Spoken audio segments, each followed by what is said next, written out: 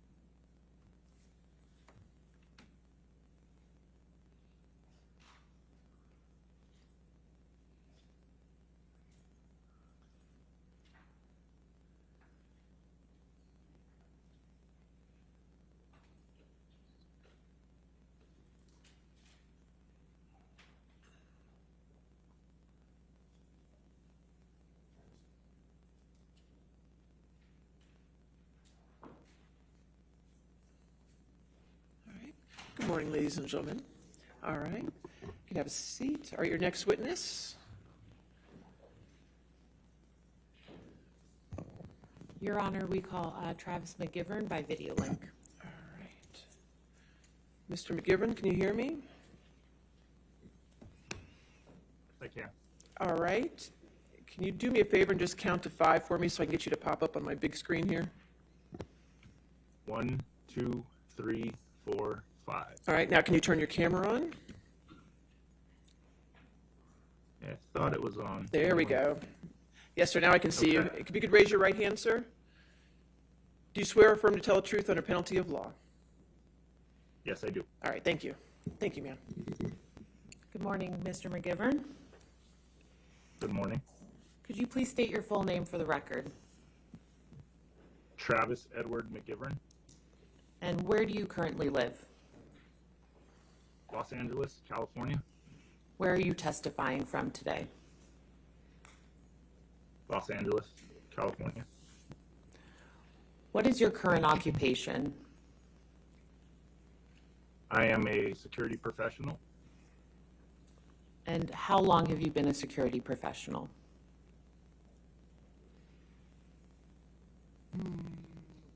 Roughly 16 years, a little over 16 years. Do you know the plaintiff in this case, Johnny Depp? Yes, I do. How do you know Mr. Depp? I've worked for Mr. Depp for a little over 9 years. And what's your position for Mr. Depp? Security professional, personal protection. When did you first start working for Mr. Depp?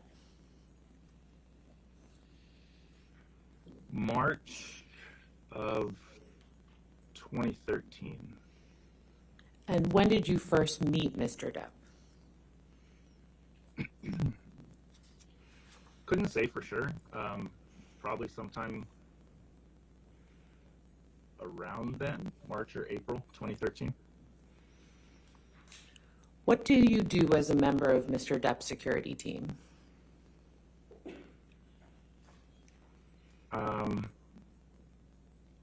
Residential security, estate security, if he's in LA. When he's in LA, if he wants to go anywhere, I'll take him wherever he wants to go. I have protected his children before. Yeah, just basically ensure the safety and well-being of Mr. Depp and his family. And are you currently employed for Mr. Depp? I am. What other means of employment do you have? So, Mr. Depp's travel schedule is pretty regular. So when he's not in town, work slows down a little bit. So I have actually in the last 6 months, just under 6 months, picked up a full-time job working for another client. When you first started working for Mr. Depp, how often would you see him in person?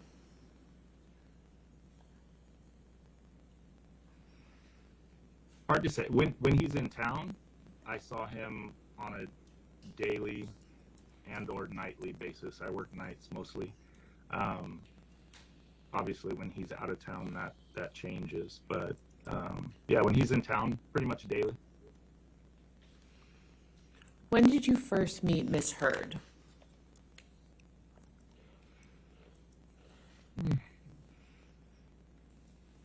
Again, I couldn't give you an exact date, but I would say sometime in 2013, maybe summer 2013.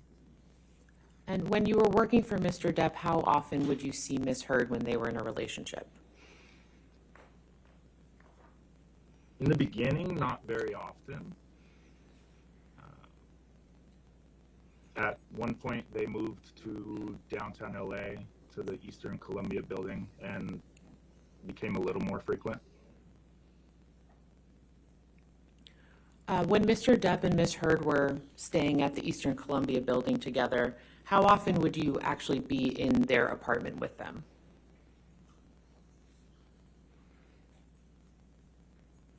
That would vary, depending on the situation, but a few times a week would be my best estimate. Again, it depended on what was going on, and there'd be nights where I wouldn't see them at all. There'd be nights where I would. Best estimate would be a few times a week. During that time, did you have occasion to see Mr. Depp and Ms. Heard interacting with each other?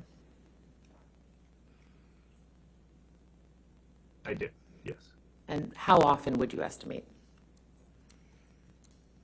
No, anytime I was in there, they were typically interacting. So I'd say a few times a week, several times a week. How would you describe the interactions between Mr. Depp and Ms. Heard?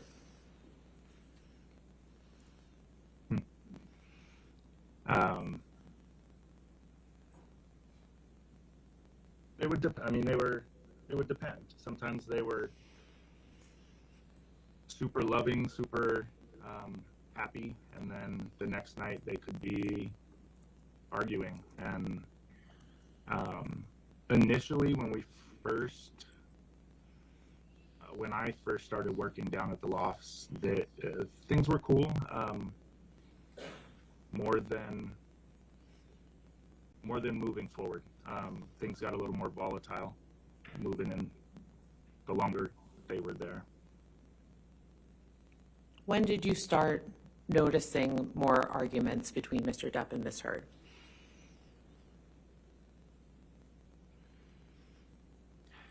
So I want to say like the end of 2014, they started staying down there pretty regularly.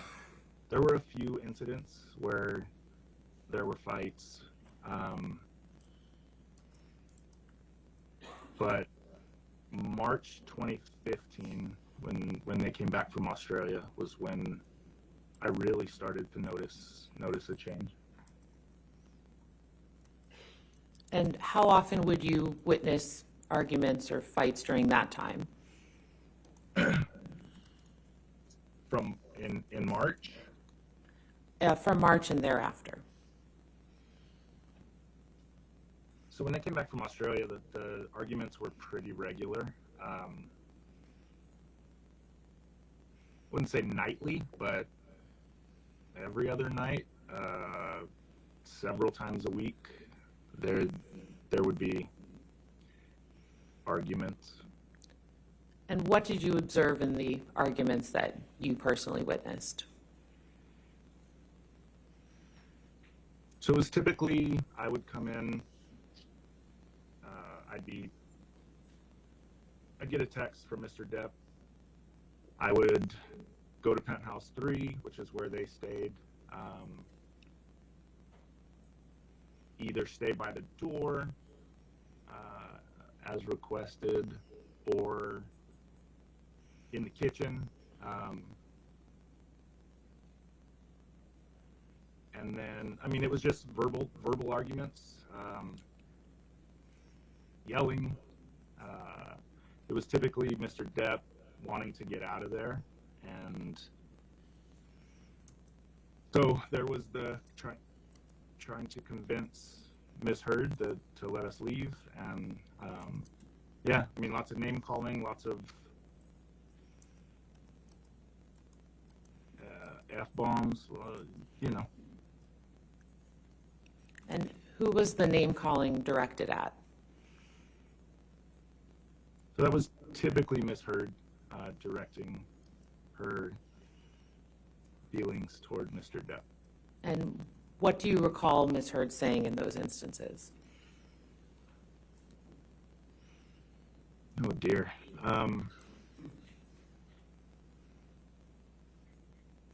It would vary, and to be honest, I tried to not pay attention. I was just there to get Mr. Depp out of there, but there were times I've heard Ms. Heard call him a fucking deadbeat dad, if I can say that. I apologize to the court if a fucking washed up, fucking cunt, you name it. She's spewed it. How would you describe your own interactions with Ms. Heard in the time that you worked for Mr. Depp? Objection, relevance. All right, what's the relevance of his interactions? His interactions when he was involved when he was witnessing these altercations. Well, if you want to ask that question. Okay. How would you describe your interactions with Ms. Heard when you were present during an altercation between her and Mr. Depp? For the most part, there wasn't really interaction. There were a few times where I was trying to get Mr. Depp away from the situation, and Ms. Heard didn't like my involvement in the situation, and she, on one occasion, let me know how she felt about that. And what did she say to you in that instance? A lot. It was a lengthy, one-sided conversation. But she basically demeaned my career choice, called me a fucking yes man, and honestly, there were parts of that where she was like, how would you feel if someone was involved in your relationship, which I sympathize with,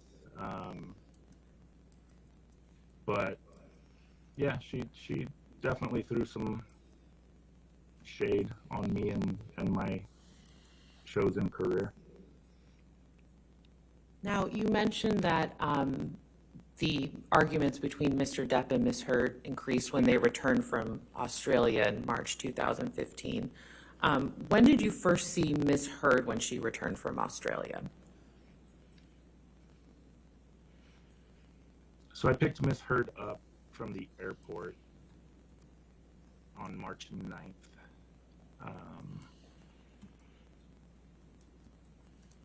Yeah, that was the first time I saw her when she got back. And who else was with her?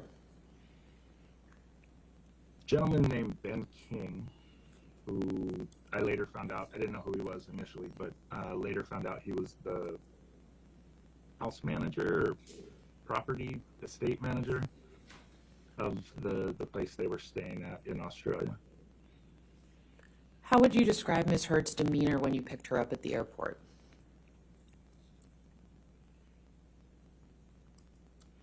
She seemed normal, nothing out of the ordinary. She was pleasant. She was polite, like she usually was. How much time did you spend with Ms. Heard that day?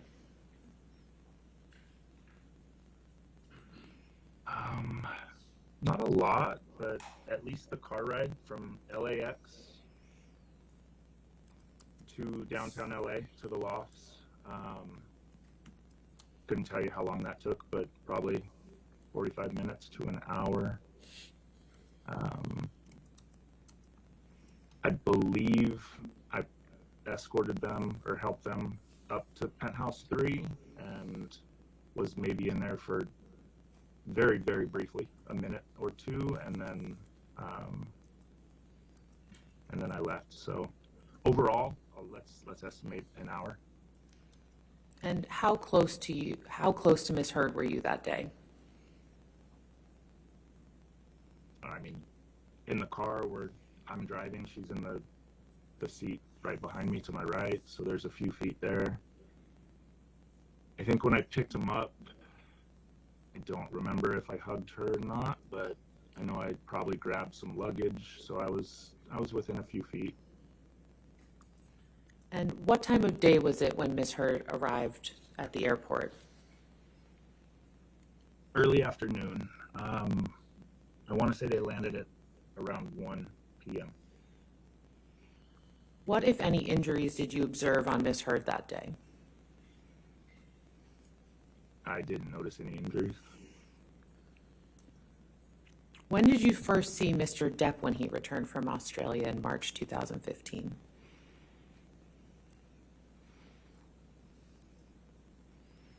I don't know, to be honest. I know it was after Miss Heard came, but I couldn't give you an exact date. And what, if any, injuries did you observe on Mr. Depp when he returned from Australia? So Mr. Depp had his right hand, heavily wrapped. I didn't actually see an injury, but his hand was wrapped. Now, you mentioned that the arguments between Mr. Depp and Ms. Heard increased after they returned from Australia. What arguments do you recall specifically?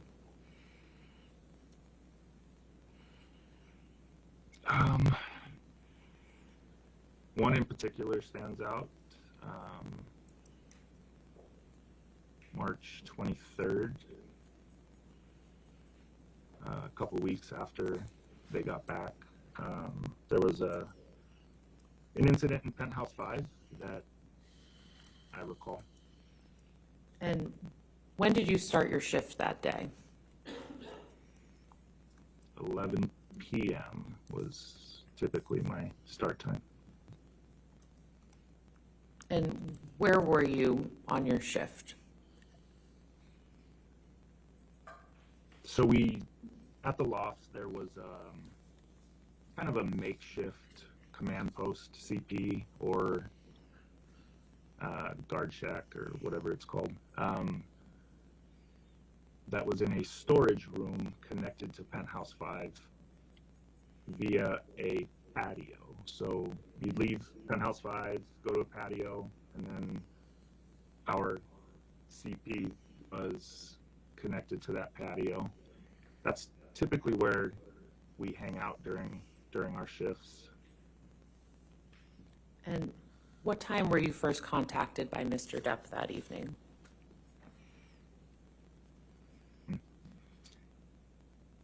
Again, I can't say precisely, but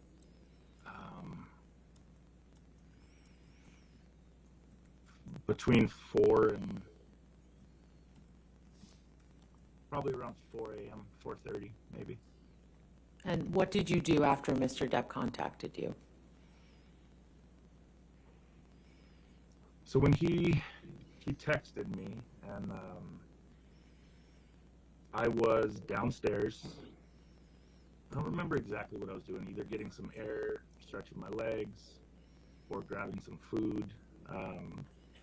But I remember getting the text. I wasn't in the CP when I got the text. He requested I meet him at Penthouse 5 and requested that I bring the nurse, his nurse that was working at that time with him.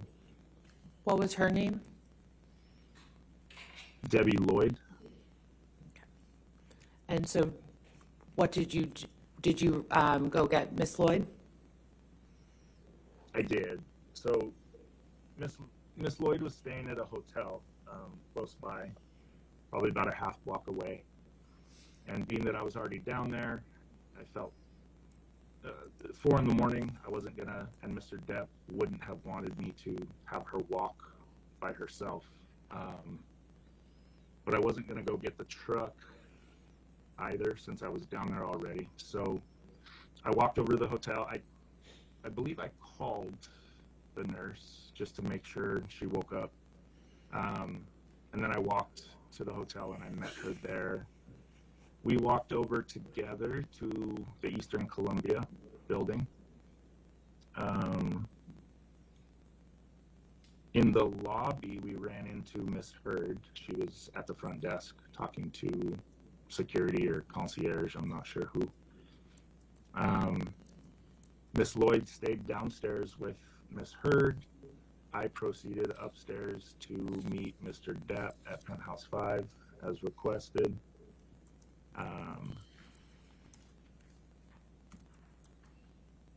Was hoping to get him out of there before Miss Heard came back up, just because of past Sorry, sorry. why was that? Just because past experiences, when they would argue, she would try to prevent us from leaving. To the point, I mean, she's held the elevator before. She's physically tried to keep Mr. Depp from leaving by grabbing his arm or standing in front of him. I just wanted to get out of there to avoid that. And what happened when you got upstairs to the penthouse? So Mr. Depp was sitting in front of the front door of Penthouse 5. I greeted, he had some bags, I believe, like he was ready to go. I greeted him, kind of got a feel for what was going on, tried to get him out of there. As we were getting ready to leave, Miss Heard and Miss Lloyd exited the elevator on the penthouse level, so they came back up, and Mr. Depp and Miss Heard decided they wanted to continue whatever conversation they were having. So I let them into Penthouse 5. Myself, Miss Lloyd, Mr. Depp, and Miss Heard entered Penthouse 5. I tried to stay out of their conversations as long as they were peaceful. So they were having a relatively peaceful conversation. So Miss Lloyd and I stood outside the door of Penthouse 5, had the door propped open to make sure we could hear what was going on, but kind of giving them their space initially. And you said initially, what happened after that? So the conversation got a little louder, got a little more volatile. So Miss Lloyd and myself entered Penthouse 5 just to be around, to hopefully be able to not necessarily mediate, but just to be there. So yeah, entered, stood a little closer to Mr. Depp. And what did you observe when you went back into the penthouse?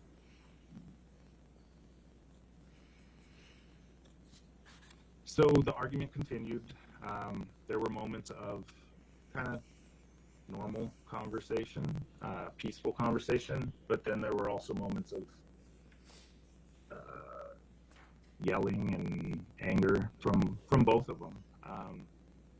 And at some point I witnessed Miss Heard throw a Red Bull can. So the loft is 3 levels. Mr. Depp was down at the lower level, which is the kitchen area. There's a middle level, which was turned into an office for Miss Heard. And then the upper level was where the bedrooms were, but they were turned into closets, basically, for Miss Heard at that time. Miss Heard and her sister at that time, Whitney, had come in. They were both on the middle level, the office level. And I saw Miss Heard throw a Red Bull can from her position that struck Mr. Depp in the back. Anything else that you recall?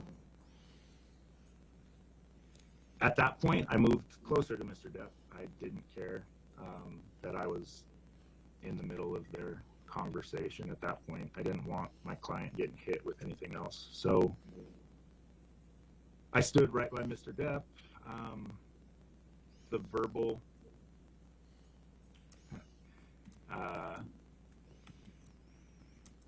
onslaught continued from both of them. Mr. Depp was giving as good as he got at that point. He was angry and agitated. At one point, Miss Heard threw something else, either a purse or some sort of bag or something that she had up there. I was able to knock it away so it didn't hit him. At one point, she spit at him. Yeah, and then just a lot of verbal vitriol from both of them. What do you remember Ms. Heard saying to Mr. Depp on this occasion? Jeez.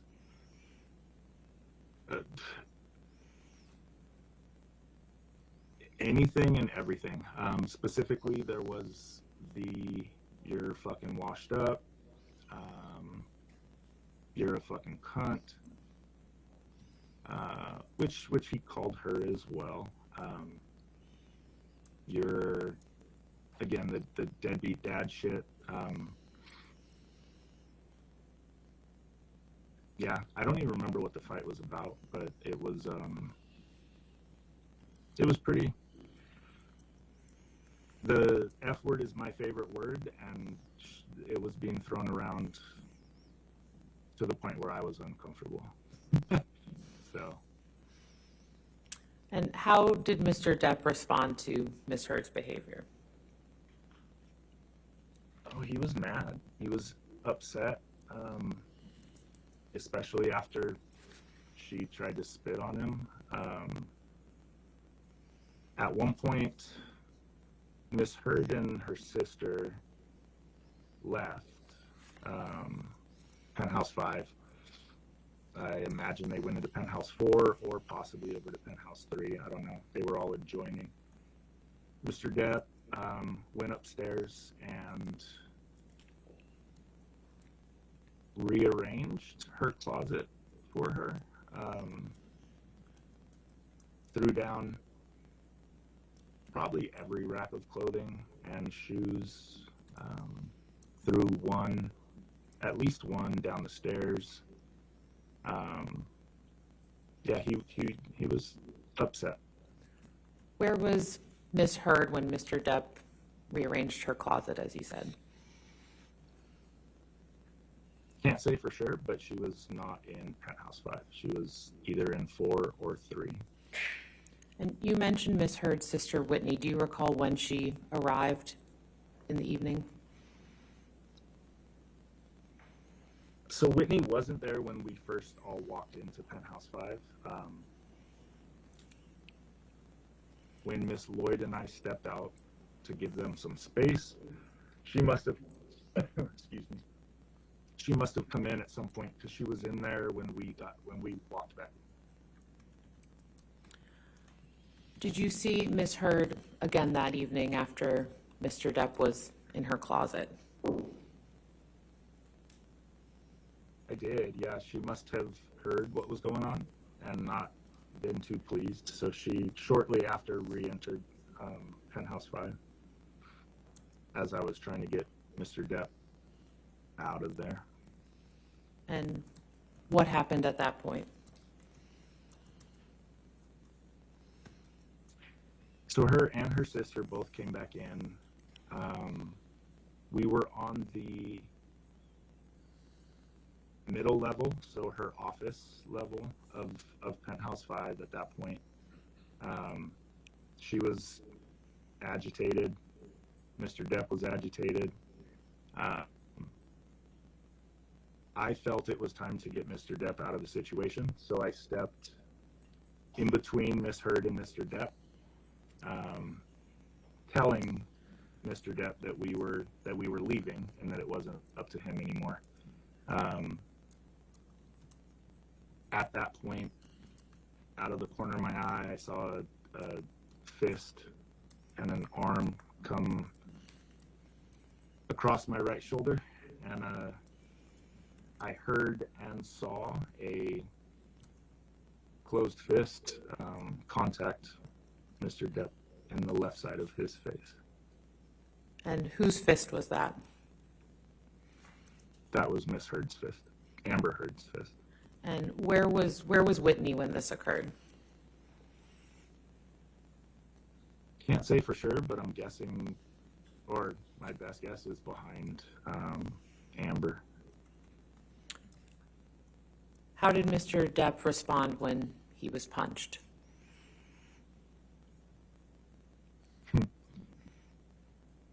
The initial look on his face, kind of mirrored mine, kind of a look of shock, like what just happened, where'd that come from?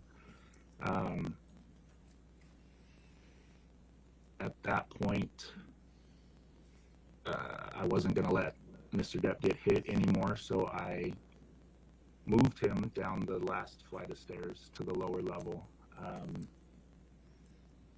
and told him we're leaving. It wasn't up to him anymore, just for his safety. I didn't, again, I had let him get hit by a Red Bull can. I let him get punched. My job is to ensure the safety and well-being of my clients, and I felt like I hadn't done that, so it was my time to do my job and get him out of there. And so where did you go? So Miss Heard and her sister left Penthouse 5. Again, I don't know where they went. I'm assuming they went through Penthouse 4. We're either in 4 or 3. Mr. Depp was not pleased with me, naturally. He went into the bathroom for a couple minutes. Miss Lloyd talked to him, and they came out and agreed that it was time to leave. So as we were leaving the front door, Mr. Depp got right in my face. He was wearing sunglasses, and maybe not sunglasses, he was wearing glasses. Pulled him down, pointed to the left side of his face, and told me, "That's your fault." And I agreed, and then we proceeded to the vehicle, and we left the lots. What did you see on the left side of Mr. Depp's face? There was already a nice little shiner. Definitely swollen and red. It wasn't black and blue yet, but it was definitely swollen and red. At any point during this incident, did Mr. Depp throw anything at Miss Heard? No. At any point, did Mr. Depp throw anything at anyone? No. At any time during this incident, did Mr. Depp physically respond to Miss Heard? No.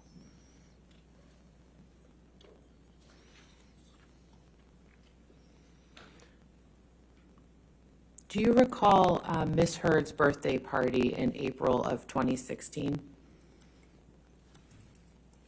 I do.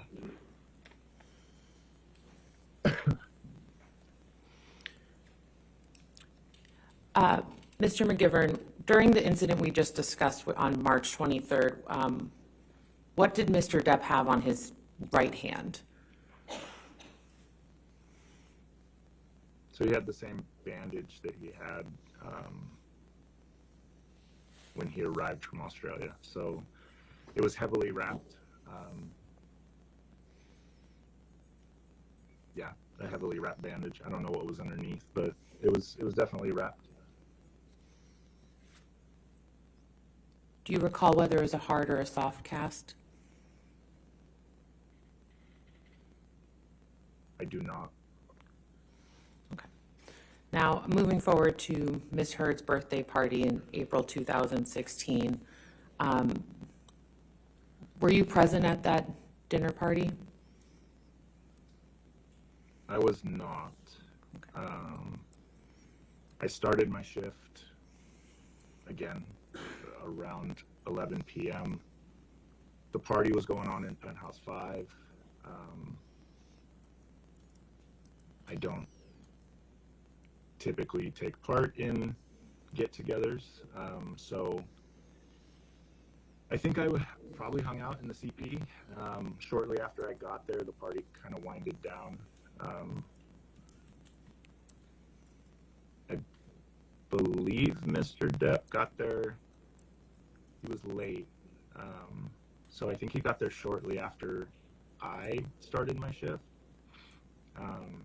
He went into Penthouse 5. Again, the party wound down shortly thereafter. And then, as far as I know, Mr. Depp and Miss Heard went back to Penthouse 3. shortly thereafter. Did you see Mr. Depp again that evening? That morning I did, early that morning, yeah, or the following morning. Again, I got a text. My best guess is around the same time, 4. There were so many incidences. They're hard to keep straight, but probably around 4 or 5 that morning, requesting my presence in penthouse 3. And what did you do after you received that text message? Went to penthouse 3. And what did you observe when you went to penthouse 3? Again, a verbal argument. I think it was made clear that some phones had been thrown out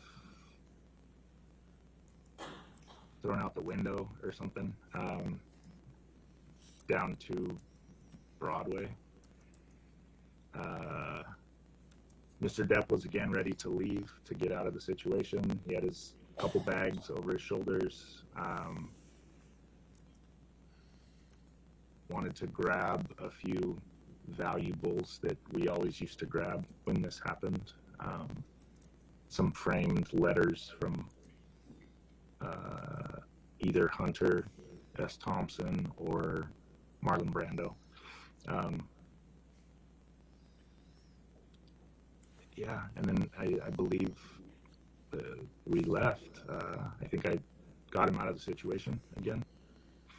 We did look for the phone briefly, I think, on our way back to West Hollywood. But my main concern was getting him away from the situation, so I didn't find the phone. And then we proceeded back to his suites or properties. What do you recall about Miss Heard's demeanor that evening when you saw her?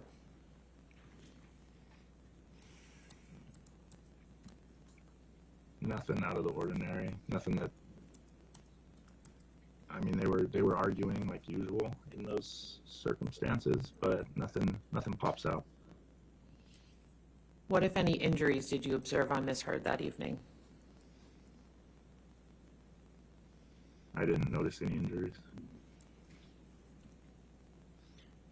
In your time working for Mr. Depp, have you ever seen Mr. Depp physically abuse Miss Heard? I have not. Now, you mentioned a couple occasions. How many times have you witnessed Miss Heard be physically abusive towards Mr. Depp?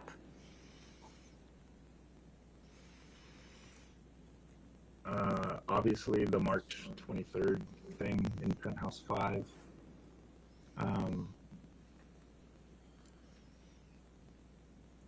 Physically abusive, I don't know how to define that, but I have seen her physically try to prevent him from leaving before. So grabbing his arms, standing in front of him, pushing him.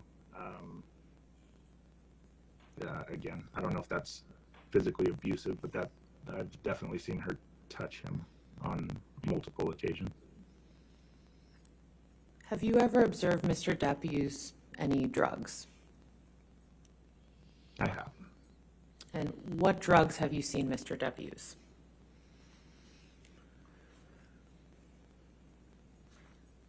Are you talking non-prescription drugs? Yes. Marijuana and cocaine. How many times have you seen Mr. Depp use marijuana? Too many to count. I mean, daily. And how many times have you seen Mr. Depp use cocaine?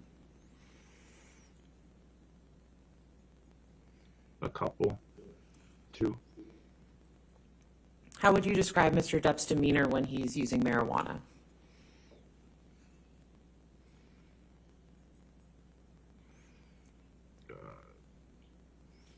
Chill, for lack of a better word. Mellow.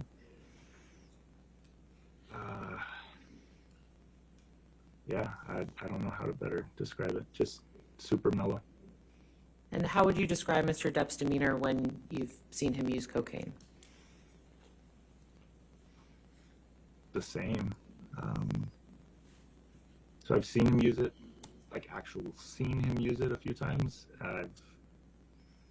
I've known of him using it other times, and I feel like it levels him out. Yeah, I haven't noticed any difference when he's used it. Have you observed Mr. Depp consume alcohol? Absolutely. And how many times? Like marijuana, too many to count, pretty regularly. And on how many of those occasions did Mr. Depp appear to be drunk?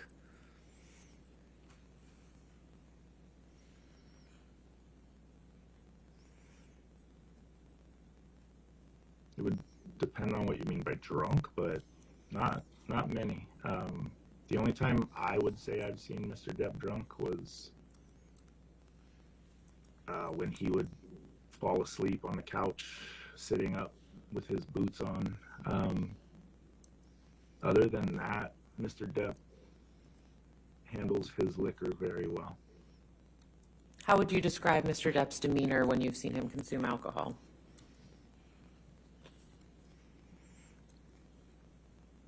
No different than any other time. Again, super chill, super mellow.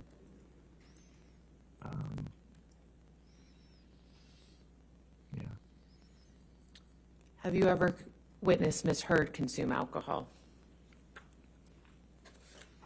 I have. How many times would you estimate?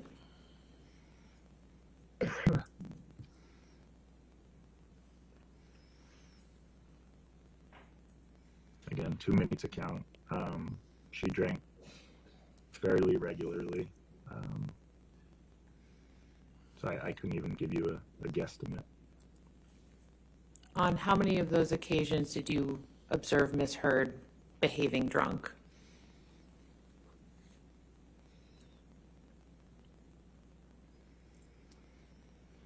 Can't say other than the incident on March 23rd, where I didn't see her drinking, but I assume based on her behavior, she was drunk. Other than that, I can't say I've ever seen her obviously drunk in my eyes. I have no further All questions. right, cross-examination, Mr. Rottenborn. Yes, sir.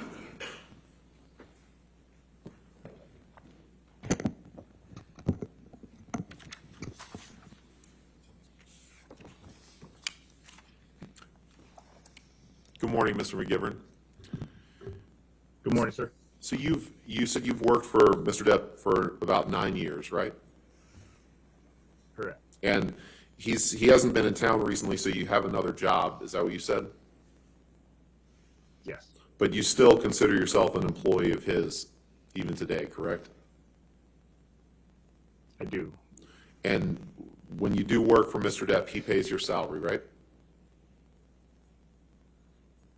Not on salary. He pays my wage, yes. He pays the money that you make for working for him. Correct. And you've referred to him a few times during your testimony this morning as your client. Is that right? Yes. So when you're working security for Mr. Depp, it's Mr. Depp and Mr. Depp alone that is your client, correct? That is not correct. Well, in the altercation that you testified about with Ms. Heard and Mr. Depp, you referred to only Mr. Depp as your client, and it was your job to keep your client safe. Do you remember that? Objection, compound. I'll allow that. Go ahead. I do. So at least in that instance, he was your client, not Ms. Heard, correct? Correct. Now, the evening of March 23rd, 2015, you actually walked into the middle of the argument with Debbie Lloyd, correct? Yes. So you testified earlier that you were downstairs and Miss Heard was downstairs in the lobby and you had gotten Miss Lloyd, but that's actually not accurate, is it? To the best of my recollection, that is accurate. In fact, when you and Miss Lloyd entered Penthouse 5, Amber and Mr. Depp were already in there having a verbal argument, correct? That is not correct.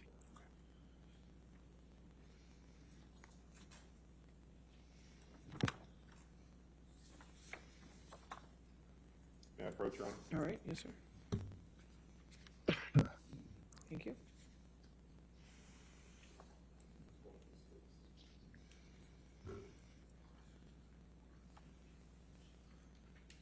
Mr. Mcgivern, do you see a document on the screen in front of you entitled Witness Statement of Travis Mcgivern?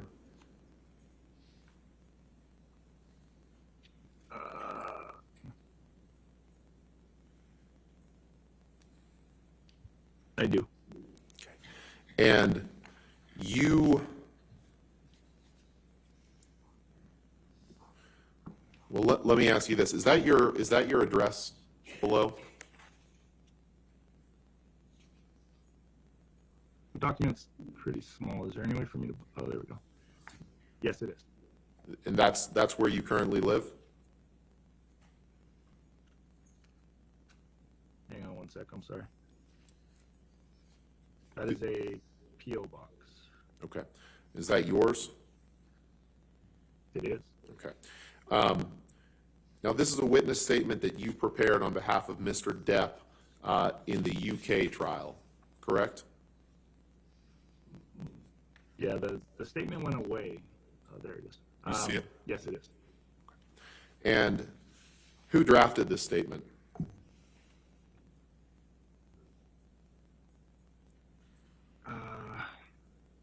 Myself, along with an attorney. I don't remember exactly who.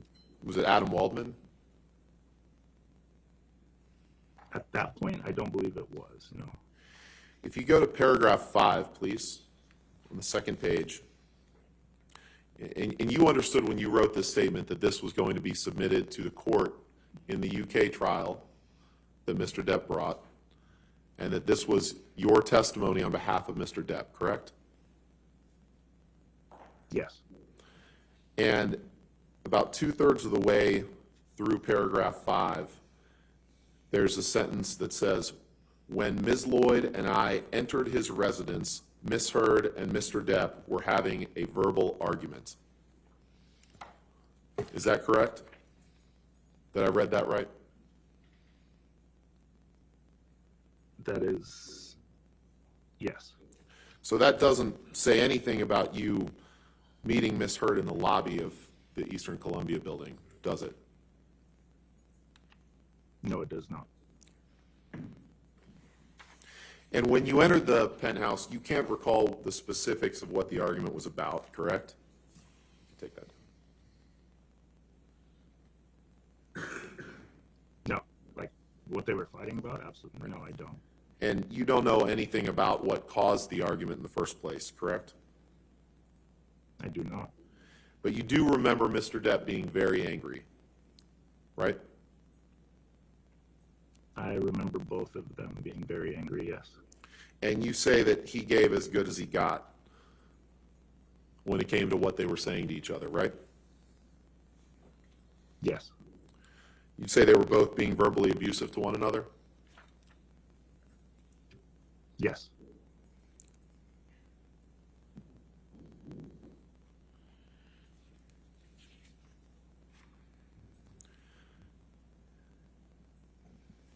And you testified that at some point Ms. Heard was on the mezzanine level, right? The level of her office, or kind of the middle level of the penthouse? That's correct. And Mr. Depp was on the lower level, correct, when you entered the penthouse? So when Miss Lloyd and I re-entered the penthouse, yes, that's where they were. And you weren't preventing Mr. Depp from leaving at any time, correct? preventing him from leaving. I was encouraging him to leave. Right. And he could have, when he was on that lower level of the penthouse, he could have left at that point, correct? You wouldn't have prevented that. No, I would not have. But instead, at some point, he walked up to the mezzanine and, as you say, he rearranged Miss Heard's closet, right? Well, that wasn't on the mezzanine level. That was on the top level. But yeah, he rearranged the closet. So he traveled up 2 levels in the penthouse to throw down every rack of clothing that she had, right? I don't know about every rack, but he definitely threw down some racks of clothes and shoes. Okay, I believe you said every rack, so that's just why I was asking you to confirm that. You said he threw a rack down the stairs, correct? Yes. And then at that point, he went back downstairs? To the mezzanine level, yes. Now, that wasn't the only time you learned of Mr. Depp causing damage in Penthouse 5, correct? Couldn't say for sure. Nothing's coming to mind. He had, you said he had something on his hand from his injury that he sustained in Australia, right? Yes, his hand was wrapped. Now, you weren't in Australia with Mr. Depp and Miss Heard, correct? I was not. And what he had on his hand could have been a hard cast, correct? Sure. I have no idea what was under the wrap. And isn't it true that while he was on the mezzanine level and Miss Heard and her sister were there, that he was reaching for Amber's hair while he was trying to hit her with that cast, correct? That is not correct. And you say that you can't say for sure where Whitney was standing on the mezzanine level during this altercation, correct? That is correct. And it's possible that she was standing in between Mr. Depp and Miss Heard then, correct? No. Well, you say you can't say for sure where she was standing. So she could have been standing in between Mr. Depp and Miss Heard, right? No, because I stepped in between Miss Heard and Mr. Depp. So she definitely wasn't standing in between them. Well, in fact, you saw Mr. Depp push or shove Whitney Heard, correct? Absolutely not. And it was only after Mr. Depp pushed Whitney that Amber stepped forward and punched him in the face. Isn't that right? That is not correct. Now, moving on to April 2016, you weren't there for the party, you said, correct? I started my shift while the party was going on. But you weren't in with the partygoers, you said, right? That's correct. And you said at some point Mr. Depp and Miss Heard went back to Penthouse 3, but you have no idea what went on between them in Penthouse 3 while you weren't there, correct? I do not. And you said that you gave security services to Mr. Depp primarily in Los Angeles, is that right? Yes, a little bit of travel, but mostly in LA. Okay, where did you travel to?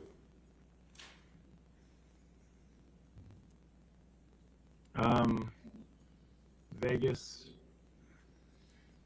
up north, we did a road trip, kind of, they called it their honeymoon.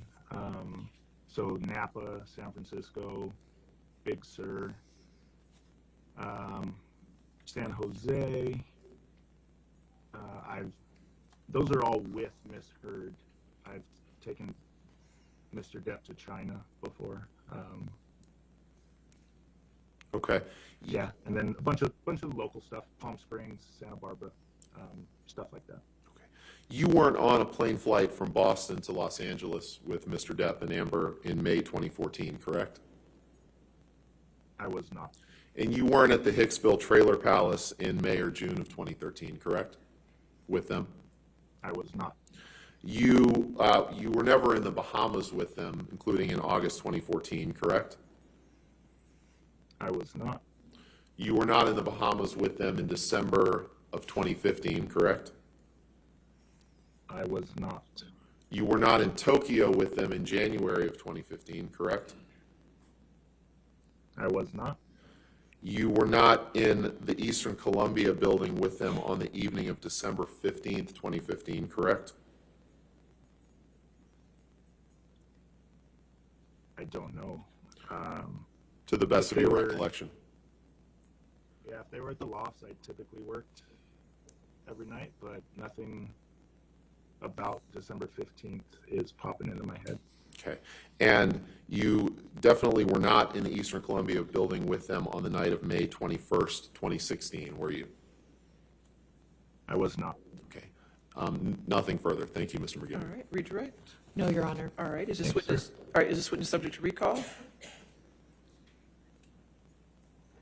Yes, Your Honor. All right, Mr. McGivern, you're subject to recall, so just to let you know, you're still subject to the rule on witnesses, so you cannot talk to anybody about your testimony or watch any of the proceedings of this case. Okay, sir? Understood, ma'am. All right, thank you. Have a good day. You do the same. Thank you. Thank you. Your next witness? Mr. Depp calls Jack Wiggum, who should be waiting in the electronic lobby. I've got him.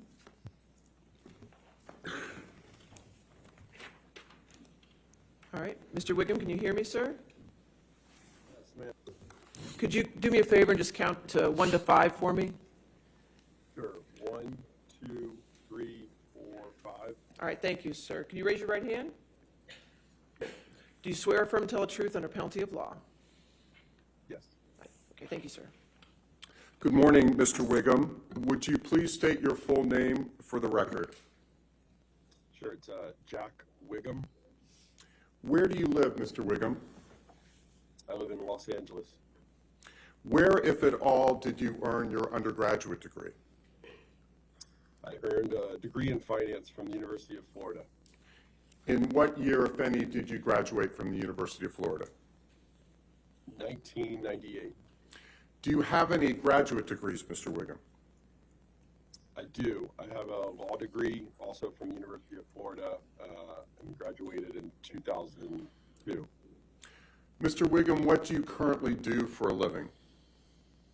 I'm currently a manager representative for artists. Would you please describe, Mr. Wiggum, for the jury what a manager representative does? So we, represent writers, directors, actors, actresses, mostly in their pursuit of artistic endeavors. So I primarily focus on film and television, but, all artistic endeavors. How does a manager representative get paid? Typically via a commission. What? So industry standard is kind of 10% of whatever the deal is. And Mr. Wiggum, what did you do professionally after you earned your JD at the University of Florida? I was an attorney at a firm called Weil, Gottsville and Manges for approximately 3 years. And then I segued from there to a talent agency called CAA, Creative Artists Agency. In what year did you start work at CAA? I started there in April of 2004. And Mr. Wiggum, in what capacity did you start working at CAA? I started at the bottom, in the mailroom, checking mail, and then became an assistant for one of the manager partners. And then in 2007, I believe I became an agent. And then right around 2014, I think, I began co-running the film and talent department there.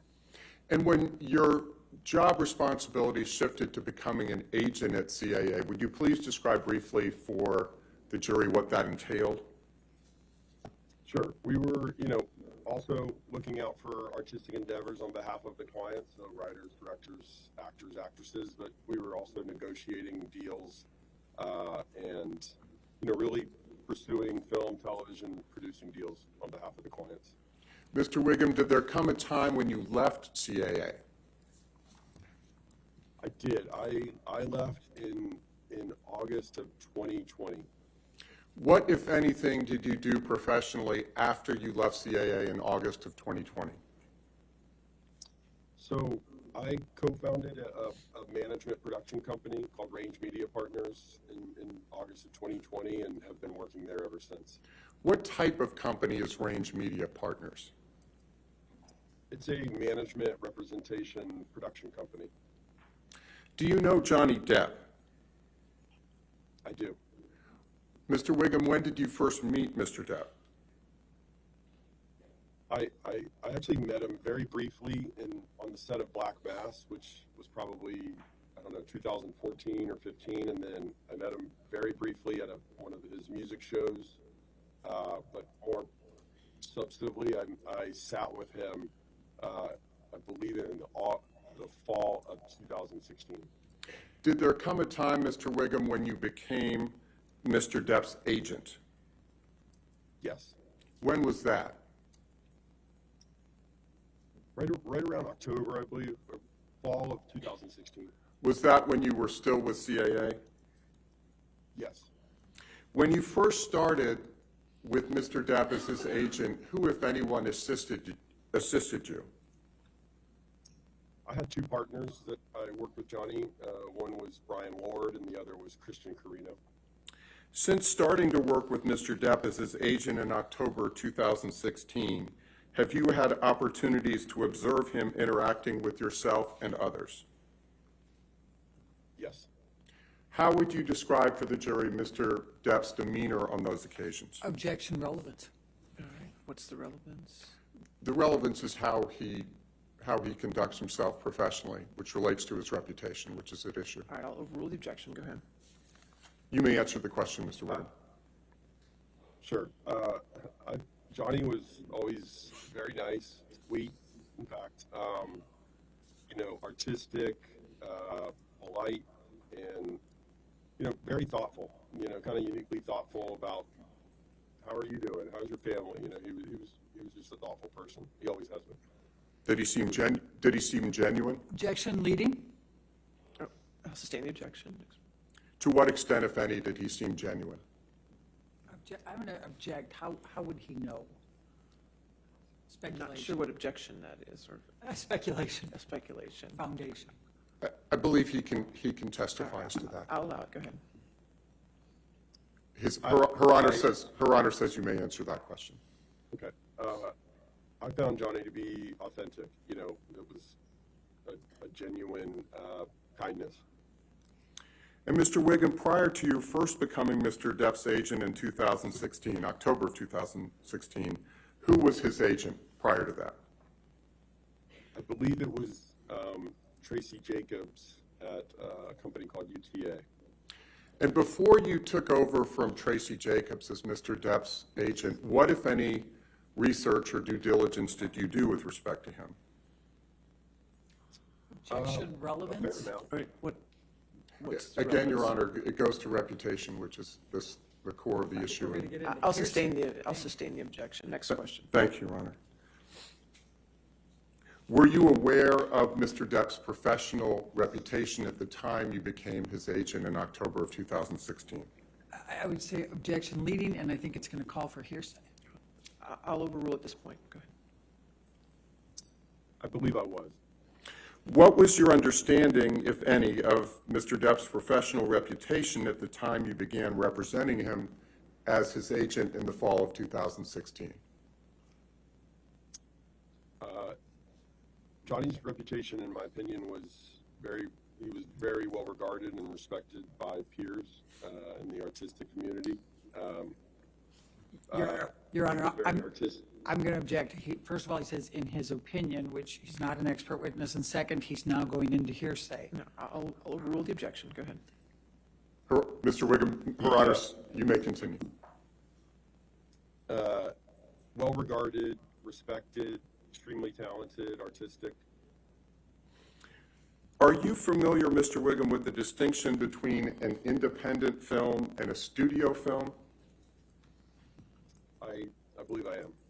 What, if any, difference is there between an independent film on one hand and a studio film on the other?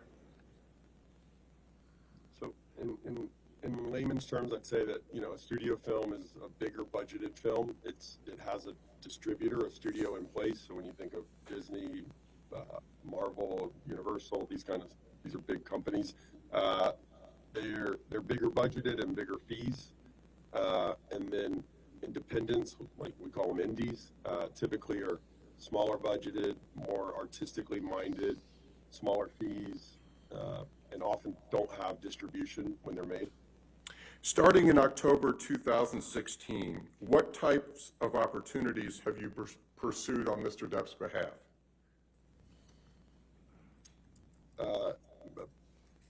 A wide variety, you know, primarily I would say focused on film, television, and producing. What, if any, roles did Mr. Depp have in progress as of that time, fall of 2016, going into calendar year 2017? All right, so we inherited some deals. It was there was 2 films, as I remember, that were going to go back to back. One was City of Lies, the Notorious B.I.G. film, and the other was Murder on the Orient Express. So those were filmed almost at the same time, and they had pre-existing deals that we serviced. And then he had Fantastic Beasts, Crimes of Grindelwald, as well. And then we were in the process. We ended up finishing the 6th film negotiation on Pirates of the Caribbean. Mr. Wiggum, you mentioned City of Lies. When was that film actually shot? To the best of my memory, it was shot right, you know, at the very end, mostly the beginning of 2017. What was Mr. Depp's compensation for City of Lies? I believe it was $8 million. And you mentioned Murder on the Orient Express. When was that shot? So it was shot at almost the same time. I actually can't remember which one went first. They were both shot predominantly, call it January to April of 2017. I remember us having to work out dates, but it was the beginning of 2017.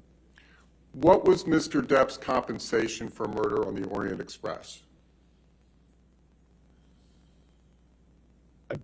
If memory serves me, I think it was $10 million.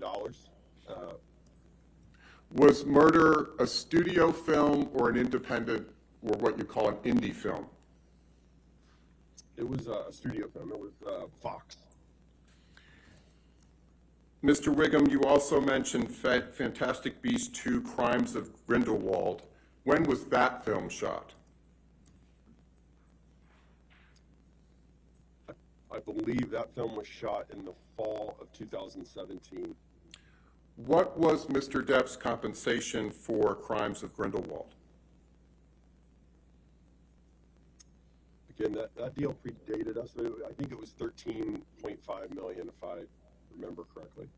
Was Crimes of Grindelwald a studio film or an indie film?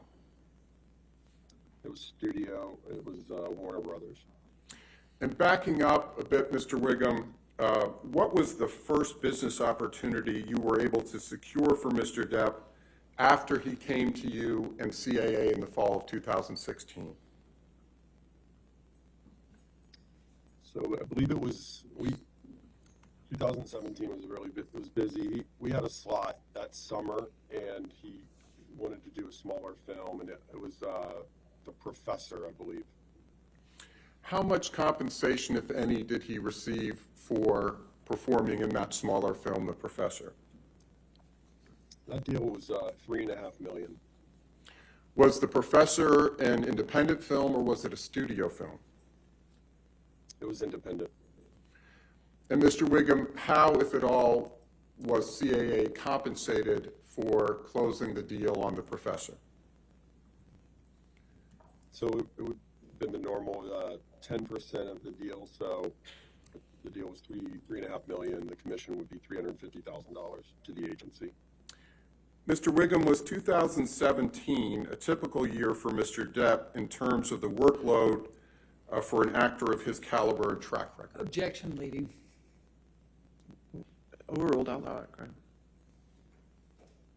And yes, What other roles, if any, were you able to secure for Mr. Depp during your tenure at CAA before you went to the new company? a film called Waiting for the Barbarians, and a film called Minamata. When was Waiting for the Barbarian shot? So Waiting for the Barbarians was fall of 2018.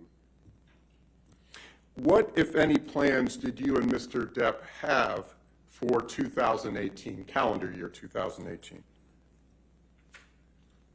We had a very specific plan for that year because 2017 was busy, and he had done 3 studio films, and I remember him wanting to take time off to rest and be with his kids for first half of the year, and then he wanted to go on the music tour, which always just made him really happy, and so that was the summer of 2018, and then we had the slot for the fall of 2018, and that's where we spent a lot of time thinking about what that movie was going to be. And Waiting for the Barbarians was kind of a little gift because it was based on a J.M. Coetzee novel, and Johnny's, very well read and knew the literature, the underlying book, and Mark Rylance was in the film, and it was just like a dream actor that he always wanted to work with.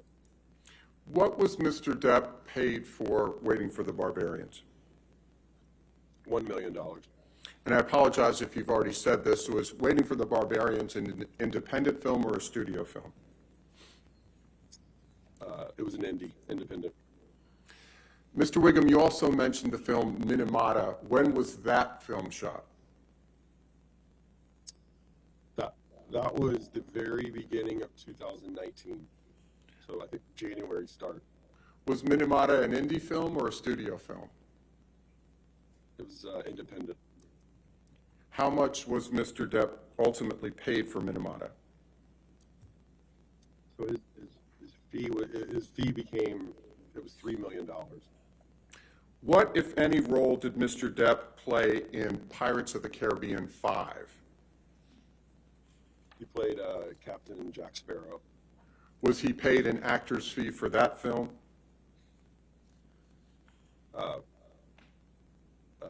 Technically, it was before my tenure, but yes, I would assume he was. Mr. Wiggum, would you please explain for the jury what are residual or back-end rights? I think the easiest way to explain a back end is it's an ownership stake on behalf of the artist in the success of the movie, and typically is only granted to stars of a certain stature.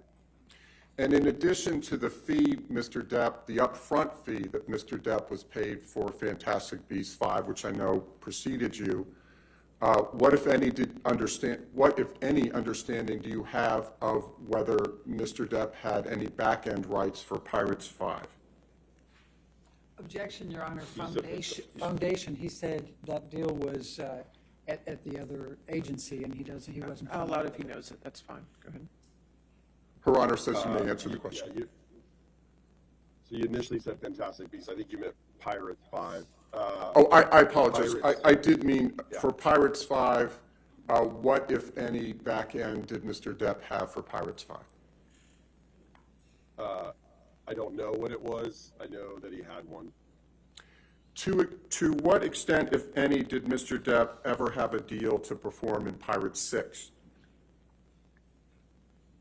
So when we started representing him, I remember Brian Lord and myself finishing a deal that had started at the previous agency. Objection, Your Honor. May we approach? Okay. Hold on a minute.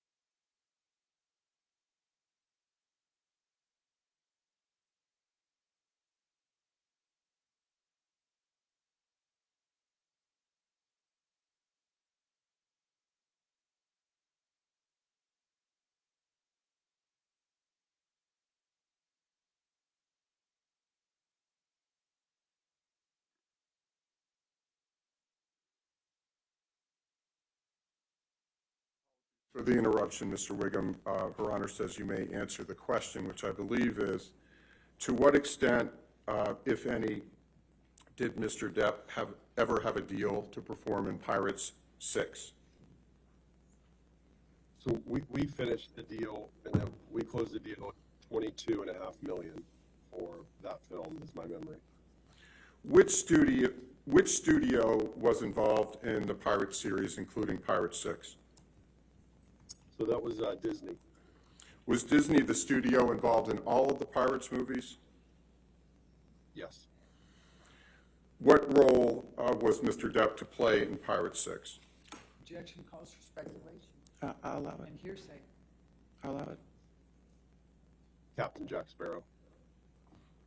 Was the $22.5 million to be paid to Mr. Depp by Disney or by some other entity? Disney.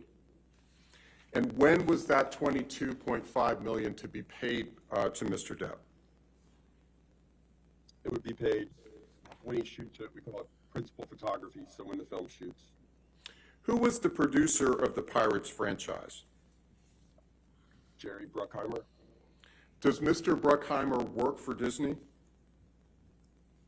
No.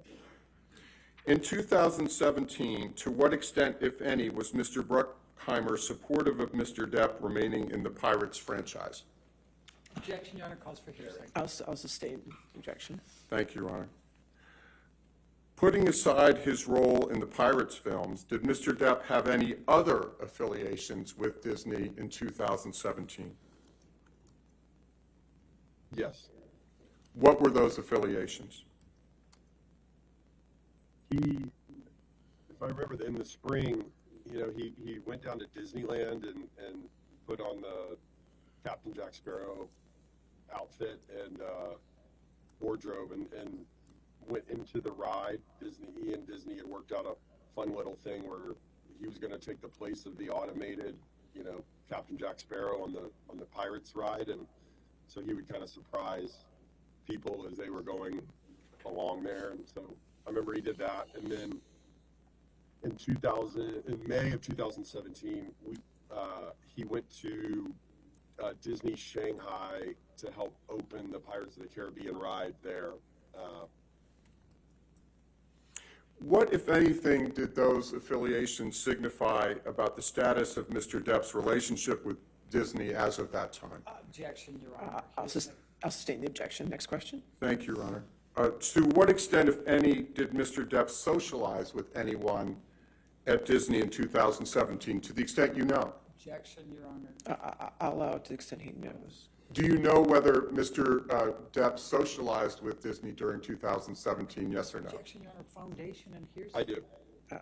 If you could lay a foundation to how he knows. How do you know that Mr. Depp socialized with Disney in calendar year 2017? Because I was there. Who, would you please describe for the jury what you mean when you said you were there when Mr. Depp socialized with Disney? We had a dinner in spring of 2017 with myself, Jerry Bruckheimer, Johnny, and Sean Bailey, who was running the film, was president of Disney. How did the dinner conclude? Great. I mean, very, very nice. It was a great dinner.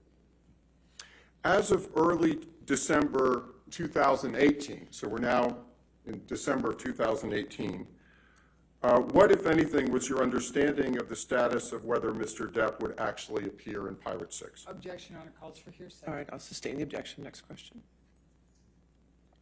Mr. Wiggum, did there come a time when you saw an op-ed that purportedly written by Amber Heard that appeared in the Washington Post? Yes. Mr. Wiggum, I would like to show you, please, what was entered previously into evidence as Plaintiff's Exhibit 1. Mr. Gibson, would you please pull up Plaintiff's Exhibit 1? And, Your Honor, may we please publish this to the jury as it's been previously, oh, it is, thank you. Mr. Wiggum, have you ever seen this document before? Yes. What is it? I believe it's the opinionated op-ed in the Washington Post that Ms. Heard wrote. Mr. Wiggum, when did you first see Ms. Heard's op-ed in the Washington Post? It would have been right contemporaneous to when it came out. And Tom, if you would please move ahead to, I believe, the second page in Plaintiff's Exhibit 1, and drawing your attention specifically to the third paragraph of the op-ed, Ms. Heard writes, quote, 2 years ago, I became a public figure representing domestic abuse, and I felt the full force of our culture's wrath for women who speak out, unquote. What, if any, understanding do you have of that reference? That it was regarding Johnny and their relationship. Directing your attention, Tom, if we could just move back up to the first page of Exhibit 1. Directing your attention to the title of the article, quote, Amber Heard, colon, I spoke up against sexual violence, unquote. What, if any, understanding do you have of that reference? Objection, Your Honor, it's irrelevant what his understanding is. I'll allow it. That was rather shocking, I remember, because it was the first time I'd heard an allegation of sexual abuse. And against whom was the allegation of sexual abuse? Objection, Your Honor, how would he know? I'll sustain the objection. Next question. Mr. Wiggum, directing your attention to the fifth paragraph of Plaintiff's Exhibit 1, Ms. Heard writes, quote, I had the rare vantage point of seeing in real time how institutions protect men accused of abuse, unquote. To what does that refer? Objection, Your Honor, how would he know what it refers? I'll sustain the objection. Next question. Mr. Gibson, if you would please take down Plaintiff's Exhibit 1. Mr. Wiggum, how, if at all, was Ms. Heard's op-ed different from other articles about the couple's relationship? Objection, Your Honor, calls for hearsay foundation. All right. Other articles? Mr. Wiggum, had you seen other articles in the course of your duties as Mr. Depp's agent about Amber Heard and Johnny Depp? Objection, Your Honor, still Yes. calls for hearsay foundation. I'll allow it. Thank you. How, if at all, was the op-ed different from other articles you had read about the Johnny Depp-Amber Heard relationship? It was a first-person account coming from the victim. It's extremely impactful. Impactful in a good or bad way? With respect to Johnny, it was catastrophic because it was coming from a first-person account. It was not from a journalist. It was not from someone observing. It was from someone saying, this happened to me. Mr. Wiggum, between December 18, 2018, the date of the op-ed, and October 2020, did Mr. Depp perform in any studio films? Sorry, could you just repeat the dates? Between December 18, 2018, which is the date that Ms. Heard's op-ed appeared, and October 2020, to what extent, if any, did Mr. Depp perform in any studio films? Zero. No studio films. How, if at all, did Ms. Heard's op-ed impact Mr. Depp's ability to land roles in studio films between December 2018 and October 2020? Objection, Your Honor, calls for hearsay foundation and expert. I'll sustain that objection. Next.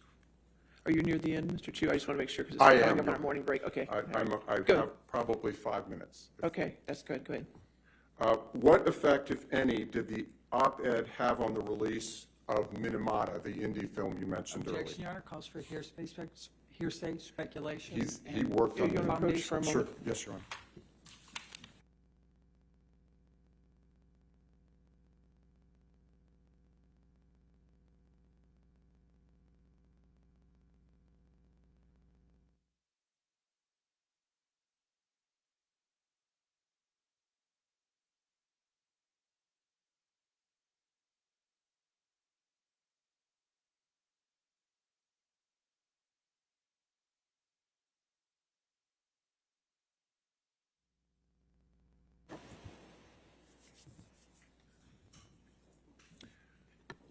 What happened, Mr. Wiggum, after the op-ed, but before October 2020, with respect to Minamata? So the op-ed came out in December, and it was right as we were going on Christmas break, and Minamata was supposed to start in January, and I remember it was very, very difficult to keep Minamata together. The financing became shaky. The budget had to come down. Johnny's fee came down in order to save the movie. Tom, if you would please pull up Plaintiff's Exhibit 584, and we're not asking to publish it because it does not come in. This is an email chain with the subject line, quote, Johnny Depp's Jack Sparrow won't return. Object to him reading even from that to the jury. That's fine, Your Honor. We Okay. can. Mr. Wiggum, do you recognize this email chain? Yes, now that I'm looking at it. What is the date of this email chain? I think it's December 20th. December 20th of what year, sir? Sorry, December 20th of 2018. Mr. Wiggum, directing your attention to the middle email message on Plaintiff's Exhibit 584, did you receive this message from Christian Carino in or about December 20th, 2018 at 3:26 p.m.? Your Honor, I'm going to object because it's a hearsay document. He's asking questions from the hearsay document. I'll It's allow that, double. I'll allow that question. We'll see where we go. Her Honor said you may answer that question. Yes, I see, I see what he's asking me. Would you please explain to the jury what the message was about? Objection, Your Honor, hearsay. Hearsay. He's asking him to essentially say. One approach for a moment.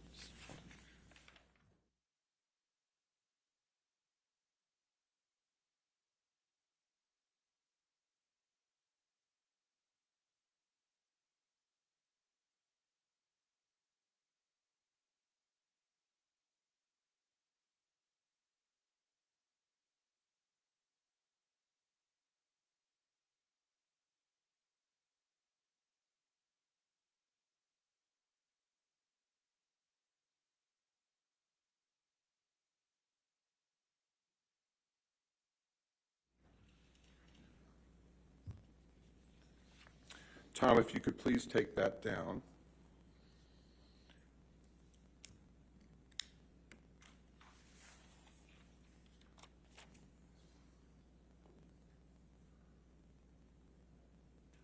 Mr. Wiggum, did there come a time after Ms. Heard's publication of the op-ed on December 18, 2018, but before October 2020, that you learned more about Disney's plans about whether it would cast Mr. Depp in Pirate 6? Objection, hearsay.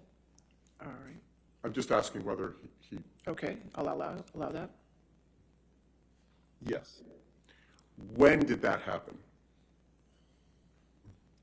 In 2019. What happened? Go ahead. Your Honor. Next question. What happened in 2019 with respect to Disney, your learning about Disney's plans, whether to use Mr. Depp in Pirate 6? Objection, hearsay. What happened? Is that, Yes. I'll allow what happened. Go ahead. It became clear they were going in a different direction. When did you learn that Disney was going in a different direction and no longer planned to use Mr. Depp in Pirate 6?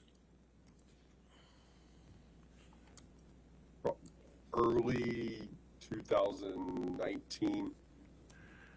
Who is Margot Robbie? She's a fantastic actress. She's a client with CAA. What, if anything, did you learn about the role Margot Robbie would be playing in Pirate 6?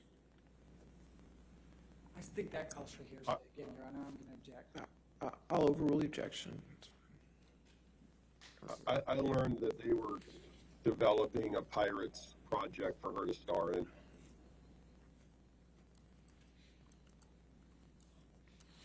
After you learned that Disney was going in a different direction in early 2019 and no longer planned to use Mr. Depp, to what extent did you reach out to Jerry Bruckheimer or Sean Bailey? Objection, Your Honor, calls for hearsay. It does not, Your Honor. Overruled, I'll allow it. Thank you, Your Honor. A lot. Did you reach out to Mr. Bruckheimer and Mr. Bailey jointly or separately? Separately. What, if anything, was the result of your outreach to Mr. Bruckheimer and Mr. Bailey? Objection still calls for hearsay, Your Honor. Calls for hearsay. I'm just asking what the result was. It's still based on his communications with them. All right, I'll sustain the objection. Next question.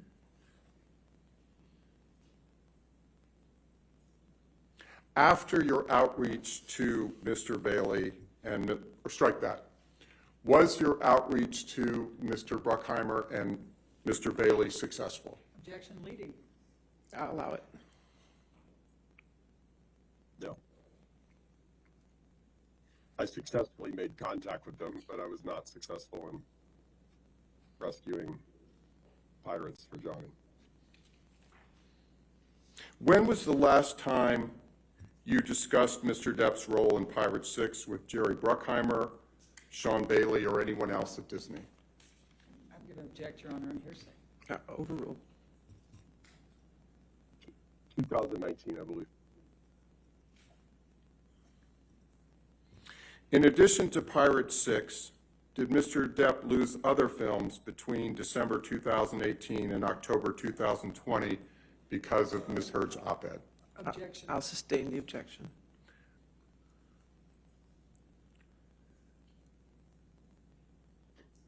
In addition to Pirate 6, did Mr. Depp lose any other films between December 2018 and October 20? Objection, Your Honor. First of all, I don't think he testified that he lost Pirate 6. Second of all, it's a She's now contradicting the witness's testimony, which is inappropriate. Both of you overruled. Let's go. Next. Go ahead and answer the question. Yes. After the op-ed, it was impossible to get him a studio film, which is what we normally would have been focused on in that time period. Mr. Wiggum, to what extent did COVID, or strike that, to what extent, if any, did COVID impact Mr. Depp's opportunities prior to October 2020? I think it had an effect on Johnny, like other actors to some degree.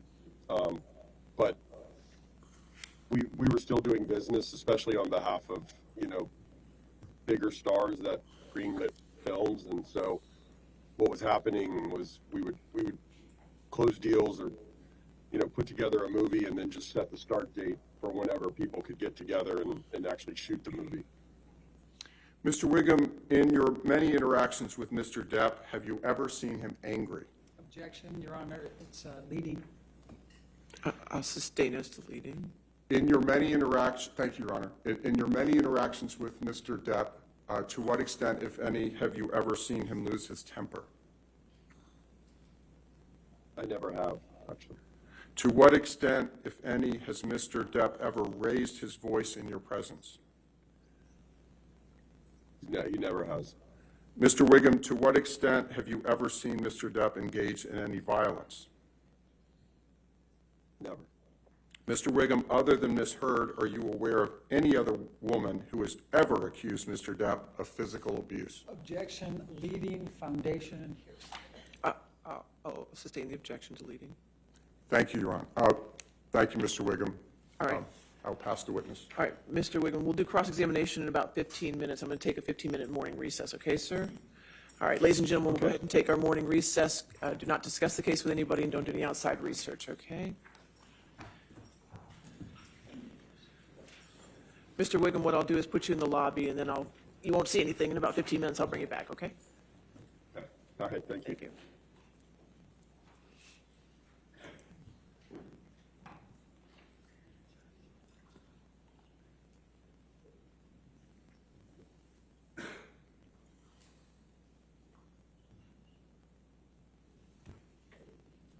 All right, at this point, we'll just come back at noon, okay?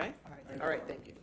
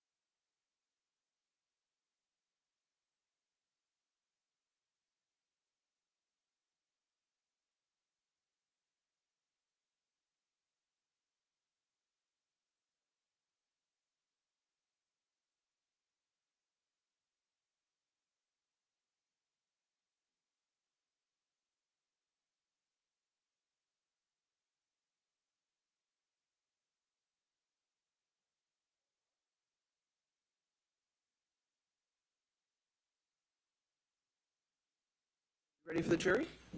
Okay.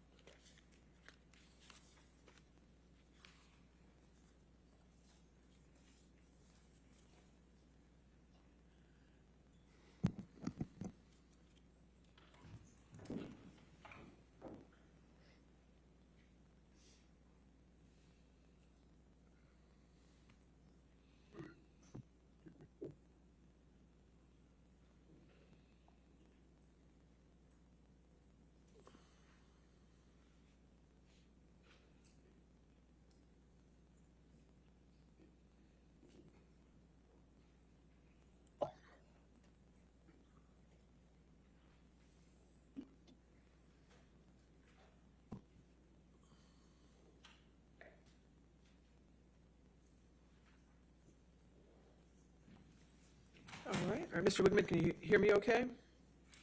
Yes, ma'am. All right. As soon as you ask him his first question, he should pop up there. He'll come All up then? Yeah, Okay. cross-examination. Thank you, Your Honor. Mr. Wiggum, you testified that you closed a deal for Mr. Depp for Pirate 6 with him acting as Jack Sparrow. Do you recall that testimony? Yes. Mr. Wiggum, could you do me a favor and just count from 1 to 5 for me so I can get you on my big screens here? Sure. 1, 2, 3, 4, 5. I'm not getting this. There he There is. we go. Okay, thank you, sir. I appreciate it. I'm sorry. But in fact, Mr. Wiggum, it's not true that Mr. Depp ever had a contract with Disney for Pirate 6. Isn't that correct? Can you explain that question or that position? Have you ever seen a contract that provides for Mr. Depp to play Pirate 6?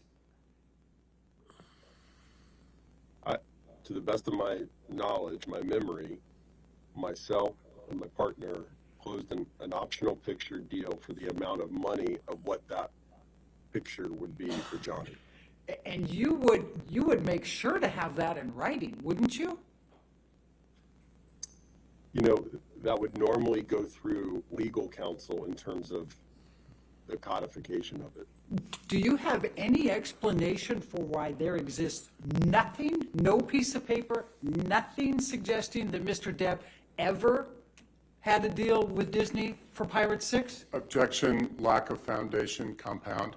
Oh, I'll allow it.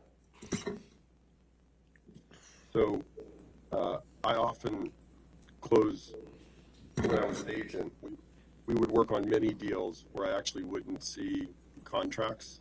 They were verbal in nature. And then, you know, especially on optional pictures, just so there was an understanding of what the money would be. So do you have an explanation why there is not even a piece of paper, not an email, not a text, not a document, nothing that suggests that Mr. Depp is going to be in Pirate 6 as Jack Sparrow? Objection, asked and answered. I don't believe it was. Overruled, I'll allow it. I mean, if you're asking me my opinion, it wouldn't necessarily be alarming because that would be a conversation usually to understand. Disney's going to want to know: are we on the same? Page about what the money's going to be? And most of that conversation, if I remember correctly, was also with one of Johnny's lawyers at the time. Okay, and so you had, so Johnny's lawyer was discussing this, but there's no document. Do you have an explanation for that? You may know better than me if there is a document, but that was Jake Bloom, you know, at the time, I believe, if memory serves me correct. All right. But would it be fair to say that you have never seen a document that provides that Mr. Depp was going to be in Pirate 6? It would be fair to say that it was consistent with a lot of the conversations that I would have on behalf of big stars, where it was verbal and there was an understanding of what the deal was going to be. Mr. Wiggum, if you could please answer my question. Objection, harassment, he did answer the question. I'll allow you, want to ask your question? Go ahead. Thank you. Sure. Judy, Can you repeat the question? Sorry. Judy, can you read that back? Thank you. Sorry.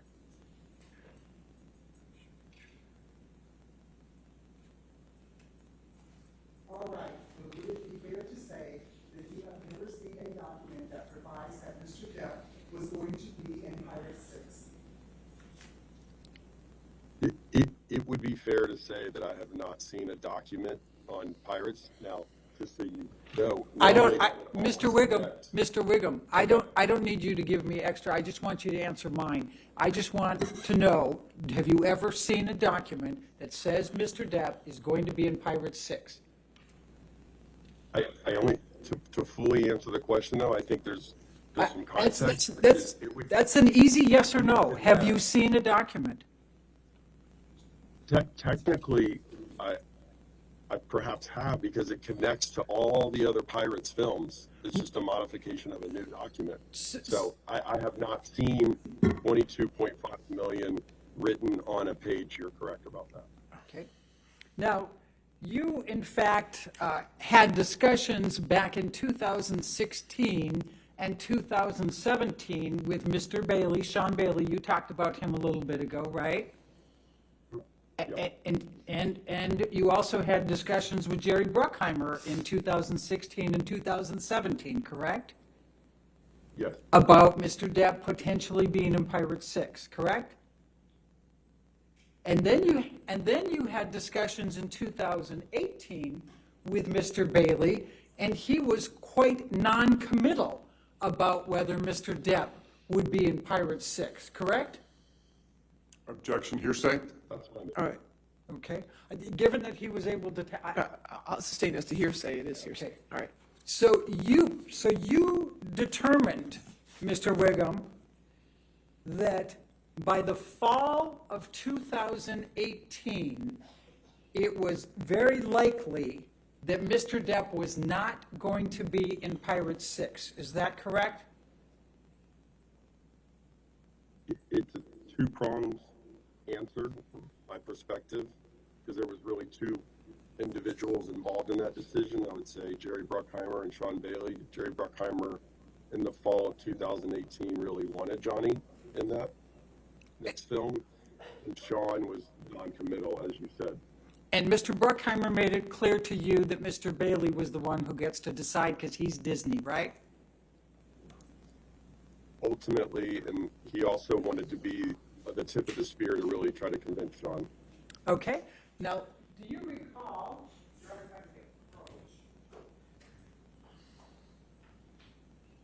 Thank you.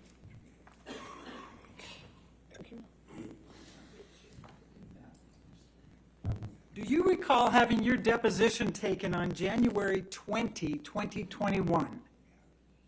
Okay. Yes, ma'am, with you. Okay. Can you pull that up, Michelle, please? Thank you. I'm going to ask you to turn to page 44. And Mr. Wiggum, you were under oath at the time of this deposition, correct?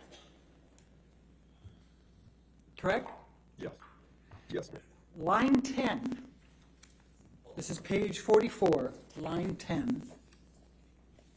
The question, do you recall approximately when in 2018 you inferred from your discussion with Mr. Bailey that the likelihood of Mr. Depp being in Pirate 6 was not high or was going away?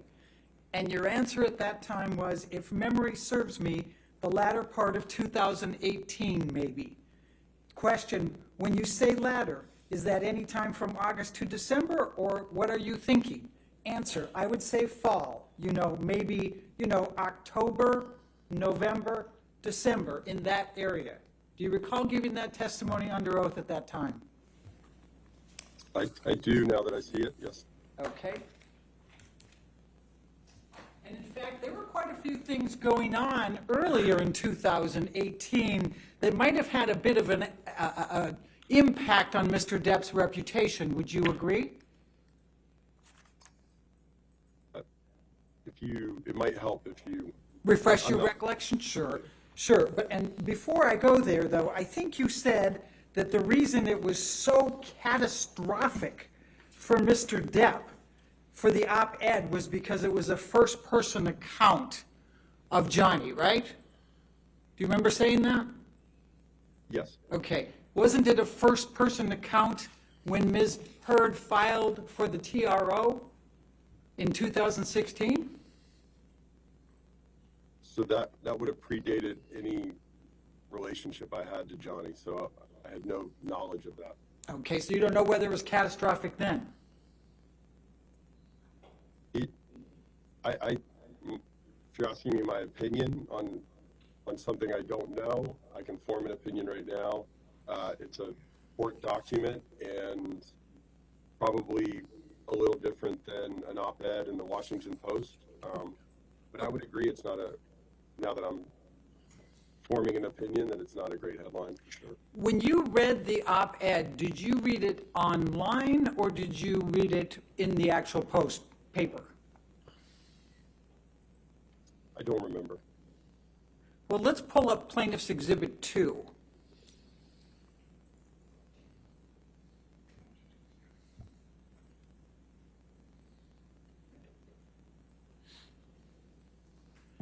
Does this refresh your recollection?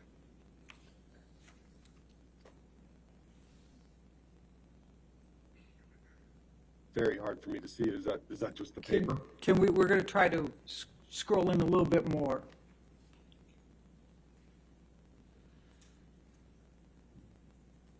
Again, just if you could help me, is that the paper? Is that Yes. the article? Yes, that's the Washington Post.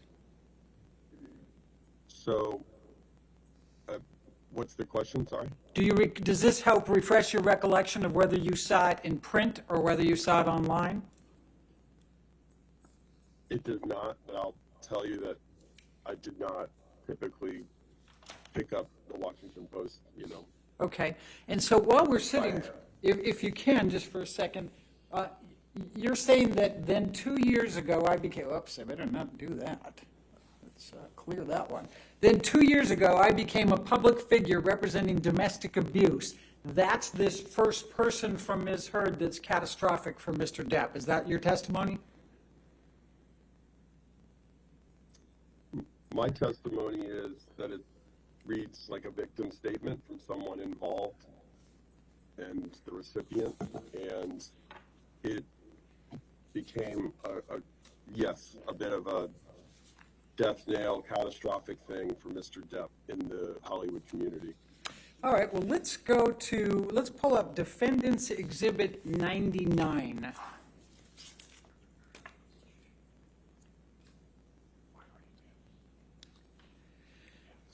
Now, there was, in fact, an article published in the Sun newspaper by Dan Wooten, the editor-in-chief, on April 27, 2018. Do you recall that? Now that I'm looking at it. Does that refreshes your recollection? And in fact, Yes. This article calls Mr. Depp a wife beater, does it not? Objection, hearsay. I'll allow it for the. I can't see the print even with these glasses, but All right. Well, I'll take your word for it. Well, the title here is How Can J.K. Rowling Be Genuinely Happy Casting Wife-Beater Johnny Depp in the new Fantastic Beasts film? Objection, Do you see hearsay, that? Your Honor. I'll allow that. Yeah. Okay. Your Honor, I'd like to move the admission of this exhibit. I think at this point, it's not offered to prove the truth of the matter asserted, but it's going to offer, he's testified to comparisons of other articles. He's testifying to the impact of the op-ed. I think it's, in fairness, we should be able to put this in and be able to make the comparisons. It's clearly hearsay, Your Okay, Honor. I'll sustain the It's objection. not offered to prove the truth of the matter asserted, Your I'll Honor. sustain the objection. Okay. Well, let's go to the third page. Let's go to the fourth page. So it has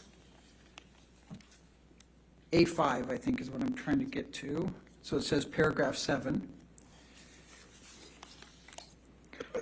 So do you recall that it says in here Objection, hearsay, Your Honor. Your Honor, She's just trying to backdoor your ruling.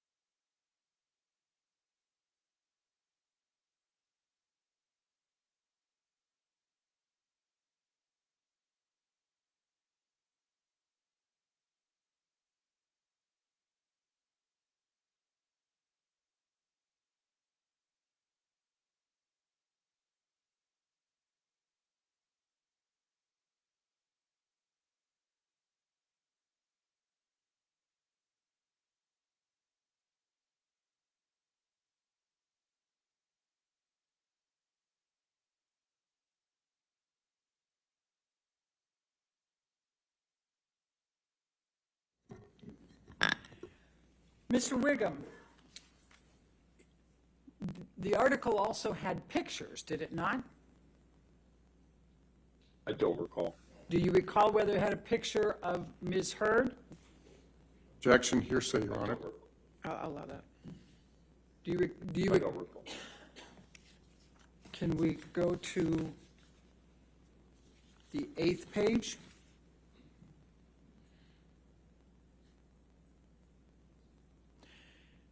I'm showing you the picture right now. Does that refresh your recollection? Your Honor, hearsay, lack of foundation.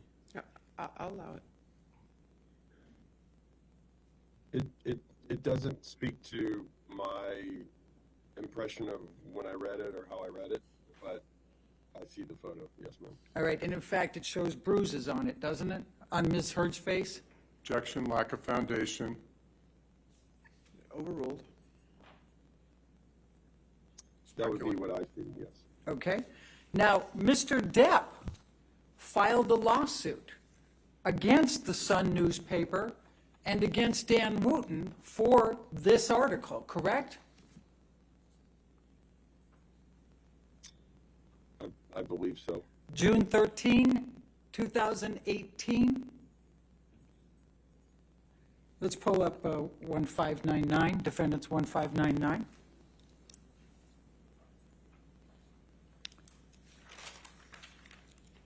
Does this refresh your recollection? Objection, hearsay, Your Honor. Just for refreshing recollection, I'll allow. I'm just so I understand the question, you're asking, does it refresh a memory that Johnny filed suit against the Sun? Yes, and Dan Wooten. On June 13, 2018. Sure. Okay. Now that I'm looking at it, yes. All right, and he did so in the UK, in the High Court of Justice, correct? I believe so. You would know better than I. Okay, and if we can just turn to page 9, and do you recall that Mr. Depp alleged that that article had caused him serious harm to his personal and professional reputation? Objection, hearsay, calls for speculation. I'll allow the question. Thank you.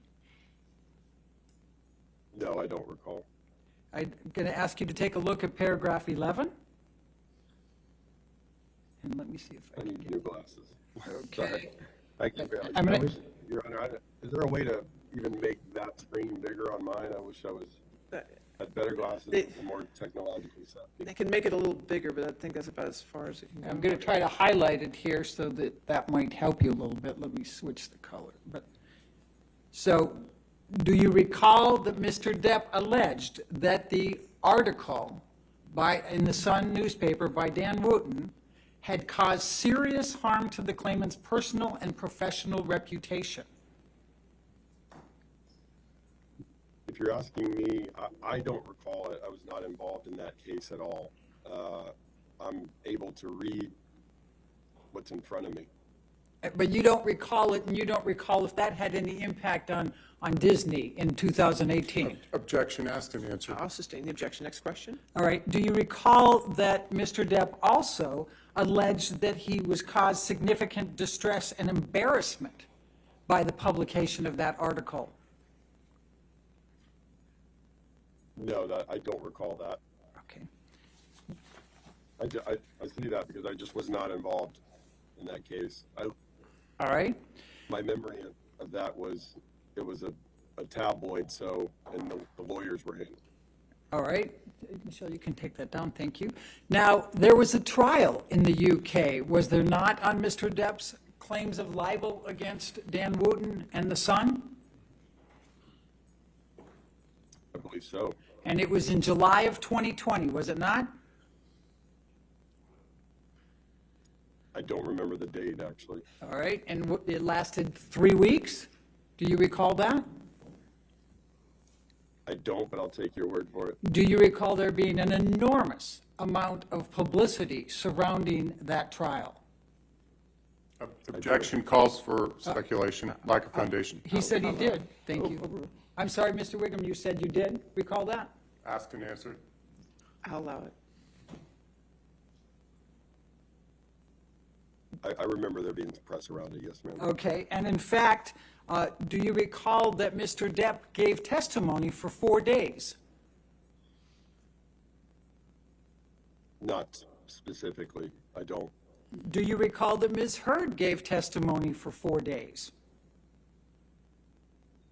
I don't recall any specific memory of who testified, for how long, or any details within the case. Do you recall there being many, many witnesses testifying at that case, on that case? I think I'd revert to my answer just now. Okay. And the press that surrounded that case, do you recall it being, focusing on things like Mr. Depp's drug and alcohol use? Same answer. Do you recall there being the video, the kitchen video, being shown repeatedly? Objection. Your Honor, may we approach? Sure.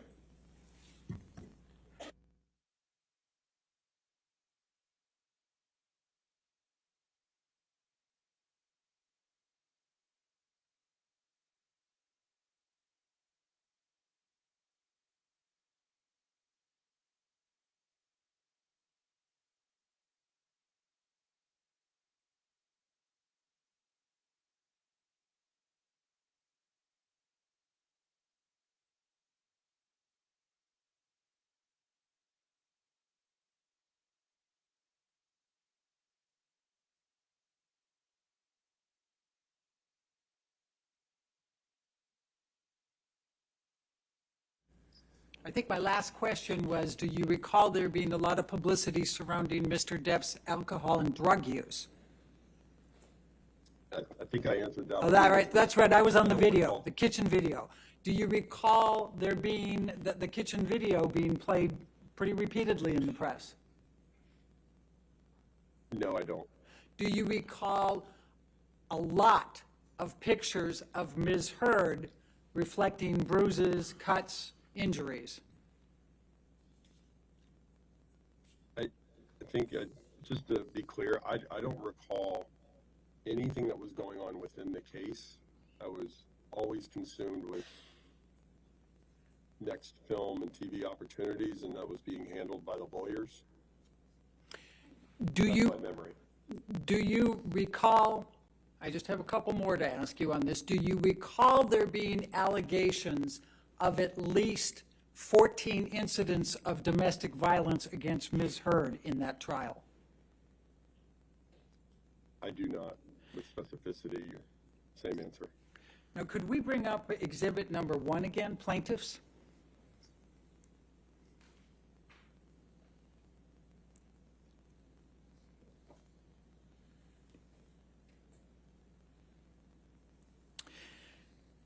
Now, Mr. Wiggum, do you know who wrote Amber Heard, I spoke up against sexual violence and faced our culture's wrath, this has to change? You're talking about the title? Yes. I wouldn't say that to me, I would have assumed it was Ms. Heard. You assumed, but you don't know, do you? I do not. Okay. And were you aware that there were also 3 pleaded incidents of sexual violence in the UK trial against Ms. Heard by Mr. Depp? No, ma'am. Okay. Now, your testimony is, you can take that down now, thank you. Your testimony is that since some point in 2020, Mr. Depp has not had any more movie opportunities, is that correct? Sorry, repeat the date. When is the last time Mr. Depp had a movie opportunity? The last film that he shot was Minamata, to the best of my memory. All right. And in fact, do you know whether the article that was in the UK, the ensuing lawsuit that was brought by Mr. Depp, and the ensuing trial and all the publicity, do you know whether that had any impact on Mr. Depp's career? Objection compound. All right, I'll sustain the objection.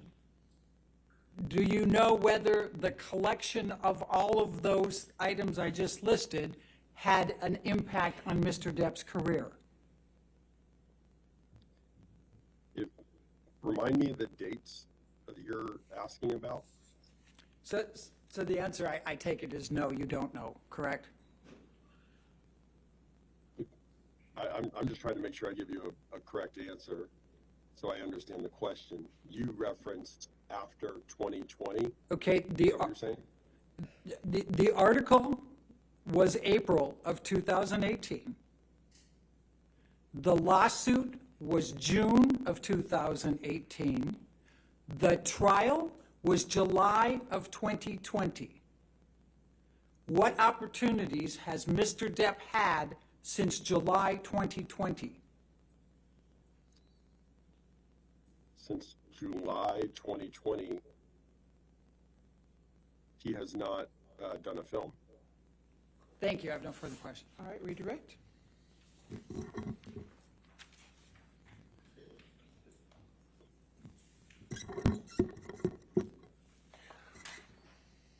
Good afternoon again, Mr. Wiggum. Do you recall Ms. Bredehoft asked you questions about whether you ever actually saw a document containing the $22.5 million deal for Mr. Depp for Pirate 6? Do you recall that? I do. And do you recall when you were trying to answer her question, you said you needed a little more context? Do you recall that? Yes.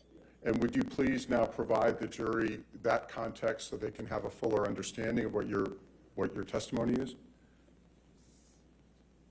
So often on a franchise movie, when you're dealing with big stars and you're talking about future optional pictures, you engage at the high level, meaning the president or the top of the studio, to get an understanding of what that deal is going to be. They then get papered, typically, when I say papered, amended, because it's based on the same contract, usually, that's been in existence. And it would get, sometimes we don't see paperwork or get paperwork until the film is happening. And Mr. Wiggum, on a similar line, Ms. Bredehoft asked you some questions about whether after this deal was done, it was starting to trend badly with respect to Disney and not so, and still well with respect to Mr. Bruckheimer in the fall of 2018. Do you remember that testimony? I do. When was it that Disney made the final decision as to whether Mr. Depp would be in Pirate 6? I'll sustain the objection. I'll sustain the objection. Next question. Mr. Wiggum, it may have been trending badly as of that time, but Disney had not gone in the other direction, correct?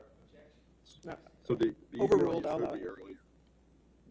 earlier, You may continue. The email you showed me earlier was 2 days after the op-ed, and I was saying that Disney had never said that Johnny would not be in the film as of that date. Overruled.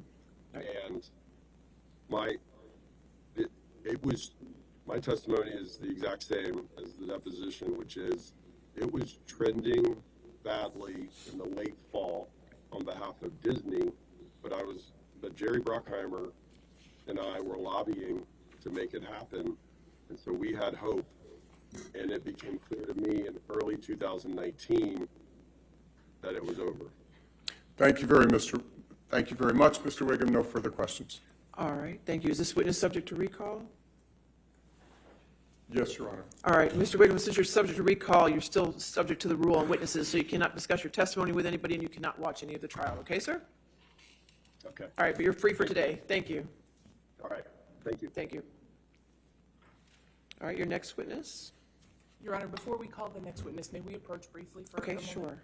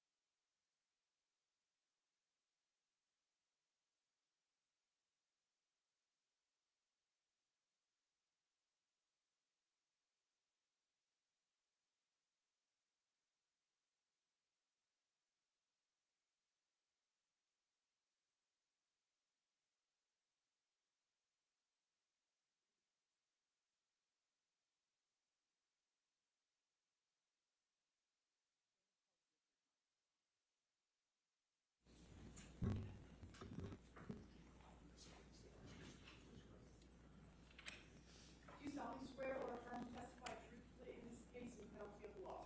Yes.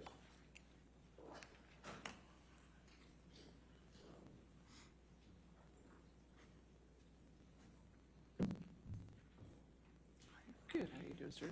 Good afternoon. You can sit down, sir. That's fine.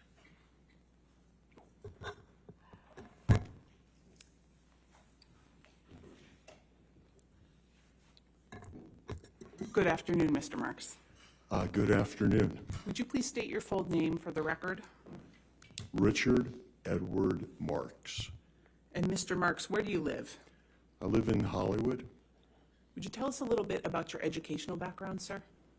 I'm a product of the public school system in Los Angeles, and I went to UCLA undergraduate, and I'm a graduate of the UCLA School of Law.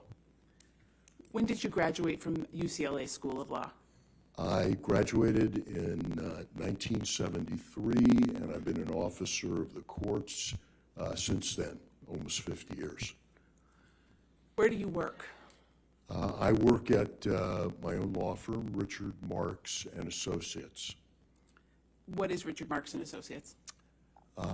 It is a transactional entertainment law firm, and we represent individuals, writers, directors, actors, books, authors, but mainly we represent producers who are developing a product, if you will, to be produced and then exploited on television, features, streaming, things like that. When you say a transactional law firm, what do you mean by that? What I do is make deals. They're transactions. I'm a deal guy.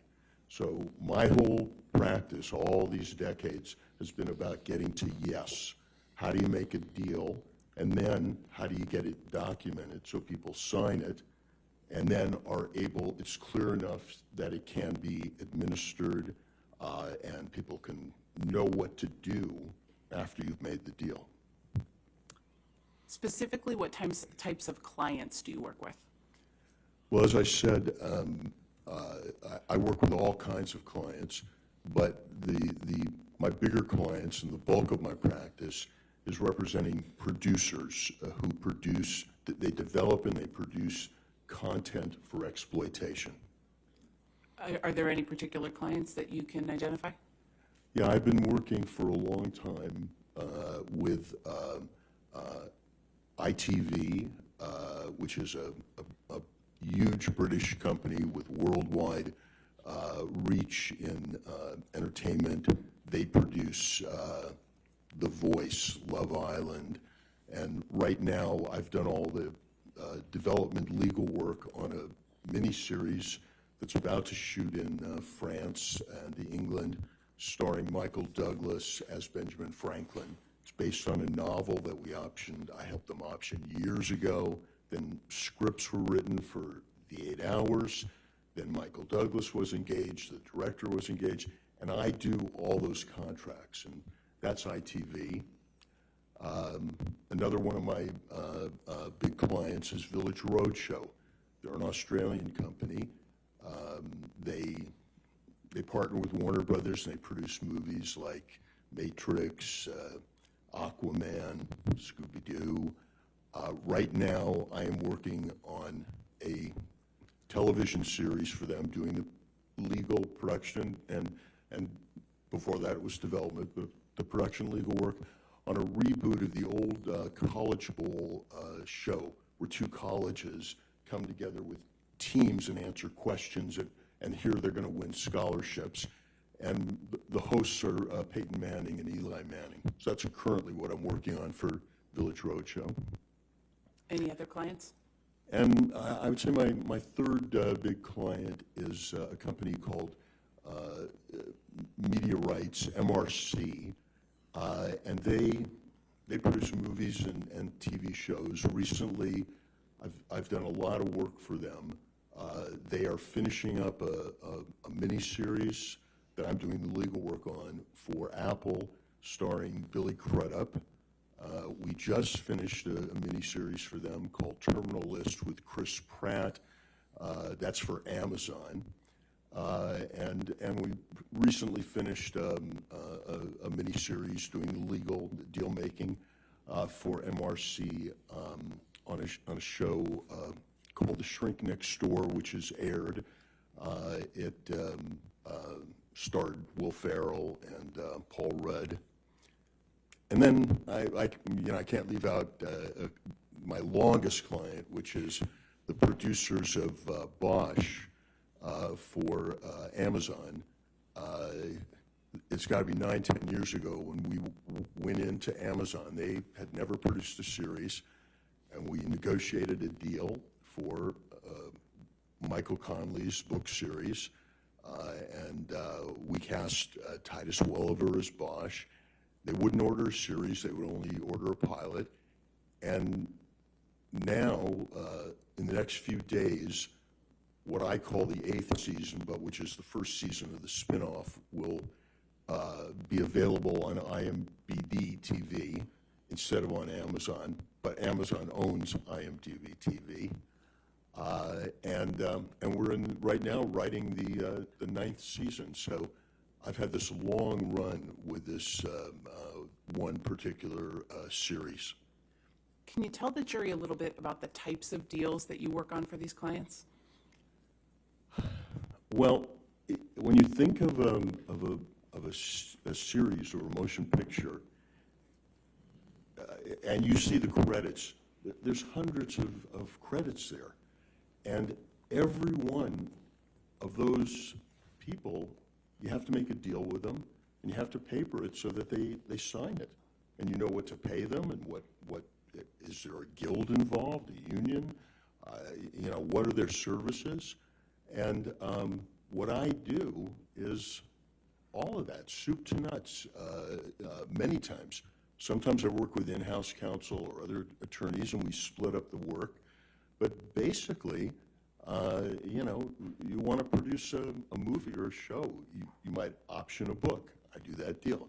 You might hire a writer. Then you might get a director. Then a line producer, a UPM, first AD. Then you start hiring your cast. Then you start making location deals.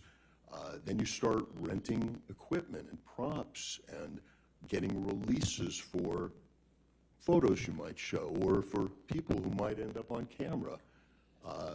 And then when you're done shooting, you're making deals for merchandising and deals with distributors. And in the old days, it might have been for a DVD or for merchandising, a doll.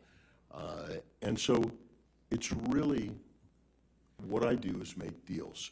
And all deals, I've been doing it for almost 50 years, but they're all the same. They have elements of time, money, credit, rights, and perks.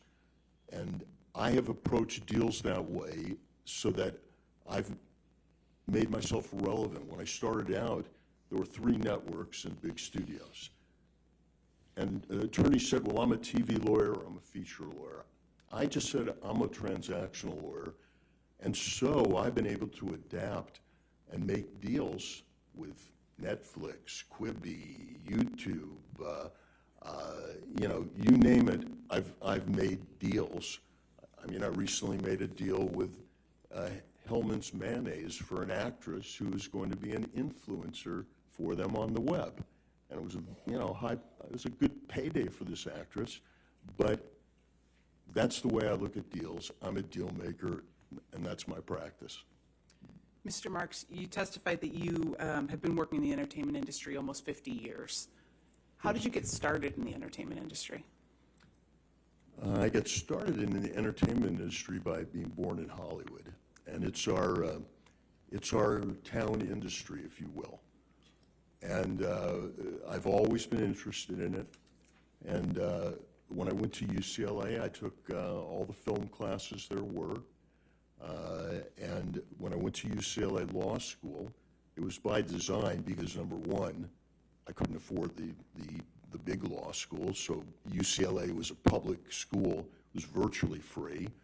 I went to UCLA Law School because if you want to practice entertainment law in Hollywood, you go to UCLA or USC. Those are the schools where you kind of create your contacts and your network. And at UCLA, they had some of the best professors who taught entertainment law-related subjects. So I took copyright, trademark, entertainment contracts, if you will. I took everything entertainment-related. And that's how I kind of built the foundation for then my after-law school career. What did you do after you graduated from law school? Well, I wanted to do entertainment and transaction law, but I realized that I could earn a little bit more money if I went into entertainment litigation, suing over copyrights and trademarks. And so I took the highest paying job that I could get out of law school, and was in 1973. And I did IP litigation, disputes over copyrights, trademarks, disputes over rights, things like that. And I was a low-level litigator, doing depositions or motions, certainly not sitting at the, examining witnesses, except it might be in a deposition. And I did that for about, it was my first year out of law school. What did you do after that? Well, after that, I kind of made a decision that being a litigator wasn't for me, that I wanted to make deals, that I wanted my career to be about getting to yes. And that involved a lot of conflict sometimes, but the goal was to get to yes so that both parties could work together. Because the goal was working together and creating the TV show, not making the deal. The deal makers had to step away so that you closed the deal and then people could live with that deal. And so I went to a transactional law firm, and I was there a couple of years, and I made deals. What kind of projects did you work on when you transitioned into that deal-making role? Well, this is, mid-1970s, and this law firm was hot, if you will, and some of my classmates were there. That's how I got the job. I had to take a cut in pay to go there. I'll never forget, I'm the second chair attorney in a big conference room at Fox, and we're trying to close a deal for our young client, George Lucas, to make a film called Star Wars, a Western space movie. And Fox would not give us the budget or the salary he wanted. And this is the God's honest truth. We said, okay, give us the merchandising. And famously, they gave us the merchandising because they didn't think there was value there. And that's how much our business has changed. While I was at my first transactional firm, we also worked for a client. His name is Sylvester Stallone. His claim to fame is that he was a character actor, but he had written a script that all the major stars wanted to play. They wanted to play the role Rocky. And he said, I will not sell this script unless I play Rocky. And no one was happy about that. And the deal we made was he got to play the role, but it was a very low budget, and he hardly had a dressing room. He hardly had any perks. He wasn't happy about it, but we were able to make up for that in the deals for Rocky 2, 3. And that's the type of deals. It was, at that entertainment transactional firm, we weren't representing major companies, if you will. We were representing artists, writers, directors, talent, like individuals. We weren't representing the companies I do now, like ITV or Village Roadshow. How long were you at that law firm? I was at that firm for a couple of years. What did you do after that? After that, I made a decision that I wanted to go in-house where the full-time business was making product, and it was very tied to production, and I wanted to move away from law firms at that moment. And my first in-house job was for the Ziegler Discount Agency, which was one of the premier literary agencies in town. We represented writers and books and estates of books.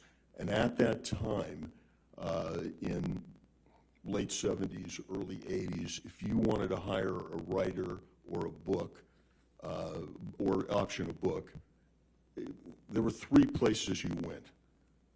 You went to Swifty, which he's kind of famous, Swifty Lazar's Oscar parties, or you went to Swanee, H.L. Swanson, or you went to Ziggy, and I worked for Ziggy.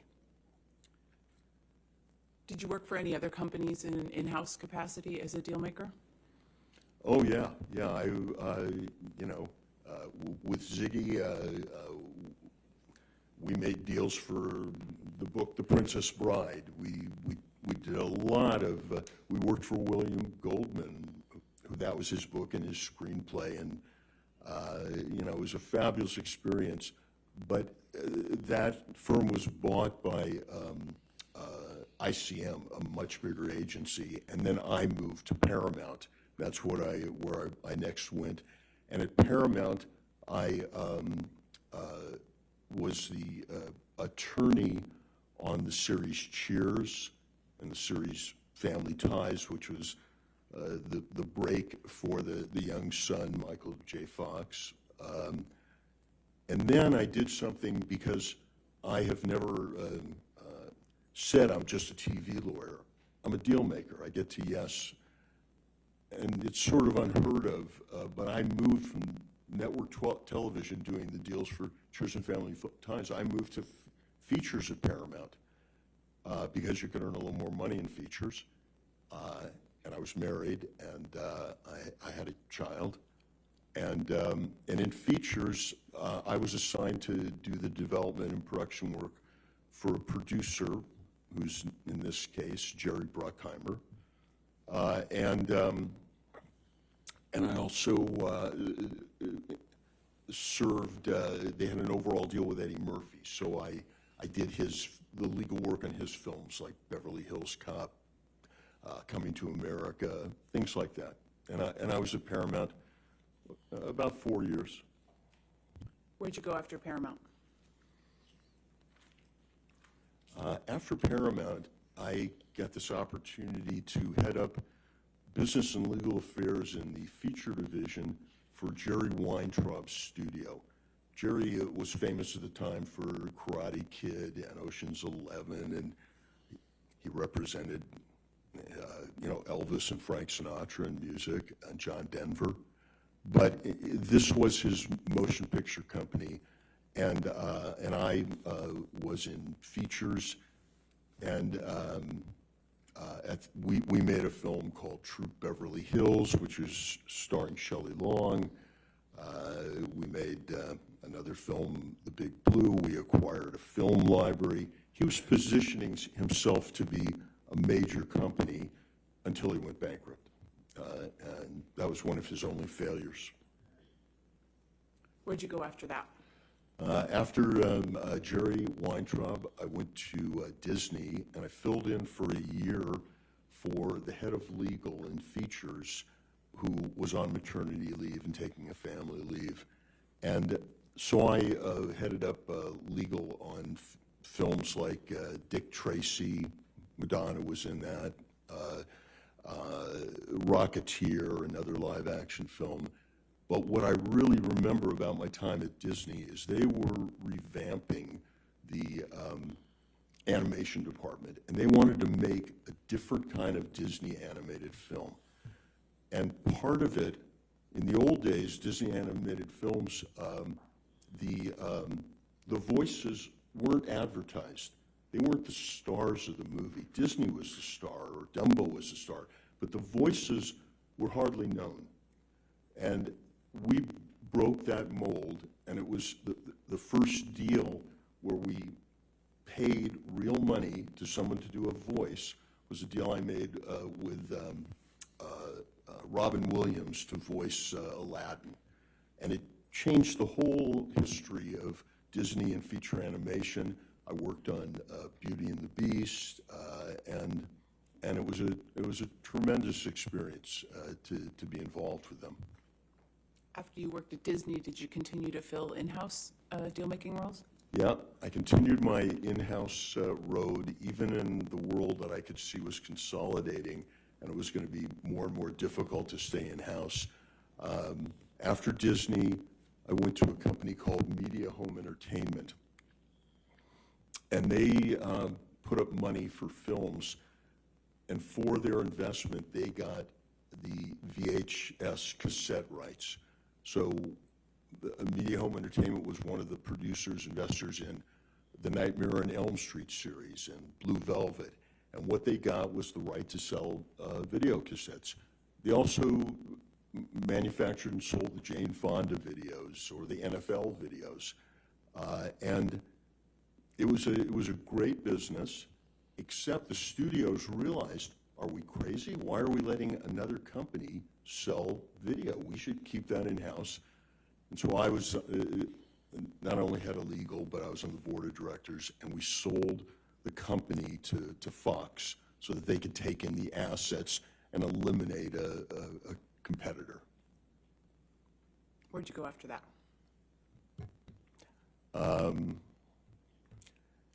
After Media Home Entertainment, I went to a company called Kushner Lock. It was it was at a time in the business there were hundreds of independent producing companies because the networks couldn't produce for themselves. There were laws preventing it. And Kushner Lock, we produced Pinocchio with Jonathan Taylor Thomas. We produced a small movie called Freeway. It was Reese Witherspoon's one of her first roles. And it was, I was there for 8 years. It was a good long run. until they, as all those independent companies ultimately did, not all, most, they went bankrupt after 8 years. What did you do after that? Now, you can see I'm still chasing the in-house world. I went to a company, Nelvana. They were a Canadian animation company, but they had this big office in LA. I headed up business and legal.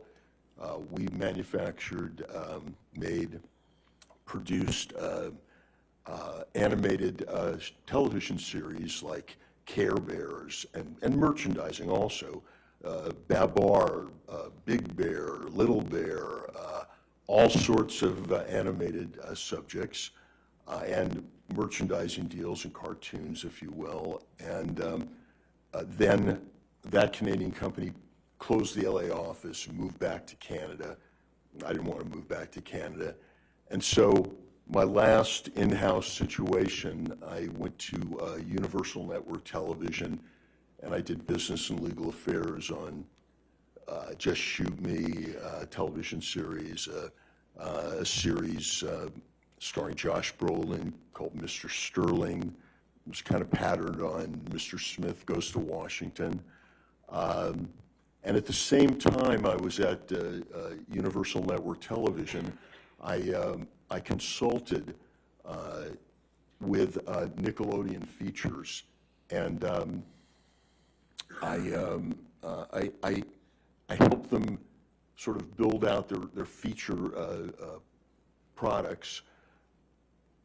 They were on the Paramount lot. I had been at Paramount for a long time, and we worked on films such as SpongeBob, the animated film. And then when that consulting ended and NBC came in and bought Universal, that ended my job at Universal, and I made the decision I would go back and be a lawyer at a law firm. What types of work were you doing when you went back to the law firms? When I went back to the law firm, I did a lot of, I worked on their clients, and I helped a financier, Robert Sillerman, in effect buy the American Idol brand. I worked with Barry Gordy's company, trying to turn some of his world into theatrical plays. I worked with the Nat King Cole estate, trying to do things. So it was a lot of reality. I remember I worked with J. Walter Thompson, and they were, in effect, creating advertising opportunity branding. And then the one that sticks in my mind is I helped George Foreman market things so that he made a deal to be the face of a thing called the George Foreman Grill, and it was a good practice. Mr. Marks, you testified that you now are at a law firm called Richard Marks and Associates. When did you start that firm? Well, after the firm I just told you about was called Greenberg Traurig. It's a large international firm. I moved to a firm called The Point Media in 2006, and I was there for 14 years, doing much the same work that I do now. And then in 2020, right at the start of the pandemic, I went out on my own and formed Richard Marks and Associates. Over the course of your career, what, if any, changes have you observed in the deal-making space in the entertainment industry? Well, before I got involved in the business, most deals for writers were how much money per week and how many weeks.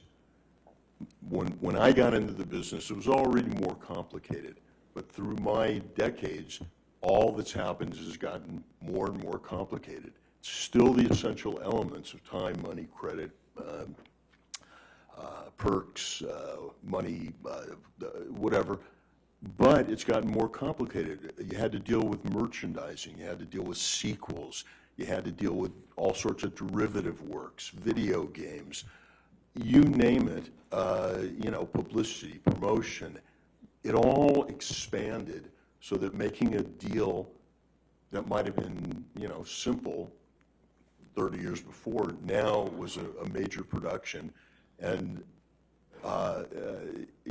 lawyers became integral. You couldn't do a deal without someone who was going to dive into the boilerplate and make sure that it was right. Your Honor, I'm about to switch gears a little bit. I don't know if you would like to break now for lunch. That's fine. If you could approach us for a moment, just a minute.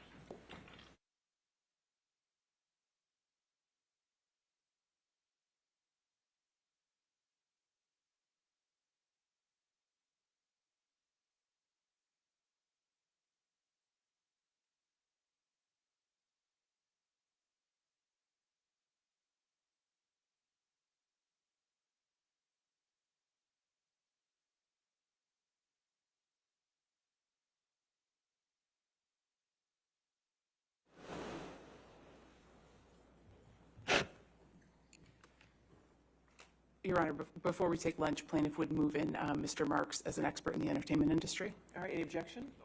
All right, so moved. All right, ladies and gentlemen, we'll go ahead and take our hour lunch then. Please do not talk to anybody and don't do any outside research. We'll see you back in an hour, okay? Thank you. Mr. Marks, if you could just stay there for a second, sir.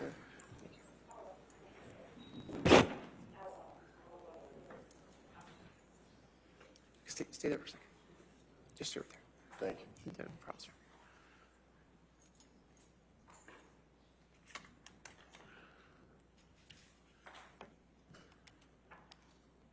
All right. Sir, since you're in the middle of your testimony, you cannot talk to anybody about your testimony at this time, including any lawyers or Mr. Depp, okay, sir? All right. All right, and we'll be back. Then we'll be back at, let's make it 2 o'clock, okay? All right, thank you.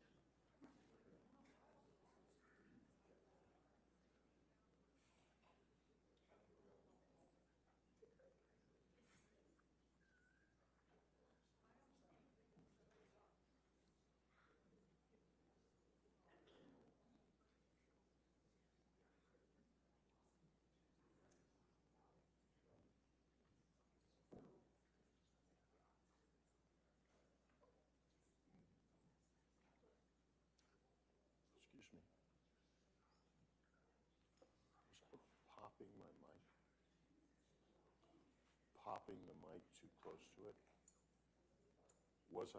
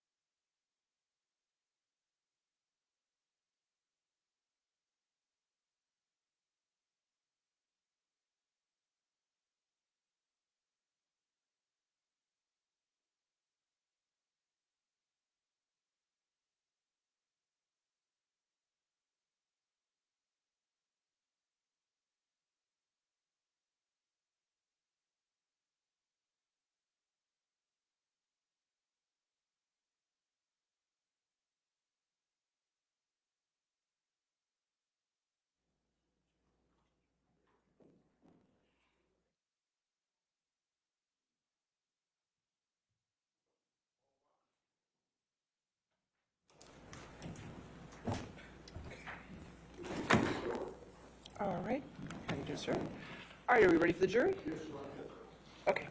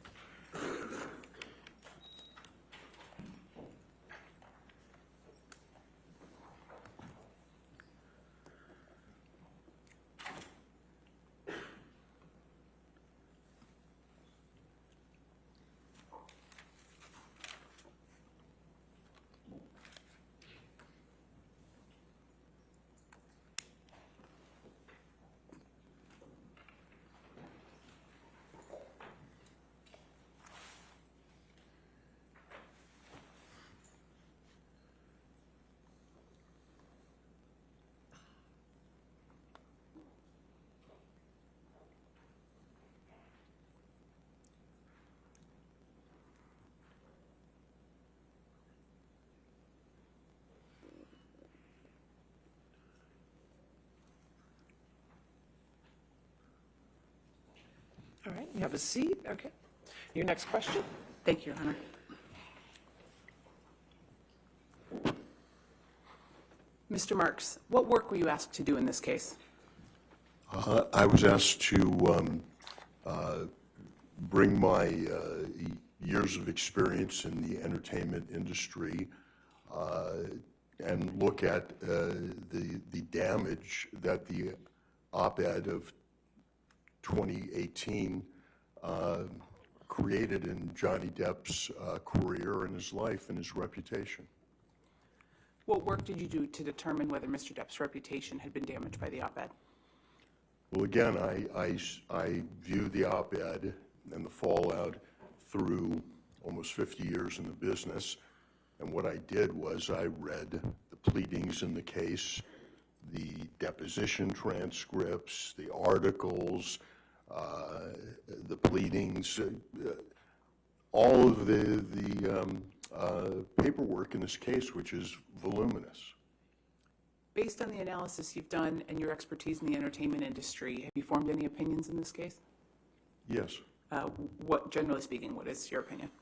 My general opinion is that the op-ed damaged Mr. Depp, created a cancel situation, if you will, harmed his reputation and his ability to get work in Hollywood industry. Objection. Yeah, hold on, sir. Yes. I thought, could we approach? Sure.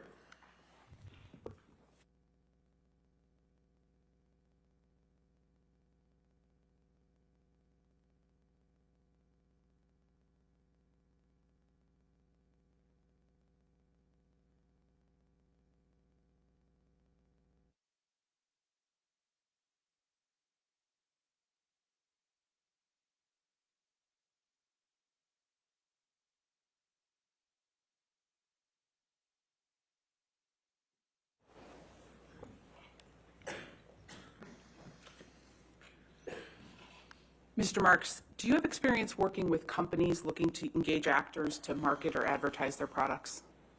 Yes. And what's that experience? Well, virtually every company I work for, they are engaging actors to advertise their products. Most of the time, those products are TV shows or streaming series or feature films that all involve product spin-offs and derivatives, and sometimes they are just products and spokespeople getting together.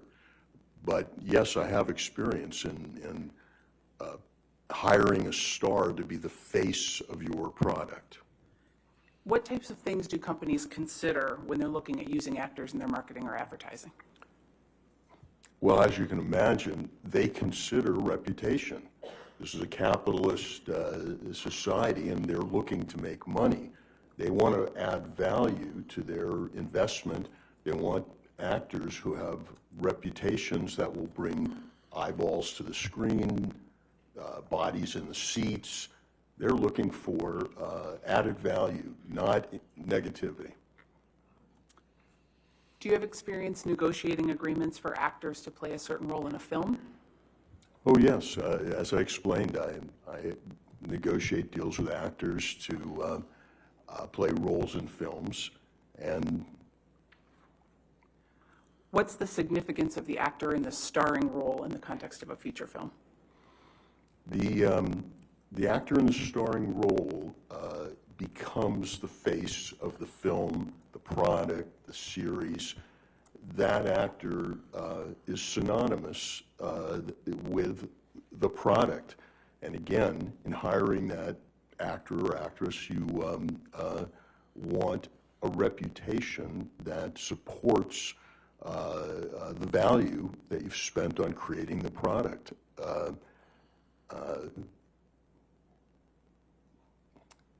You might say that Pirates of the Caribbean is Johnny Depp and vice versa.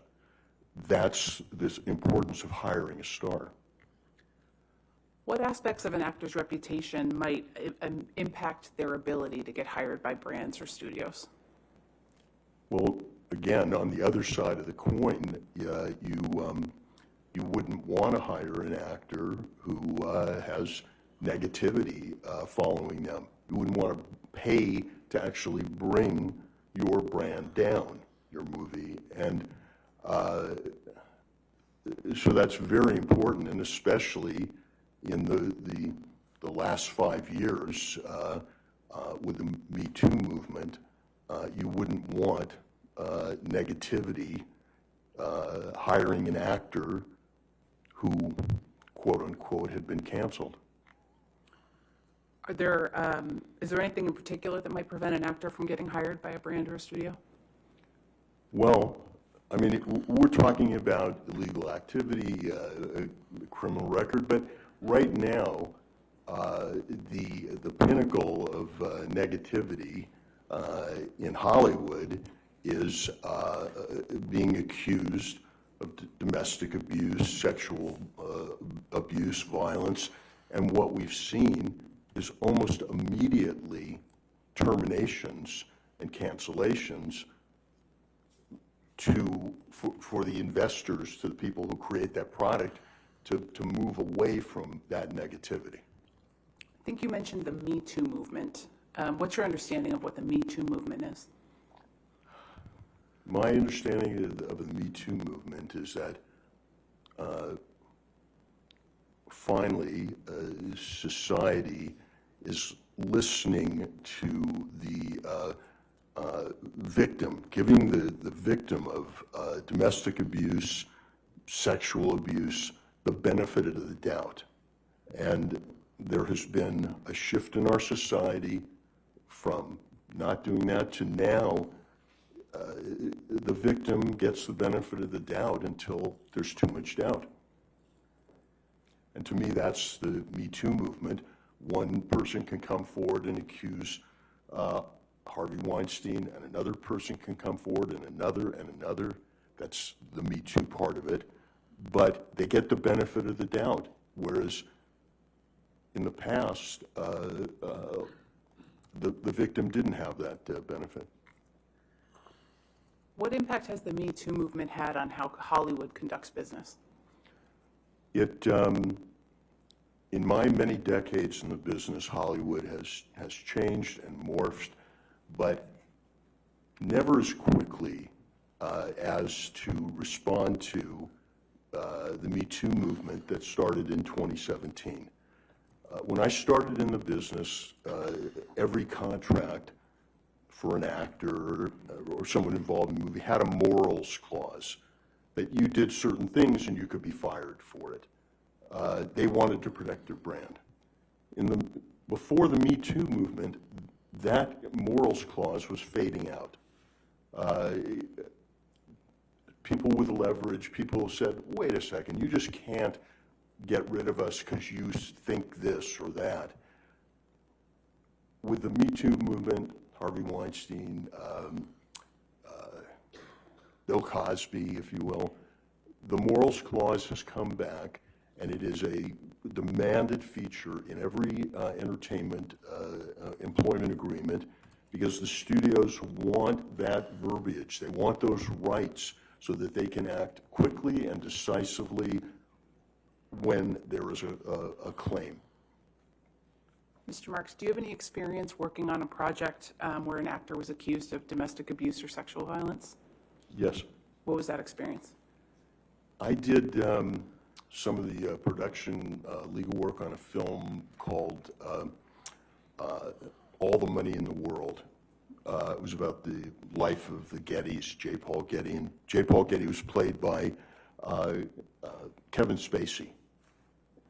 He acted in the part, he finished his role, he was paid, and then these Me Too accusations came out. And immediately, my client, in conjunction with Sony, they made a decision to take him out of the movie, and Christopher Plummer was hired. They reshot all his scenes and seamlessly cut them in to the movie. And if you see All the Money in the World, you won't know that Kevin Spacey was ever in it. So I had that personal experience, and then coincidentally, when that happened, I was also doing work for MRC, which produces House of Cards, and a very successful series, and he was the star of it, and he was immediately cut out, and everything was redone to get rid of the notion that Hollywood would support an abuser after the Me Too movement. And then, because I was in the mix of all of it, I also know that Kevin Spacey had completed another movie for Netflix, and unlike All the Money in the World, they couldn't reshoot it, and it sits on the shelf, a movie about Gore Vidal that was finished but has never seen the light of day. What's your understanding of why these companies wanted Kevin Spacey removed from those projects? Can you repeat the question? What's your understanding of why these companies wanted Kevin Spacey removed from those projects? These companies, as I've said, they wanted Kevin Spacey removed because they didn't want the negativity. They want anyone removed so that they can get a return on their investment in our society, so that they are not seen as being in the old generation where women were not given the benefit of the doubt, where victims were not given the benefit of the doubt. And a switch has been turned, and certainly by 2017. Are there certain types of companies that are particularly sensitive to these kinds of allegations made by women in light of the Me Too movement? Well, I would say the bigger the company, the bigger the budgets, they're all sensitive. But at the pinnacle of sensitivity are the family-friendly companies like Disney. They're particularly sensitive, not in a general way, but in a very specific way. Mr. Marks, are you familiar with the op-ed Ms. Heard published in the Washington Post on December 18th, 2018? Yes. What's your understanding of how that op-ed was received in Hollywood? My understanding of how that op-ed was received in Hollywood. Oh, is there objection? I'm sorry, sir. Yes. Is this his personal understanding, his expert understanding? It seems like if it's his personal understanding, it's not relevant. I'm asking Mr. Marks based on his nearly 50 years in the entertainment I'll overrule the industry. objection. Thank you, Your Honor. As I've said before, I am a member of the Hollywood community. That op-ed, for the first time, is in a mainstream publication called the Washington Post. This is a flagship journal, if you will, of American news. We're not talking about a trade paper. We're not talking about a rag. We're talking about the Washington Post. And it is geared to Hollywood. It says, 2 years ago, when I was getting my divorce, Amber Heard is saying, I was the abuser, and you didn't, Hollywood, you stood up for my abuser, not for Objection, me, Your the Honor. victim. Objection. Now he's mischaracterizing the document. I think he's expressing his understanding of how that was perceived. I'll overrule the objection. Go ahead. Thank you, Your Honor. What I'm saying is Hollywood got the subject matter of the op-ed loud and clear. Amber Heard was calling out Hollywood for supporting, since 2016, supporting her abuser, and she felt the wrath of Hollywood. She was calling them out to do something. In the Washington Post, and on the eve of her biggest film, a big film for Hollywood, the publicity machine was in high gear. There was lots of publicity and news out there.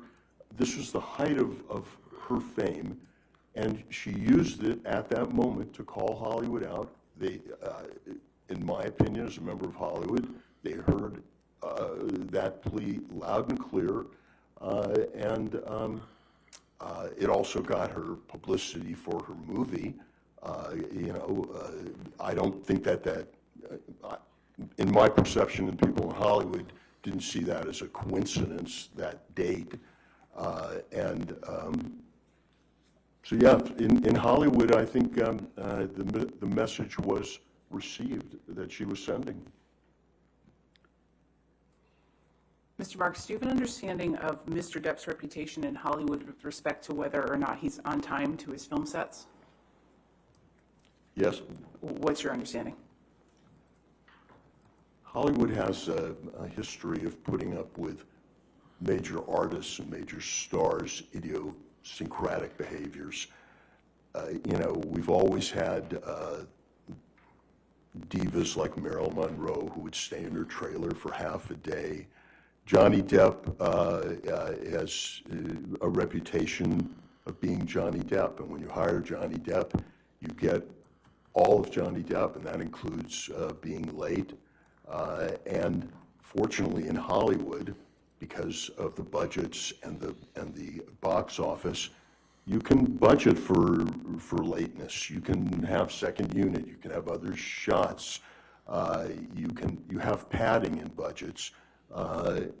You have insurance for accidents, but Hollywood knows Mr. Depp's reputation, and I heard someone say Hollywood puts up with diva and drugs.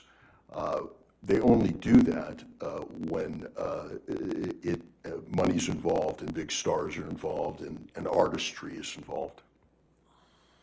Mr. Marks, did you have an understanding of Mr. Depp's overall reputation in Hollywood prior to the publication of the December 2018 op-ed?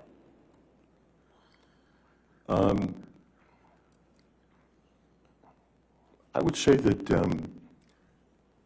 Johnny Depp was one of the few major actors in Hollywood who managed to keep most of his personal life personal, kept himself shrouded, if you will, a bit.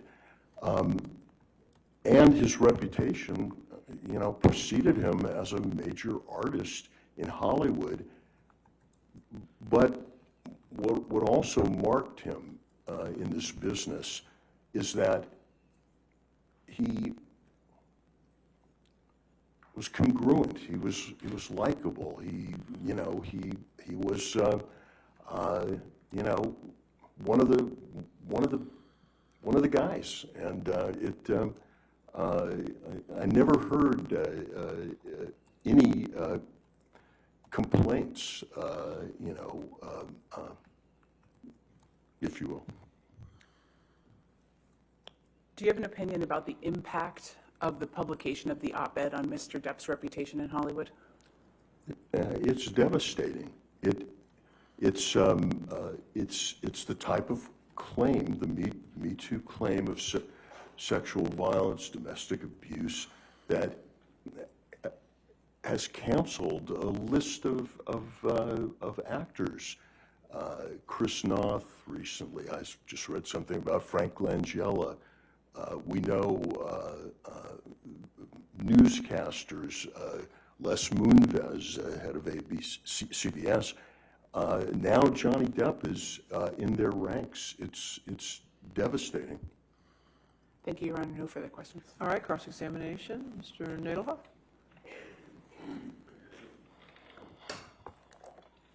Good afternoon. Your rate in this case is $975 per hour, is that right? That's correct. And you've never charged that higher rate in any other case, isn't that right? I've charged near that amount, but never that high, correct? That's correct. Okay. How much have you received for this case? I'd have to look at my billing. During my deposition, the attorney who deposed me asked me the same question. I said I would look it up. I did during lunch, and then she never got back to it again. I don't remember how much it was then, and I don't have the figures now. And you don't know how many hours you worked on this case? I would guess, again, I'd be guessing, and I don't know if you want me to guess. I have a full-time transactional practice. This is a very small part of my practice. Okay. Now, you said you worked for Disney for less than a year, right? I worked for Disney about a year. Yeah, and that was in 1990, right? Yes. So that was 32 years ago? Yeah. Okay. And you worked at Greenberg Trowering from 2004 to 2006, is that right? That's correct. Your leaving was a mutual decision, was it not? Yes. Okay. Now,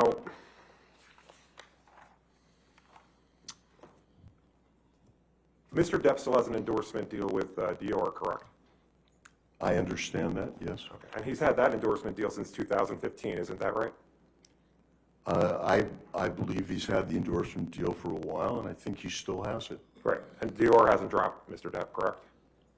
As far as I know, Dior has not dropped him. And Mr. Depp did not have a contract for Pirate 6, isn't that right? As far as I know, there is no contract for Pirate 6. Right. In all the documents you've looked at, you looked at all the documents in this case, and you've not seen a contract for Pirate 6, right? That's my memory of the documents. There was no contract for Pirate 6. And in all the documents you looked at, you didn't see a text saying, Mr. Depp got the contract for Pirate 6 for $22.5 million, right? Objection asked and answered. Overruled. I didn't see paperwork on an agreement for Pirates of the Caribbean 6. So not an email, not a text, not any written document about Pirate 6, correct? Objection asked and answered. I'll sustain that objection. Next question.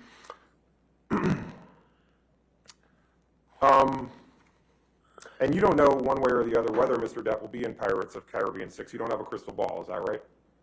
Objection, speculation. He's an expert. Allow it. Go ahead. Overruled. Go ahead. You can answer, sir. Well, as an expert, of course, I don't have a crystal ball, but as an expert, I think Disney will do everything possible to try to put him back in Pirates, but not under this cloud. Okay. You would agree that there was negative publicity about Mr. Depp before the op-ed, correct? Yes. You know that Ms. Heard made her accusations public starting in May of 2016, right? Yes. And Hollywood knew about that, right? Yes. Okay. And Mr. Depp still had movies after May of 2016, right? Yes. Okay. Now, you would agree that there was negative publicity about Mr. Depp being publicly drunk before the op-ed, correct? There was, I agree with the proposition that there was negative publicity before the op-ed. The op-ed was something different. And you agree, is it in 2014, there was an article in The Guardian that said apparently drunk Johnny Depp cut off at Hollywood Film Award ceremony. Would you agree with that? Again, I don't remember reading The Guardian, and I don't remember that particular incident, but I'll take you at your word. And you remember in looking through all the documents that you saw an article that Johnny Depp allegedly showed up drunk to movie premiere, reports say, right? That was in 2017. I think I've testified that there is certainly Johnny Depp behavior and negativity out there. Yes. And that a family production studio like Disney wouldn't want to be associated with, correct? Again, you're talking about a very specific, series of 5 films that are in billions of dollars, and there is a line in Hollywood, as I've said, they'll put up with divas and drugs to make money, but now we've drawn a line in Hollywood at the domestic and sexual abuse. And in looking through the documents, you saw the articles in June of 2018 that said vodka for breakfast, 72-hour drug binges, and spending sprees that beggar belief. You saw that? Again, I know these articles exist. I know they're not in the Washington Post. I don't know what article you're referring to, who wrote it, what publication it was in, but I know that those articles exist. And you'd agree that before the op-ed, Mr. Depp had a run of movie flops, wouldn't you agree? Every actor has, ups and downs. Mr. Depp, his career's been decades long. You would agree that in January of 2015, there was an article that said Johnny Depp is on his way to becoming the most overpaid actor in Hollywood. Again, you'd have to show me the article, but I don't doubt that some commentator trying to trade on being a smarty pants wrote that. And you'd agree that there was another article in 2015 that says, quote, has Johnny Depp become Hollywood's biggest joke?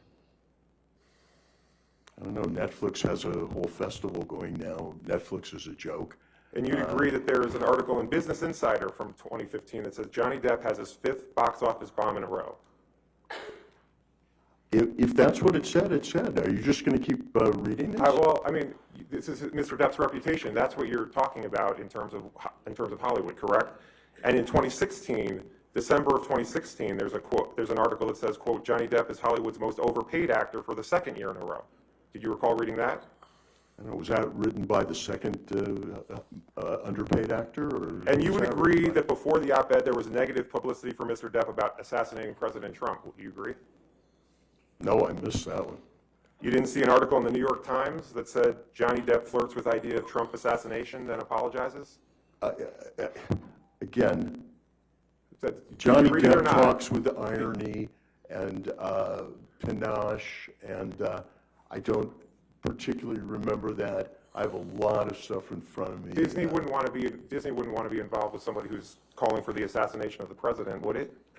I'm sure after those articles, Johnny Depp was involved in major studio projects. Do you know one way or the other whether Mr. Depp was involved in major studio projects after June 23rd, 2017? I think, again, I haven't quoted his IMDb page to memory, but he was in an animated film called Sherlock Gnomes. I think it was released, Paramount is one of the producers. I think it was released in 2017. Would you agree that before the op-ed there was negative publicity for Mr. Depp about punching a crew member on a film set? I heard about that. Okay. So that's people who work in Hollywood that Mr. Depp had an accusation of assault, correct? I heard about it, yes. And would you agree that there were stories about Mr. Depp drinking heavily on the set of Pirates 5? There were lots of stories that came out, and I'm sure that was one of them. And those stories came out in 2016 and 2017, before the op-ed, right?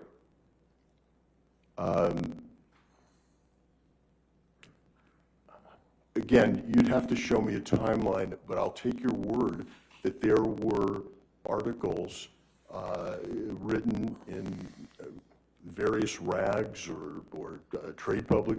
Is the New York Times a rag? Is that what you're saying? No, I'm not saying the New York Times is a rag. What I'm saying is, at the height of the Metoo movement, we have this op-ed directed at Hollywood, and in the Hollywood I know, the rest of the stuff is background noise. Now, and Pirates 5 did not make as much money in the box office as the prior Pirates movies did. Isn't that true? That's true. It only made about $800 million. It made less, though, than the first 4, correct? Yeah, and any company would want to have a box office hit that made $800 million. Now, can you put up Defendants Exhibit 99, please?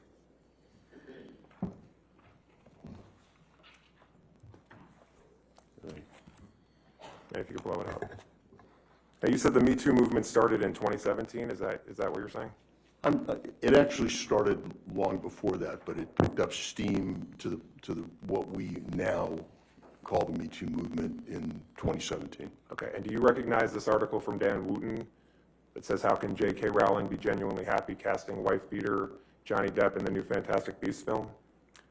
Yes, this article is in the UK Sun, which came to prominence by publishing topless women on page 3.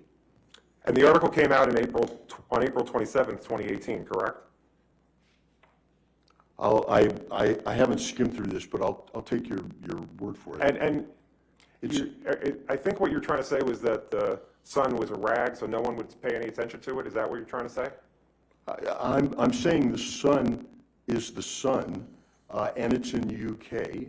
And what this article is repeating stuff from 2016, repeating all the stuff that you might say should be all past history after the divorce. It's one Wooten's opinion in a newspaper that's claimed to fame as page 3 women, topless, and yeah. And Mr. Depp sued the Sun over this, right? What's that? Mr. Depp sued the Sun in the UK about this article, right? As far as I know, he wanted to clear his name. That's right. And Mr. Depp, that lawsuit occurred in 2020, correct? It was tried in 2020. I believe so, yeah. And there were accusations of abuse that came out based on that lawsuit, correct? As far as I know, the accusations were all old news and predated much. Yeah, I mean, this is a 2018 article, and in 2020, they probably were rehashing it. And the old news that was coming out in 2018, that would also affect Mr. Depp's reputation, correct? Again, I've tried to draw a line, the line that Hollywood draws between the Me Too movement and starting in 2017 and the gossip and the claims back and forth. I mean, there was also press about Amber Heard being an abuser in those years. There was also the other side of the coin. But the op-ed that didn't mention Mr. Depp at all and didn't mention any accusations that what happened to her, that's what caused Mr. Depp all his reputational harm? That's what you're saying? Well, I don't agree that this article was not about Did it mention Mr. Depp? That's what I asked you. Well, does she have another husband who abused her? But did it talk about it? Did it talk at all about Mr. Depp's abuse? Objection, Your Honor. He's tried to answer the first question, which was not exactly what the second question was that he re-asked. I'd asked that he be permitted to finish. Ask your question. We'll go from there. The op-ed article didn't mention any specific abuse by Mr. Depp towards Amber Heard, correct? The only name is this is Amber Heard telling her story that started in 2016 when she was domestically abused and ignored. Now, there were headlines about the UK trial, correct? I'm sure there were, yes.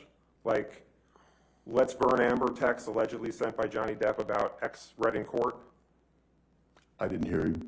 Let's burn Amber text allegedly sent by Johnny Depp about X read in court. Yeah. And there's a headline from July 19th, 2020 that said, quote, Hollywood nervously awaits fallout from explosive Johnny Depp trial. So Hollywood was following the case, correct? Yeah. When was that headline? In 2020. 2020. Yeah, look, Johnny Depp is a decades-long fixture in Hollywood, and people were following something across the pond. You know, we thought we kind of got rid of the UK in 1776, but they were still following it, absolutely. I mean, Mr. Depp thought enough about this article to have a 3-week trial in the UK, correct? Objection. Calls for speculation about what Mr. Depp thought. I'll sustain the objection. Next question. There was a 3-week trial in the UK based on this article by Dan Wooten, correct? I think I've said Mr. Depp finally had enough, and he sued to clear his name. Okay, can I approach, Your Honor? All right. You want to?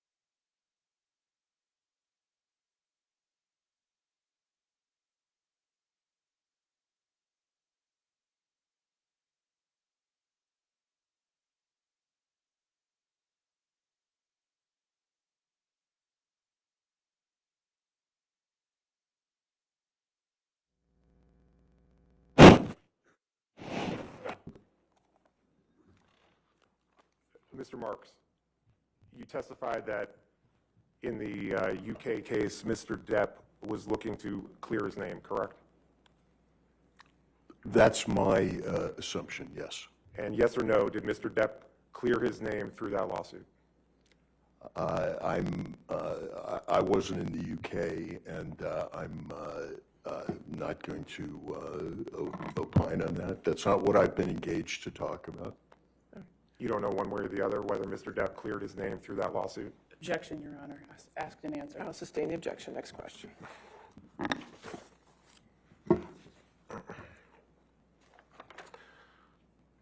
You understand, can you please put up Defendants Exhibit 115?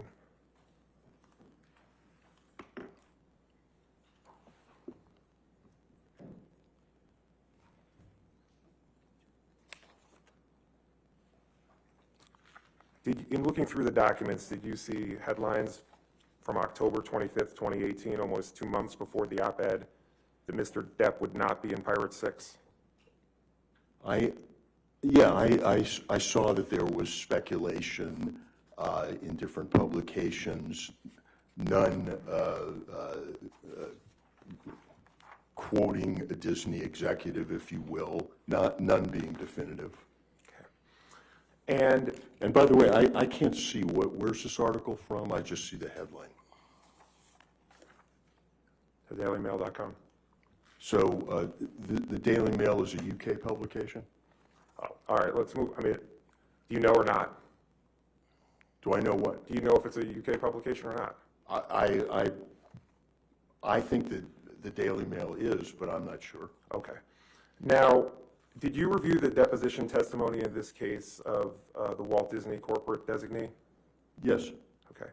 And do you recall that the corporate designee testified that Disney produced all documents related to its business relationship with Mr. Depp, including considering Mr. Depp for any work with Disney or future Pirates films, and she did not recall seeing the op-ed or any documents referring to the op-ed in that production of documents?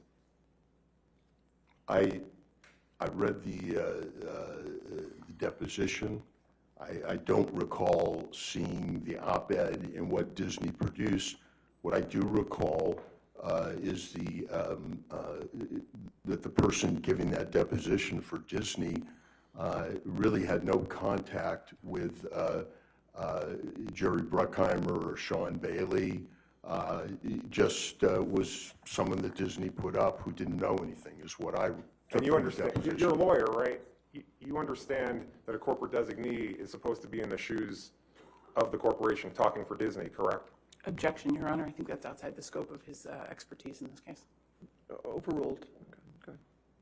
I understand that that's what the corporate designee is supposed to be, but when I read that they are not in touch with the president of the company, it gives me pause. So Disney itself represented through this witness that it did not have the op-ed in any of its files, correct? I don't remember that passage in the deposition, but I can't remember. She certainly did not quote the op-ed or produce the op-ed or talk about the op-ed. Now, but in Hollywood, actions sometimes speak much louder than words. and did you recall that that same corporate designee said that Pirate 6 is still possibly in development? Until Disney says it's not in development, it's in development. Okay. And can we put up Defendants Exhibit 134?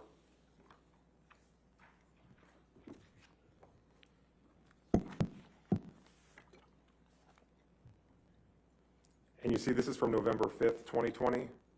And where's this from? Some rogue website? Where's this from? InsideTheMagic.com. Okay.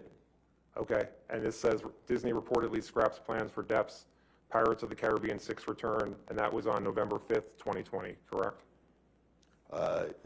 Assuming that this is a correct copy of this random website, that's what it says. They're not quoting the head of production. It's not a statement by Disney, but that's what this woman, Rebecca Barton, says. Well, 2 years after the op-ed, it was still a question as to whether Mr. Depp was going to be in Pirate 6.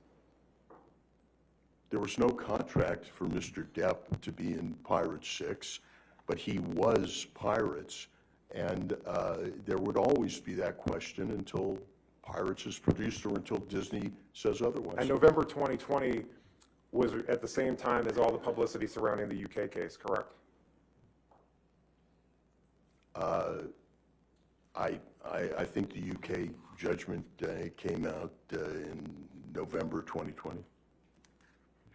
And this article came out 3 days after the judgment, correct? If the judgment came out on the 2nd, this is 3 days later in, what's this again, moviemagic.com? Correct. By Rebecca, Barton. Could I approach, Your Honor? All right.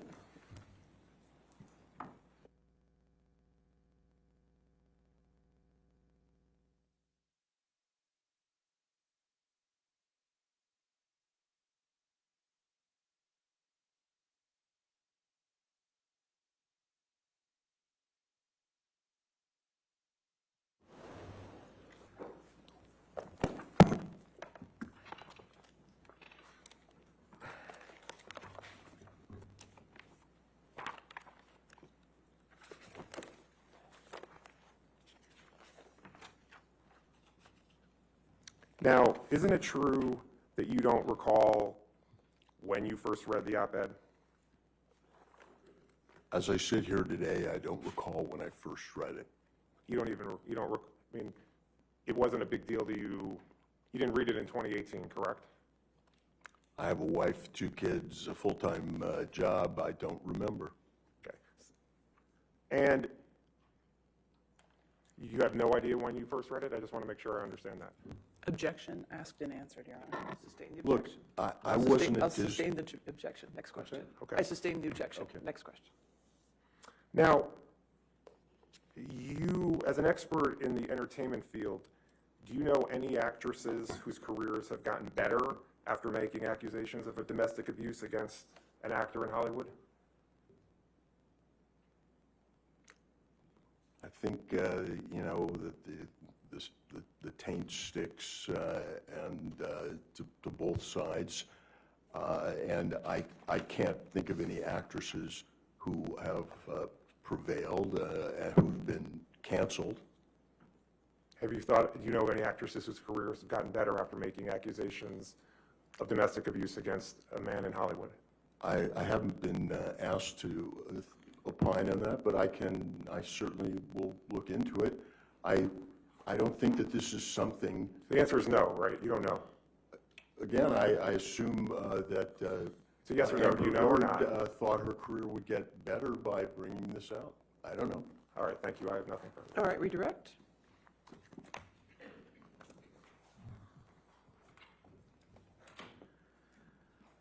Mr. Marks, you were asked a series of questions about a number of publications and publicity related to Mr. Depp by Mr. Nadelhoff. Do you recall those questions?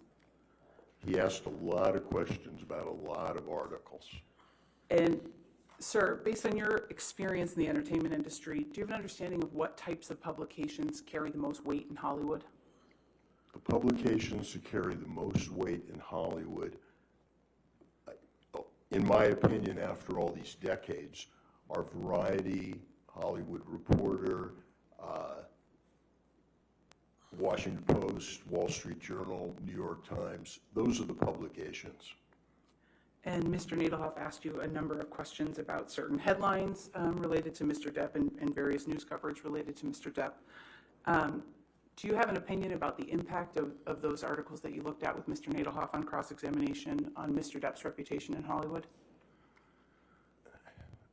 Again, I don't remember all the articles, but what I do know is that Johnny Depp had always had articles about him, and that didn't change the baseline.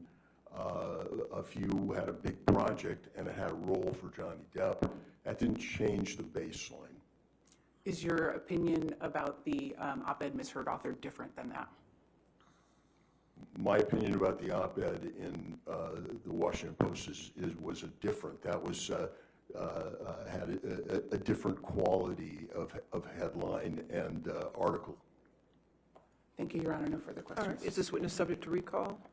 He is, Your Honor. All right, sir, since you're subject to recall, the rule of witness does apply for you, so you cannot discuss your testimony and do not watch any of the case, okay, sir?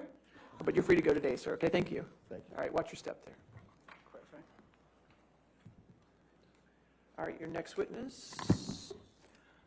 Plaintiff calls Douglas Banya, Your Honor. Okay, can you spell that last name for me? B-A-N-I-A. Thank you.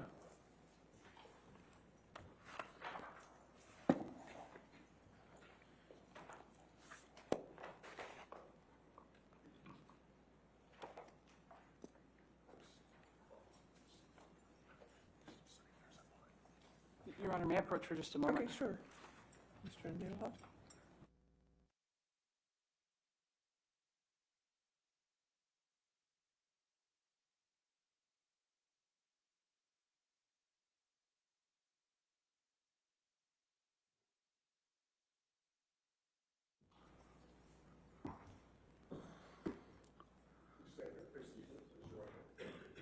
Do you solemnly swear or affirm to testify truthfully in this case or penalty of law?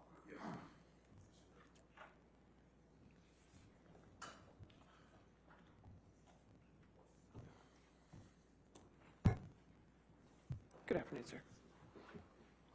Yes, ma'am. Good afternoon, Mr. Banya. Will you please state your full name for the record? Yes, Douglas Banya. And Mr. Banya, what do you do for work? I am an intellectual property damages and valuation expert. Do you have any particular specialty in your line of work? Yes, my specialty is using internet and social media analysis when I'm quantifying value, or I'm calculating damages, or if I'm analyzing the impact of social media or internet events. Where do you work? I work at Nevium, which is located in San Diego, California. How long have you worked there? 10 years. What's your position? I'm a founding principal and an analyst. I'd like to talk a little bit about your educational background for a moment. Where did you attend college?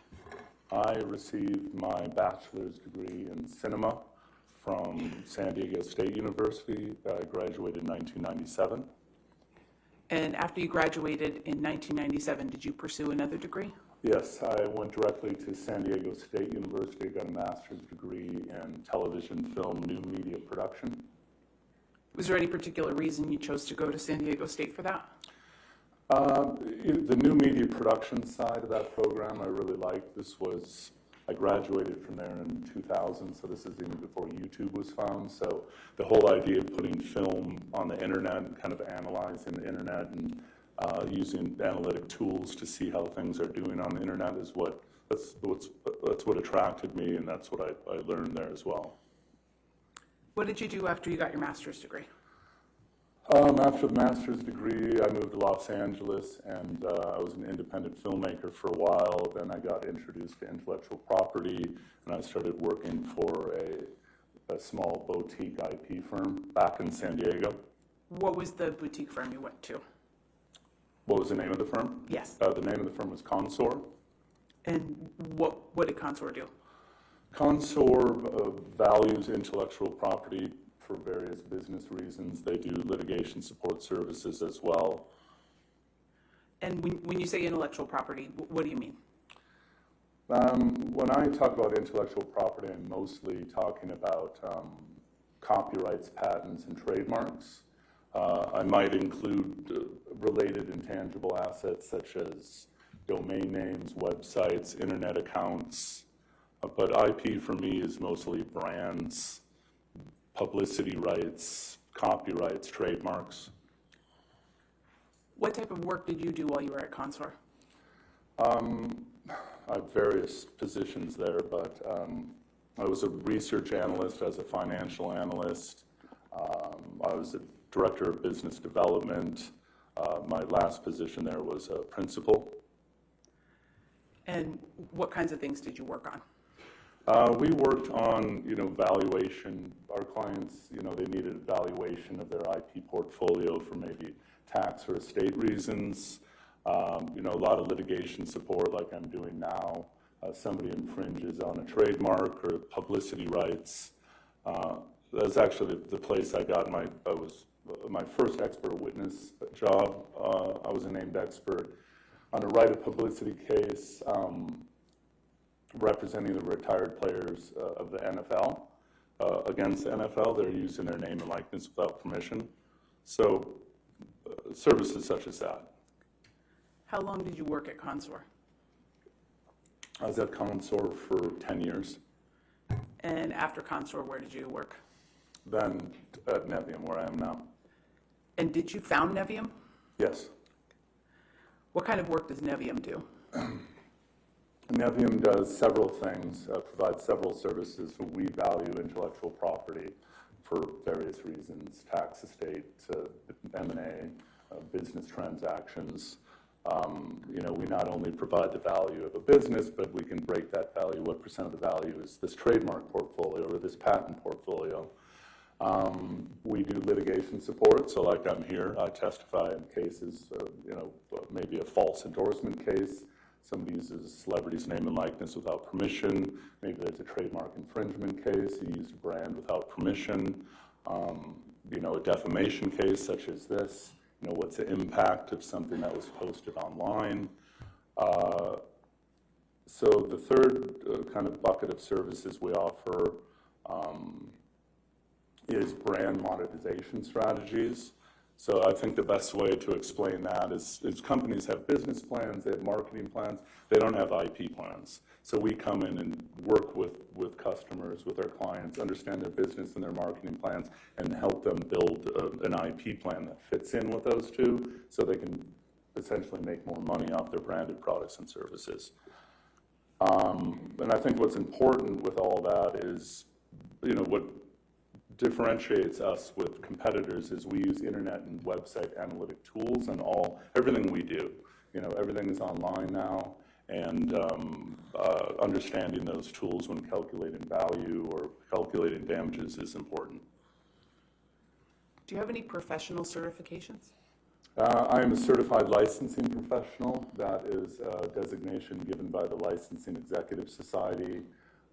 LES. LES is a not-for-profit organization that supports professionals like me who deal with a lot of licensing. I'm a Google Analytics individual, the Google Analytics individual qualification. That is a test given by Google for those that understand and pass a test related to internet analytics. Can you explain a little bit about what Google Analytics is? Yeah, so Google Analytics is a web service provided by Google, and it's used by business owners and website owners to understand the traffic that comes to their websites. So essentially, once you sign up for your Google Analytics account, you're given a bit of code, and you embed that code into various your web pages. Then you can log in and you can see who's coming to my website, what are they doing. And really, it's essentially a tool for search engine optimization. The goal of the web is to show up #1 in Google Organic. So then you'll tweak your website a bit. You'll look at your analytics, see if you're showing up on the first page of Google. If not, you can use those analytics to keep playing around and try to end up on the first page of Google. Are you a member of any professional organizations? I'm a member of the International Trademark Association. That is an organization. They're actually having their annual conference here in DC, so I'm popping back and forth to that. I'm on their right of publicity panel. I just gave a presentation on Monday. I'm a non-attorney member of the American Bar Association. I'm on their Copyright and Social Media Committee. Your Honor, at this point, plaintiff would offer Mr. Banya as an expert in internet and social media analytics. All right, any objection? All right, so moved. Thank you. Mr. Banya, what were you asked to do in this case? I was asked to analyze the impact of the allegations of domestic abuse made by Ms. Heard as it relates to her 2016 restraining order, and then asked to also analyze the republication of that alleged abuse in her 2018 Washington Post op-ed.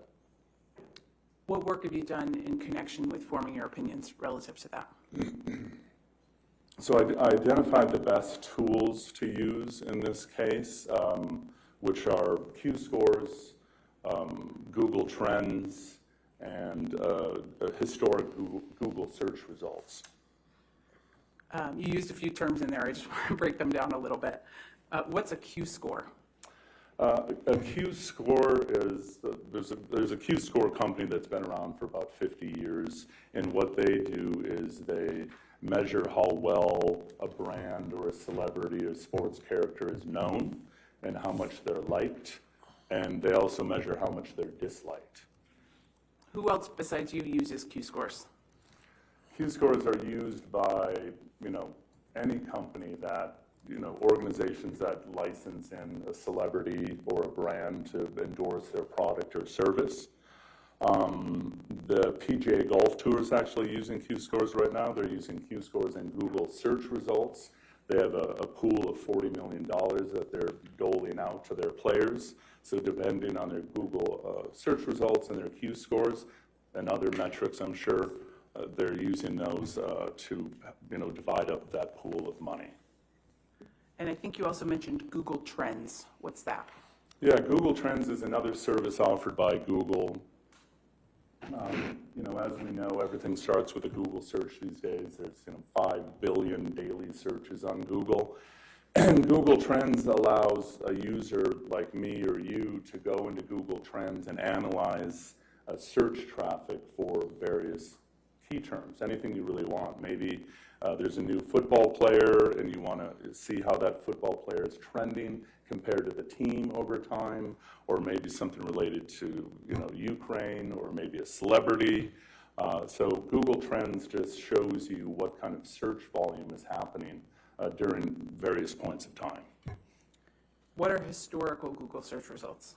So historical Google search results are using Google. There's actually an area where you can go back in time and see what was showing up in Google during that time. And it's really the best indication of what websites would have appeared back in time. Oftentimes, working with my monetization clients, we want to know, hey, how were you ranking years ago for your branded service or your branded company? It will go back in time and look, and then in litigation, we're always going back in time, so we want to figure out what was most likely happening, what websites were served back then. And when you know what websites were served back then, you typically know what people were reading and thinking about. Why did you choose these particular tools for your analysis in this case? Well, the Q-scores, I really thought it was the best idea to understand Mr. Depp's Q-scores right before 2016, before the abuse allegations, just to see where he was at. Then I wanted to see his Q-scores right after the 2016 alleged abuse allegations, and then I wanted to see his Q-scores after the 2018 Washington Post op-ed, just to see if there was any changes during that period of time. And what about your decision to use Google Trends and historical Google search results? Yeah, I mean, I felt that those two tools together were perfect, because what I wanted to do is understand, as I mentioned, everyone's going to Google to figure things out. What were people when people Googled Johnny Depp prior to these alleged abuse allegations, what websites were coming up and what was the public consuming about him? Then I wanted to know that after, and then after the op-ed. So I used Google Trends just to identify the dates in time, in which then I went into the historic Google search results. I searched for Mr. Depp, and then I changed those dates to go back in time, and then I analyzed the top 3 websites of each search. Based on the analysis you did in this case, have you formed any opinions? Yeah, my analysis shows that prior to 2016 and the allegations, the abuse allegations, Mr. Depp was not portrayed in a negative connotation. That's the first thing that I identified. Did you form any other conclusions? I realized that those websites that were coming up were mostly about his career, his characters, Johnny Depp as the individual, his interests. Then after the 2016 mark, the majority of those results turned into negative things about the abuse allegations. And then even more so after the op-ed, there seemed to be kind of a theme or a flavor of, not only the abuse allegations, but his drinking and drug use. Did that answer your question? Yes. Okay. Yeah. Mr. Vanya, have you prepared a demonstrative that depicts how you used Google Trends in this case? Yes. Your Honor, at this time, we'd like permission to approach. I have hard copies.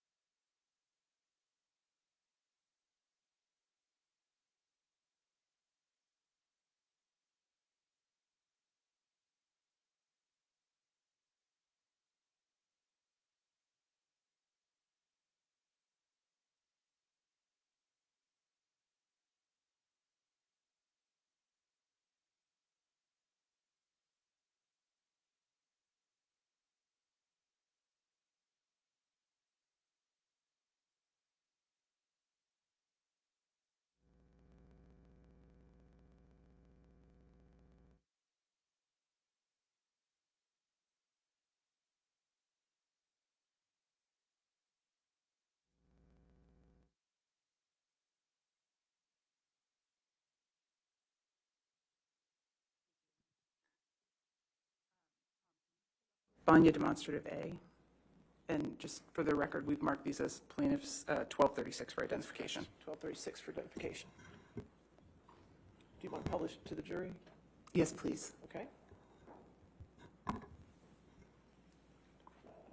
And Mr. Vanya, can you explain for the jury what is depicted in this demonstrative that you prepared? Yes. So this is the Google Trends data. You're going to see that it runs from 2004 into 2020, and you're going to notice the different spikes. Those spikes represent when people were searching for Mr. Depp. You can also notice here, I've got the red line just showing the date when Ms. Heard filed the restraining order. Oh, can I write on this? You can touch the screen, yes. Okay. Yes, sir. Thank you, Your Honor. Yeah, so here I'm talking about, in this line here, is just the date and time in which Ms. Heard alleged the abuse and filed the restraining order. And then this line here is the December 18th, 2018 op-ed. And what I wanted to do is identify the peaks of interest in Mr. Depp. And you're going to notice here, I found 17 spikes of interest that I analyzed. And then the 51 key web pages we're going to get into later, I've analyzed the top 3 search results for each spike. And then here I analyzed the 7 spikes after the 2016 allegations of abuse, and then again after the December 18th, 2018 op-ed. Once you determined these spikes, the periods of significant interest in searches for Johnny Depp on Google, what did you do with that information? So, again, the purpose of using Google Trends was just to understand when there's the most interest in Johnny Depp, because for some reason something was going on in the news, in the media, people are turning to Google to search for Mr. Depp. So then I went to my web browser, and then I searched for Johnny Depp in Google. But before I did so, I have a separate web browser. I call it my Workbench browser. I don't log into anything. It's important to be logged out of Google because Google keeps a profile on you, and your search results could be biased based on that profile. Then also when you go into a web browser, you have to clear your cache, you have to clear your history, clear all your data, and make sure you can get the most unbiased search results as possible. So I went into Google, I typed in Johnny Depp, and then I searched and set the time periods for the various points here that you see labeled with letters. Do you have a demonstrative that shows an example of one of those points that you examined? Yes. Okay. Tom, could we go to the second Banya demonstrative, please? Yeah, so this is an example of, I believe it was spike or 0.0 in the Google Trends. So what I did is I went into Google, I cleared everything as I told you, made sure I was logged out of Google, and here you can see I typed in Johnny Depp, I hit the search, and then what I did is went to this tool area, which pulls a drop-down area for the date, and I set the date to match the Google Trends spike of November of 2004. Then we had these top 3 websites that came up. I downloaded those websites and then I analyzed them. So did you undertake this analysis for each of the 17 points on the prior slide that we looked at? Yes, correct. And what did you do once you had your web page results, such as on this demonstrative? You mean when I reviewed each web page? Yes. Yeah, so what I was looking for is, were these web pages or articles, did they have anything to do with the alleged abuse? Did they have anything to do with his alcohol, drug use? Did they have anything to do with his work ethic? So I basically, tried to understand, the content and of each website or article. Did you look at all of the results that turned up when you ran these historical searches? I only reviewed the top 3. Why did you choose the top 3? So I reviewed the top 3 because research shows that about 50 to 75% of the people only click on the top 3. So I wanted to get the majority of the searches. Tom, I think we can take that down for now. Thank you. What did you determine about the results that you found for the period prior to Ms. Heard's first allegations of abuse? So I determined that, Mr. Depp was not portrayed in any negative connotation. The web results were about his life and his career, his acting, his, pictures of him, relationships he was in, just pretty normal stuff. And what did you determine about the top results after Ms. Heard's initial allegations in 2016 and then the republication in the op-ed in 2018? Okay.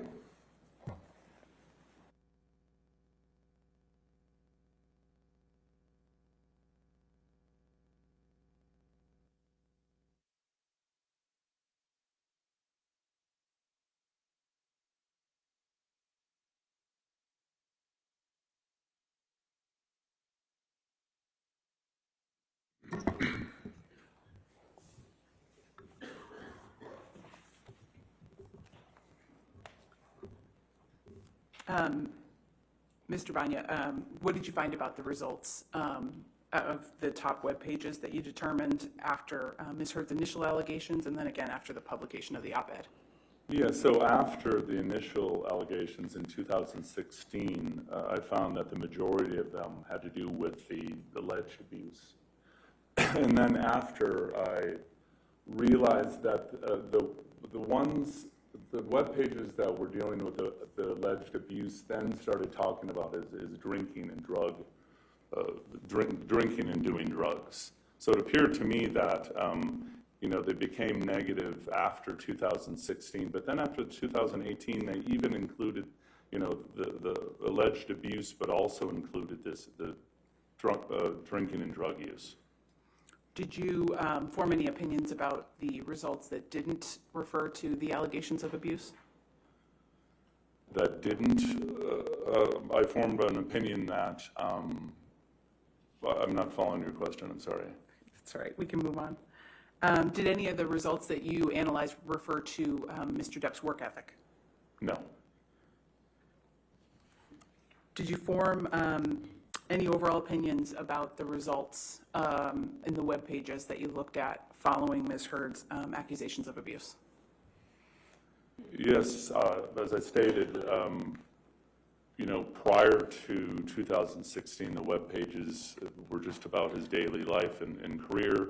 After the 2016 marker point, they tended to include, the majority of them included, the allegations of abuse, and then after the 2018 op-ed, the ones that included the allegations of abuse were also talking about drinking and drug use. What was your overall view of the connotation of those results then?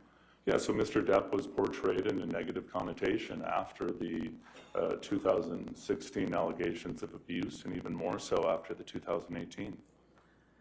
You mentioned you also looked at Q scores as part of your analysis. How are Q scores calculated?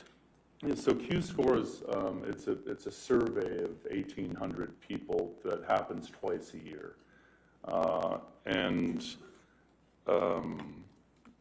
What they do is it's internet-based, and they measure how well a celebrity or a brand is known, how much they're liked, and how much they're disliked. Q scores, include sports figures, celebrities, even cartoon characters, brands. So that's how the scoring system works. Do you have a demonstrative that reflects the Q score analysis that you prepared? Yes.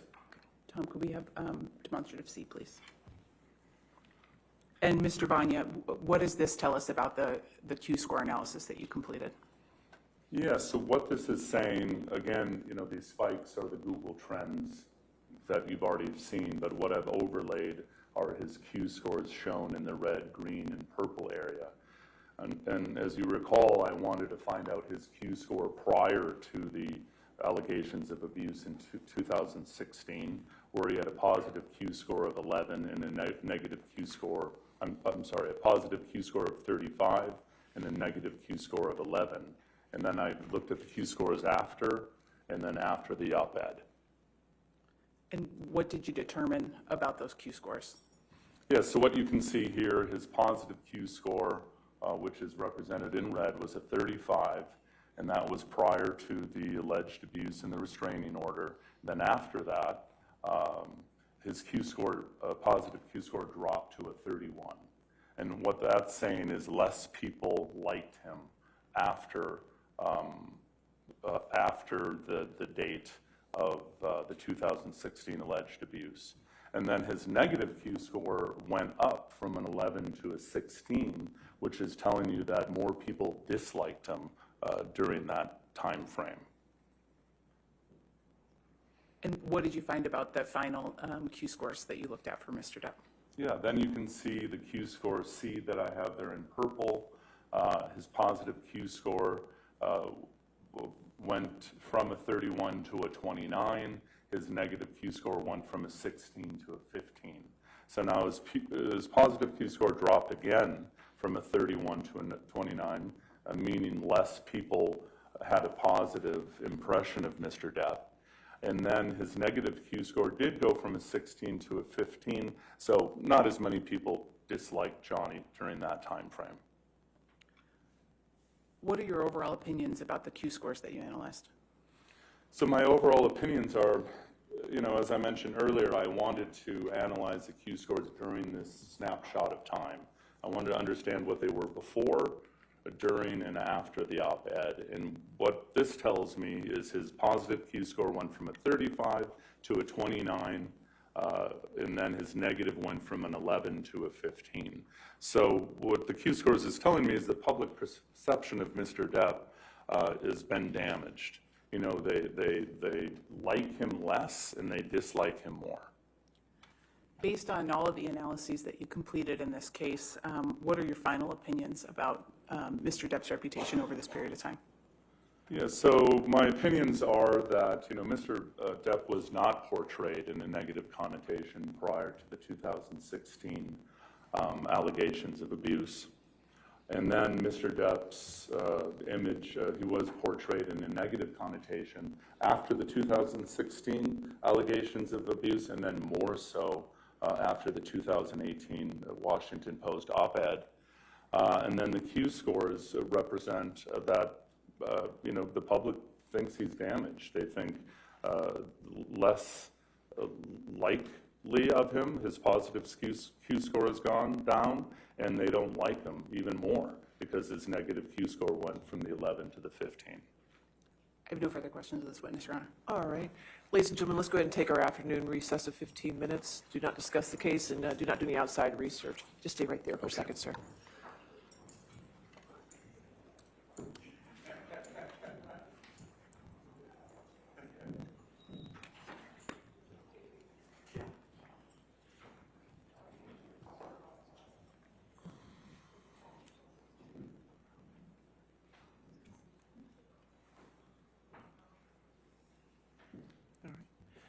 And sir, since you're in the middle of your testimony, do not discuss your case even with the attorneys at this point or your testimony. Okay, sir? Okay, All thank right, you. but you can step down. We'll be back in about 15 minutes, okay?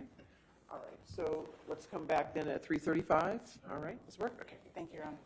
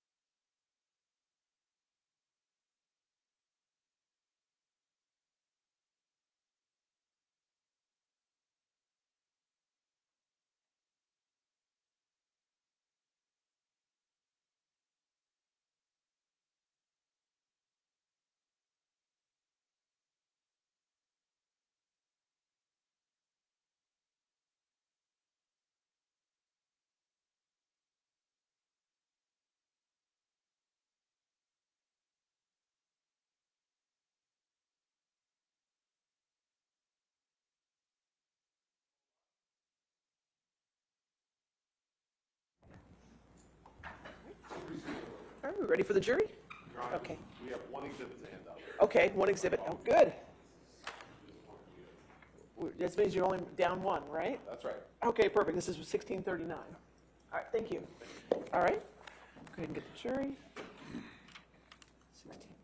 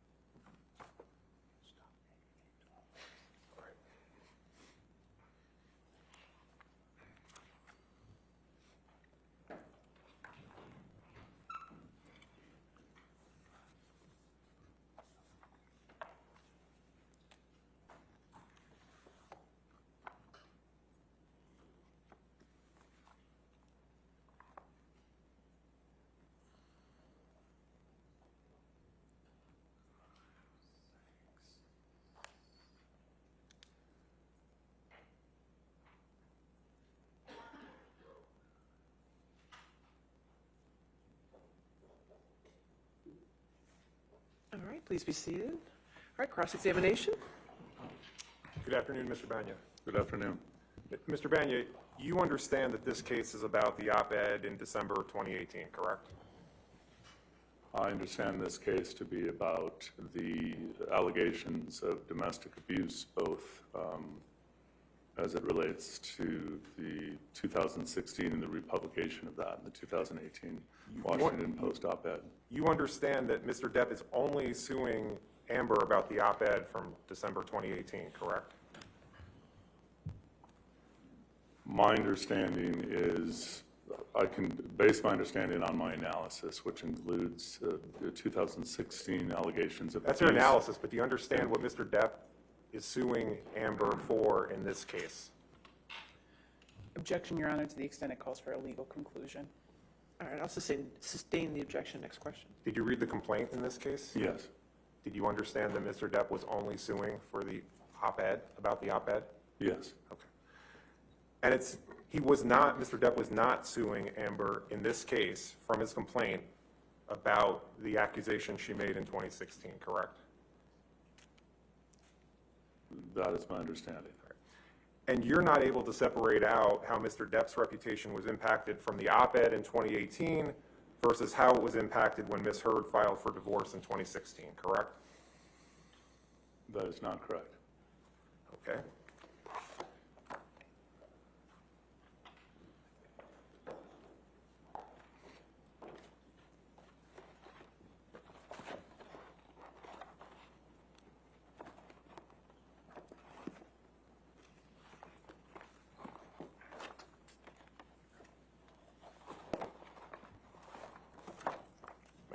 Yes, sir. Thank you.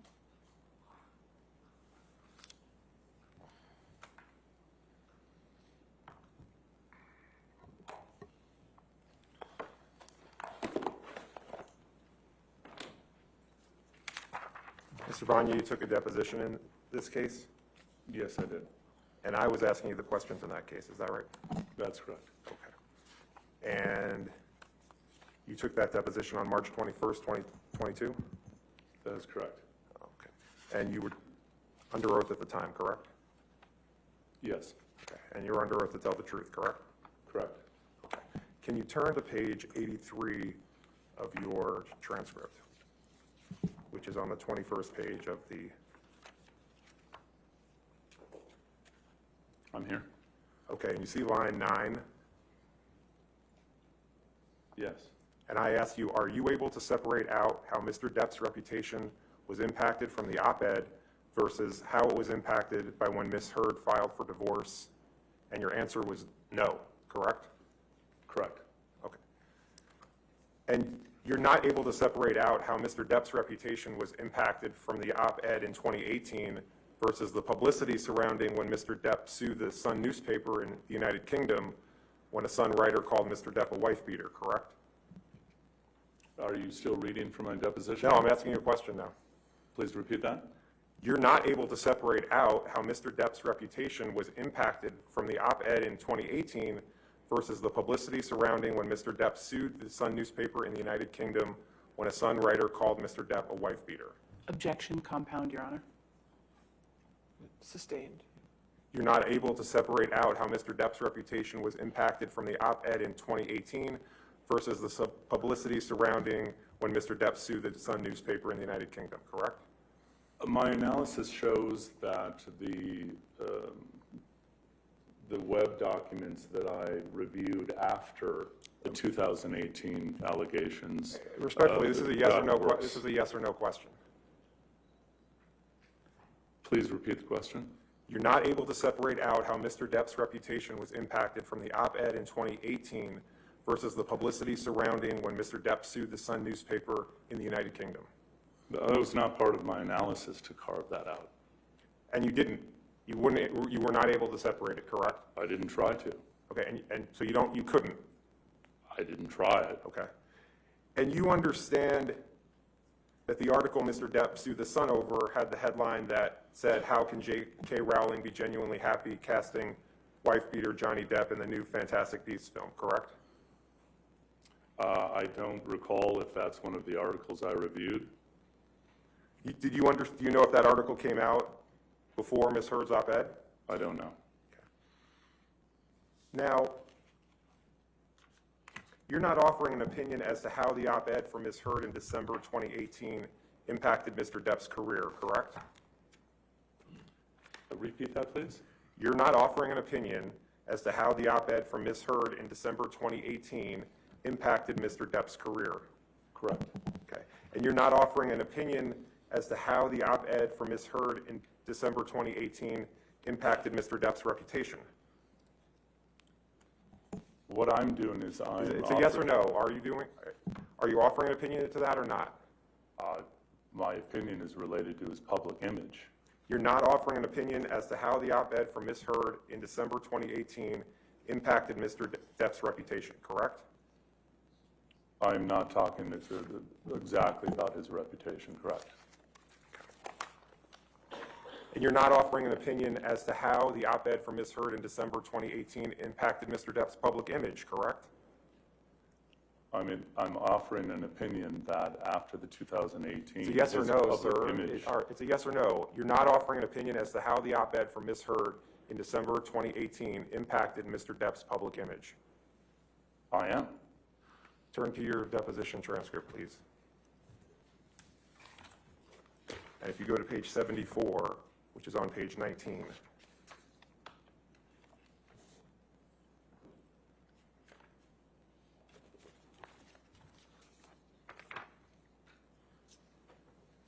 And you see line, there? Yes. You see line 1, starting on line 1. I asked you, and you're not going to testify how the December 2018 op-ed impacted Mr. Depp's public image. Answer, that's correct. That was your testimony at the time, okay. Correct? Well, that was Johnny your answer Depp's at the time, perception correct? Sir, that was your answer at the time, correct? Okay, yes. And that was your answer on March 21st, 2022, correct? Yes, the date of the deposition. So that was a month and a half ago, right. Correct? Okay. And you're not offering an opinion as to whether the op-ed from Ms. Heard made Mr. Depp more hireable or less hireable, correct? Correct. Okay. As to the articles that came up in the Google searches that you spoke about, it was you made the determination whether the articles had a, quote, negative connotation or not, right? Correct. And so that's just your view if an article had a negative connotation about Mr. Depp, right? Yes, that's my opinion that they had a negative connotation. Right. So if an article criticizes Mr. Depp's acting, for example, you're not considering that article as having a negative connotation about Mr. Depp, correct? Repeat that, please. So if an article criticizes Mr. Depp's acting, you're not considering that article as having a negative connotation about Mr. Depp, correct? Correct. Okay. Now, in your analysis of Google spikes, the highest spike in searches for Mr. Depp was in January 2004, correct? Correct. Okay, and I guess you guys have it. Can you put up the demonstrative 1236?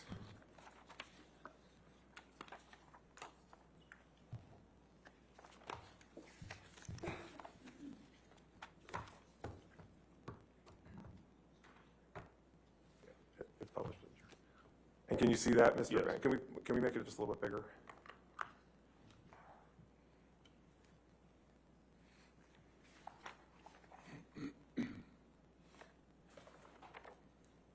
Okay.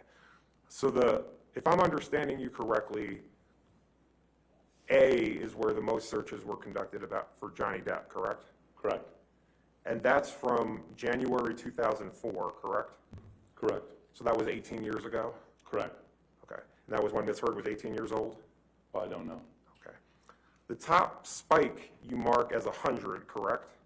I did not mark that, but Google Trends identified that spike as 100.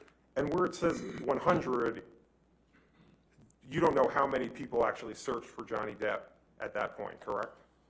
Well, the Google Trends algorithm marks the highest point of search as 100, and then everything is compared to that as a ratio or a percent. So if you notice that A is 100, everything else is lower than that because everything is being compared to that highest point. Right, so you don't know how many people actually did the search for Johnny Depp in January 2004, correct? Correct. It could be 100 or it could be 1 million, right? I don't know. And you don't know if it's actually human beings doing these searches, correct? As opposed to? As opposed to bots or something like that.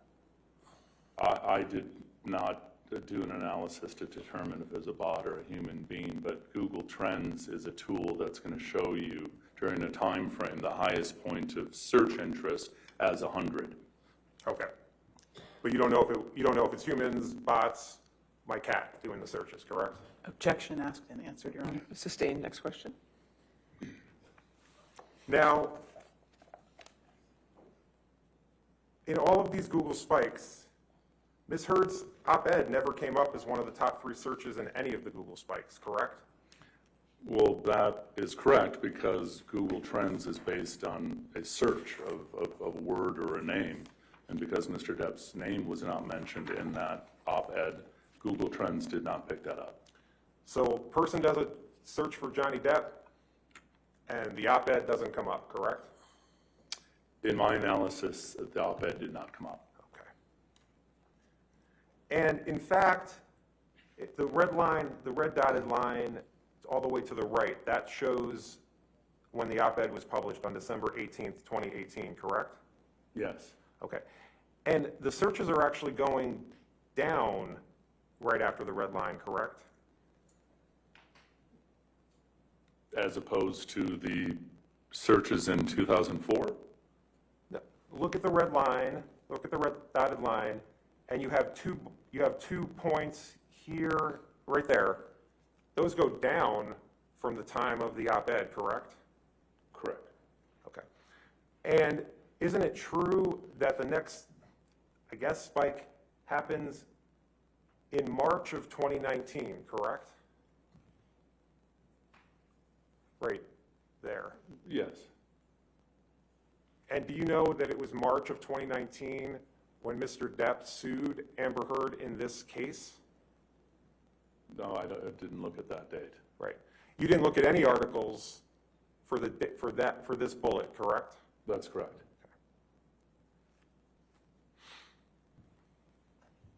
And since Ms. Heard's op-ed came out on December 18th, 2018, you would agree with me that by definition, all the spikes you analyzed before December 18, 2018 could not have been caused by the op-ed, right? Correct.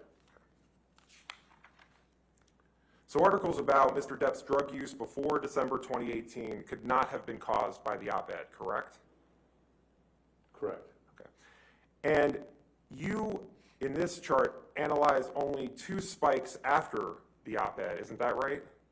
That is correct. Okay. And the first spike you analyzed after December 2018 is V, correct? Yes. And is that January 2020?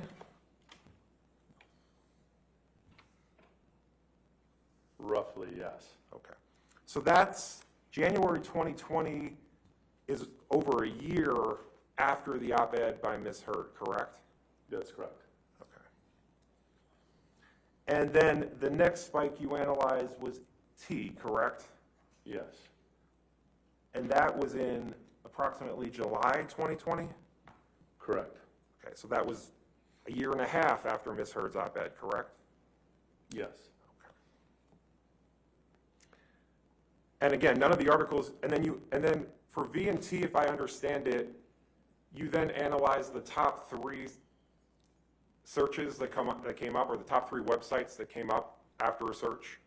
Correct. Okay. And none of the articles you analyzed in those Google spikes after the op-ed were the op-ed, correct? Correct. Okay. And isn't it true that the headlines of the articles over a year after the op-ed that you analyzed were about Mr. Depp suing the Sun in the UK for a Sun writer calling Mr. Depp a wife beater? You would have to pull those articles back up. I don't have those in front of me. Isn't it true that the article, and just so I understand it, V and T, that would mean there were 6 articles, correct, that you analyzed? Yes. Okay.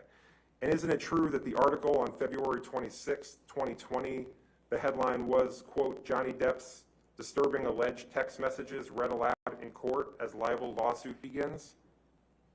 Again, I don't have that article in front of me. I did produce those as part of my analysis. I don't have that in front of me, if you'd like to show it to me. And you understand that that was about the lawsuit against the Sun in the UK, not about the op-ed, correct? Again, I did not have that in front of me.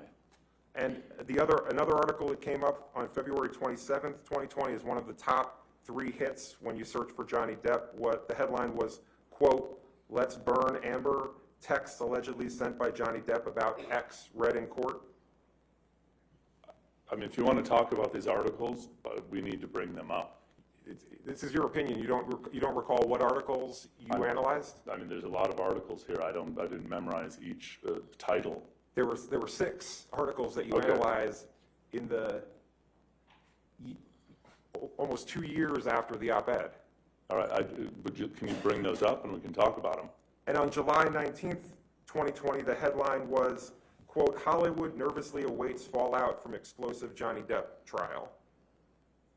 You don't recall one way or the other whether that was one of the articles in either V or T?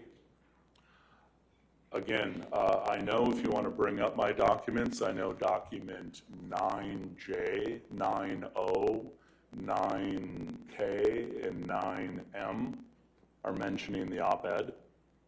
Again, I don't have those in front of me. And when you say mentioning the op-ed, does that mean that it just references that Mr. Depp sued Amber Heard in Fairfax? No, it talks about how he's alleged to have abused her as it relates to the op-ed. Doesn't it say, I mean, another headline from July 19th, 2020, the headline was, quote, Hollywood nervously awaits fallout from explosive Johnny Depp trial? Objection asked and answered. I'll sustain the objection. Next question. You understood that was about the lawsuit against the Sun in the UK, correct? Objection asked and I answered. didn't ask about that part. Overruled. Again, I would like to talk about these articles, but I need to see them. And on July 19th, 2020, the headline was, quote, Johnny Depp versus Amber Heard, all the nasty bits of the UK trial, and it's all nasty. That was in point T, correct? Again, I do not have that list in front of me. If you'd like to bring that up, we could talk about it. And you understood that was about the lawsuit against the Sun in the UK, correct? I do not. And on July 19th, 2020, the headline was, quote, Johnny Depp claims in the Sun he beat ex-wife, complete lies, court told. That was the quote, correct? I don't see that here. That was in your report, correct? I would have to look at the documents again. I would be happy to discuss them if you would bring those up. And then you previously had a chart that had articles from November 2020, correct? I'm sorry, say that? You previously had a chart that included articles from November 2020, correct? Objection, Your Honor. May we approach on this? Sure.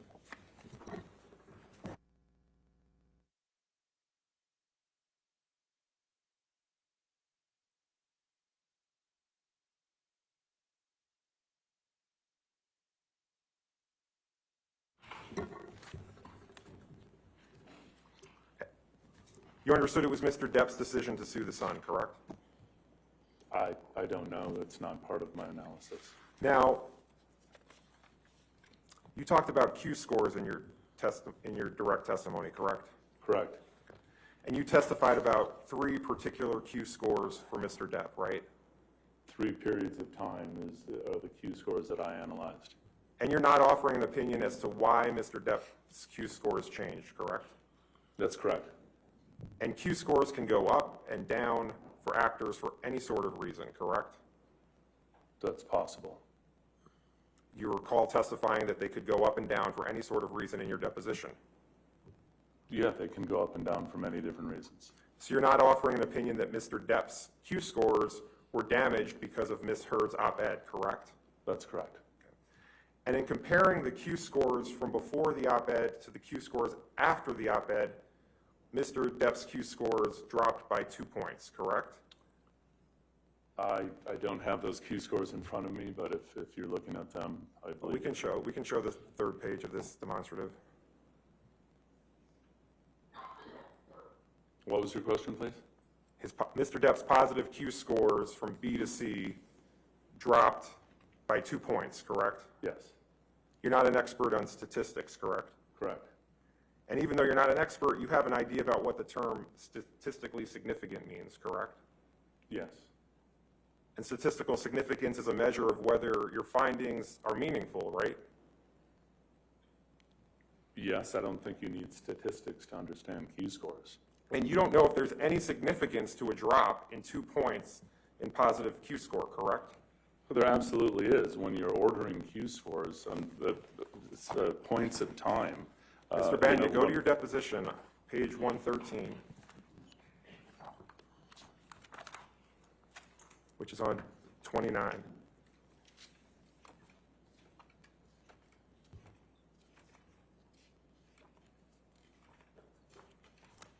Okay. At 10, at page 113, line 10, it says, so you're not offering an opinion as to the significance of a change in Q score, correct? Answer, correct. Well, you're talking about statistically a difference. What I'm talking about is how we use Q scores in the industry. When you see a Q score from dropping from a 31 to a 29, there's an issue. Is this somebody you really want to hire to endorse your products or your service? No, you probably not. You want to look into why, what is going on in the public to make these Q scores drop like that. And you don't know exactly the significance between 5 or 6 points of drop in Q score, correct? Correct. Okay. Now, and it shows here that Mr. Depp's negative Q score actually got better from point B to point C, correct? Correct. So that's actually better for Mr. Depp, correct? Correct. Okay. And you understand that Dr. Alan Jacobs reviewed your opinions in this case? Yes. And you understand that Dr. Jacobs reviewed additional Q score data, correct? Yes. Okay. Can we please put up Plaintiff's Exhibit 889 at 117?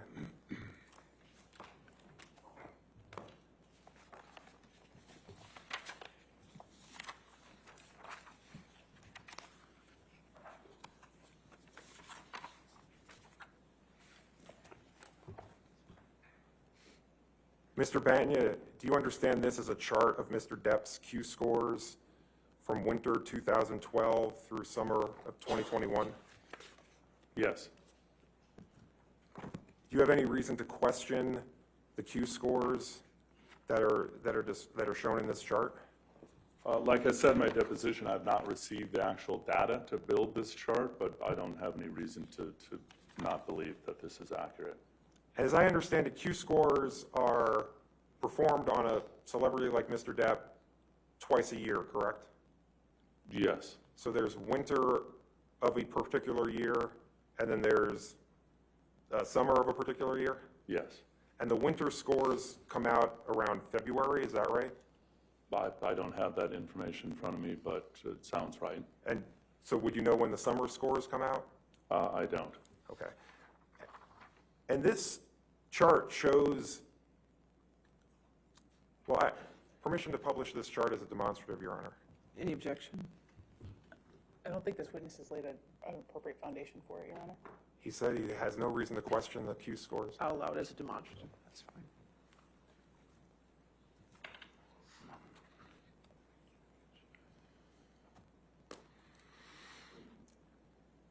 And so this chart shows Mr. Depp's positive and negative Q scores, correct? Correct. And the positive Q scores are in blue. That's correct. Can you blow it up a little bit, Michelle? And the negative Q scores are in red? Yes. Okay. Objection, Your Honor, may we approach for a moment?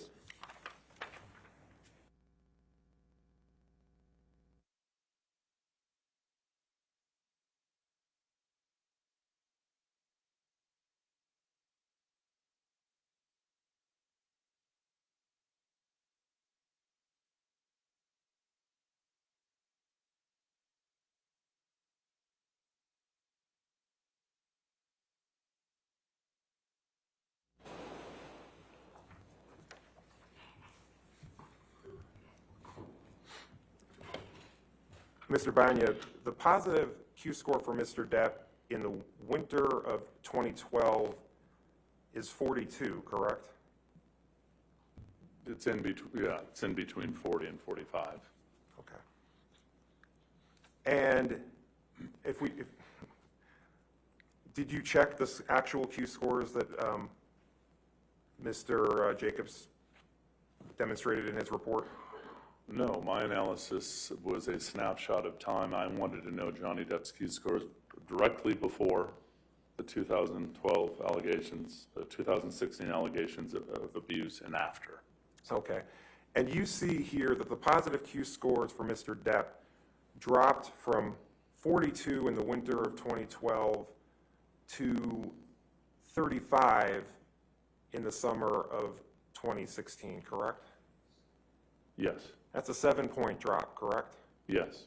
And that's before Ms. Heard had her divorce filing, correct? That's correct. Okay.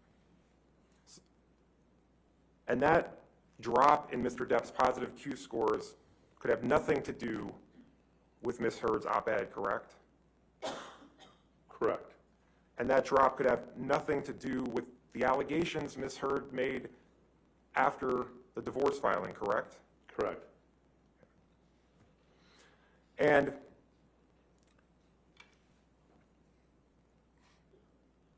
would you agree that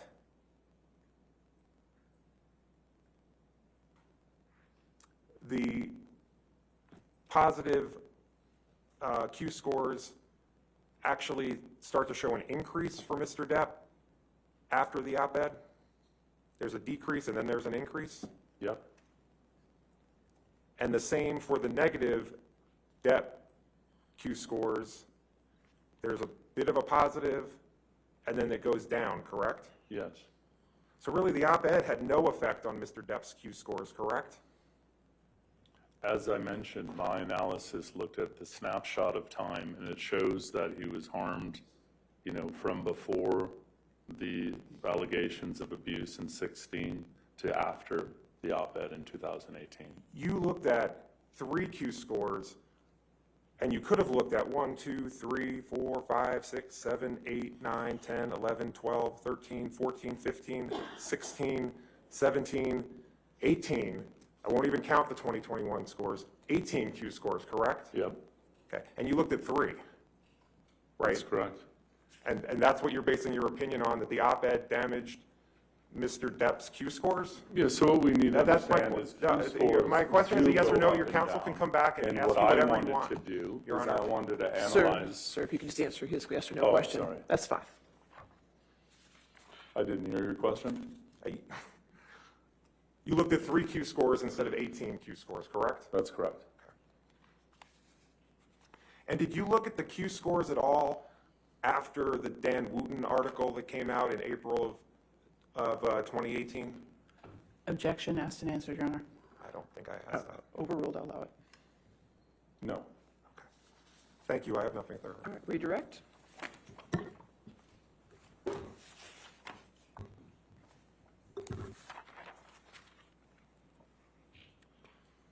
Mr. Banya, on cross-examination, you were asked some questions about the fact that you made a determination about which of these articles had a negative connotation. Do you recall that? Yes. Is that something that you do in situations other than in your analysis in this case? Yeah. So in non-litigation, when we're building brand monetization strategies, especially if you're going to work with a celebrity or an athlete, you want to look at what's going on out there, about that personality. Because celebrities and athletes, Q scores can go up and down. You want to analyze the time and see what's going on out in the media. Do I really want my client to license in a celebrity that there's problems out there, or an athlete? So yes, it's important to look at this. And I believe you were asked whether you're offering an opinion in this case about the impact of the op-ed on Mr. Depp's public image. Do you recall that? Yes. And I believe you testified that you are offering an opinion on that. Is that right? Yes. What's that opinion? Well, the opinion is that he's portrayed in a negative connotation after that date. And with respect to the Q scores that you analyzed, Mr. Nadelhoff was asking you about the 3 points in time that you looked at. Why, in your opinion, was it appropriate to look at just those 3 Q scores? Yeah, as I was trying to explain, Q scores do go up and down. We're analyzing a period of time. We want to see what's happening right before an event, during that event, and if there's another event after that event. And that is our area of analysis. So that's why just these 3 sets of Q scores are the appropriate way to analyze this. Thank you. I have nothing further, Your Honor. All right, is this witness subject to recall? He is, Your Honor. All right, sir, do not discuss your testimony with anybody since you are subject to recall, but since you are an expert, you are allowed to stay in the courtroom if you wish, okay? Okay. All right, thank you, Your sir. Honor. All right, you can step down. Thank you. All right, your next witness. Your Honor, I believe we're calling Aaron Filati by deposition. Oh, okay. Your Honor, there are a few exhibits, or at least 2 exhibits that I think that's all it is. Could you put, I'm sorry, could you put your microphone? You approach, there's 2 exhibits that we have. Okay. All right, well, we're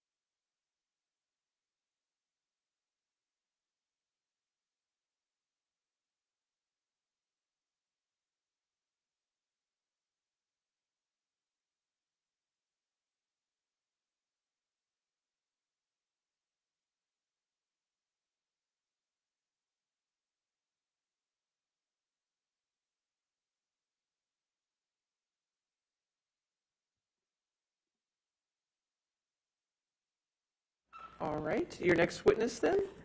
Thank you, Your Honor. Plaintiff calls Aaron Filati, also known as Aaron Borem Filati, and Ms. Heard's counsel begins the questioning. Okay, thank you.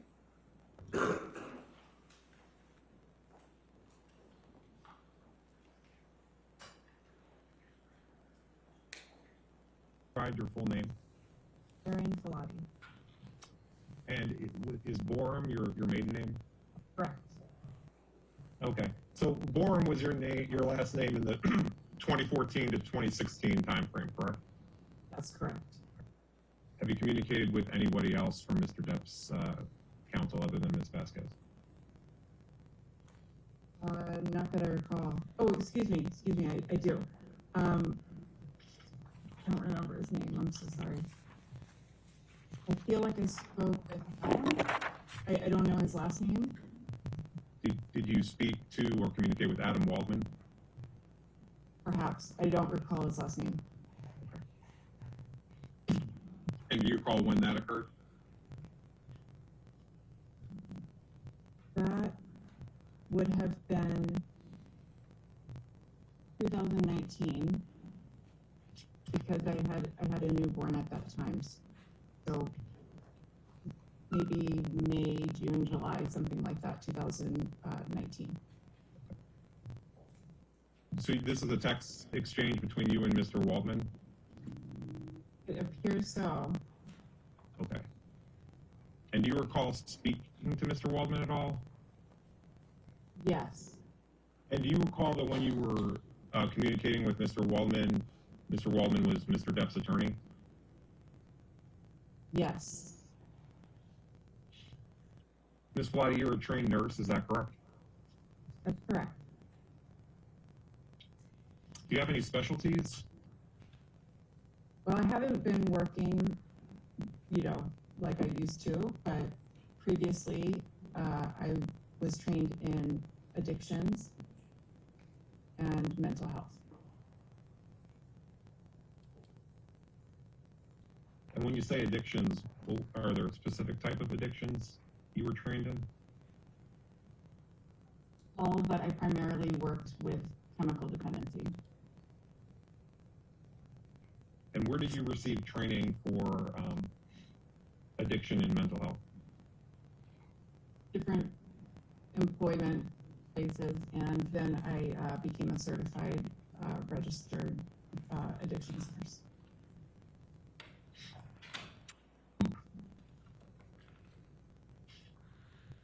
You know who Dr. David Kipper is, correct? Correct. Did you work for Dr. Kipper? Not directly, but he would hire the agency I provided nursing services for, which was Turning Point, I believe. So I worked under his guidance, but not specifically for him. Most of the time. There have been times where I've worked specifically for him.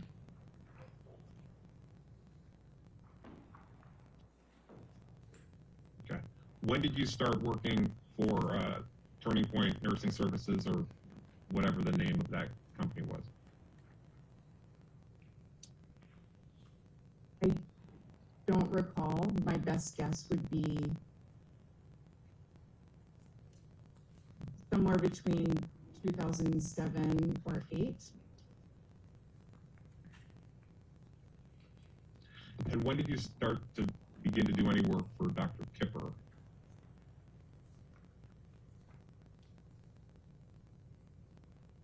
I believe 2014.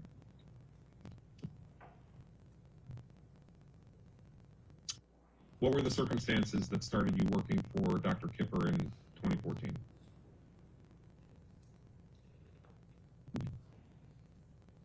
If I recall correctly, it would be for services for Ms. Heard. Were you ever responsible for Mr. Depp's nursing care while he was under the treatment of Dr. Kipper? I provided him with nursing care. It's true.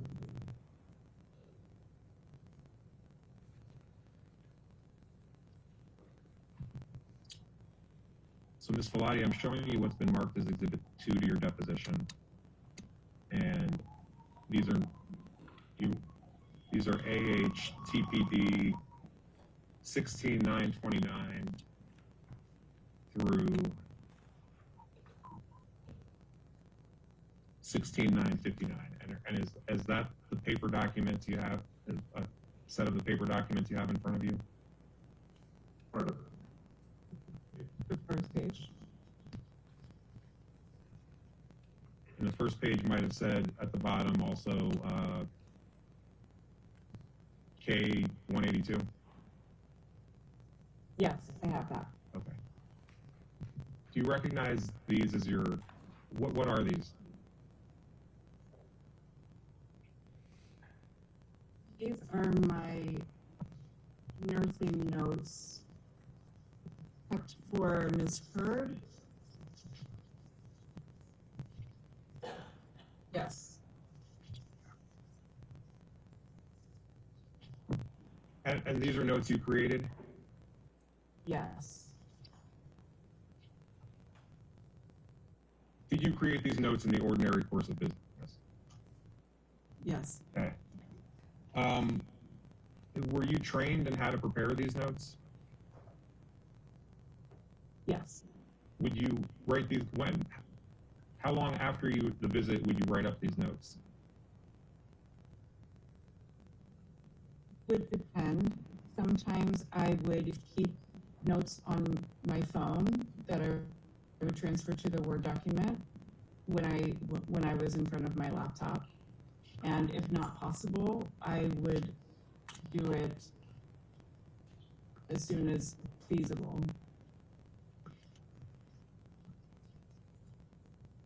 And how often would you show these notes to Dr. Kipper? I don't recall, at intervals, but I don't recall. So if you look at the first page of the notes, the first entry is August 27th, 2014, correct? Yes. And you wrote RN has been hired to provide private nursing care for client Amber Heard, right? Correct. Right. And RN refers to you, correct? And an RN means registered nurse, correct? Correct. And throughout the notes, and you say this here, Amber Heard would be referred to as client or AH, correct? That's correct. All right. And Johnny Depp would be referred to as JD? That's correct. Would you agree that Mr. Depp and Amber would get into verbal arguments? I recall a general sense of discord in the relationship. And what do you mean by general sense of discord?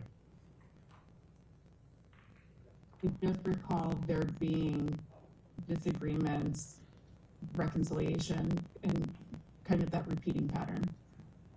And would you be at times taking care of Amber because of the disagreements between Mr. Depp and Amber? I provided emotional support. I was not present with her often, but was available over the phone, via text, and sometimes in person. Do you recall that in March 2015, Amber went to Australia to be with Mr. Depp? Yes, I remember she went to Australia. As to the dates, I would have to look through documentation to ascertain the exact dates. Okay.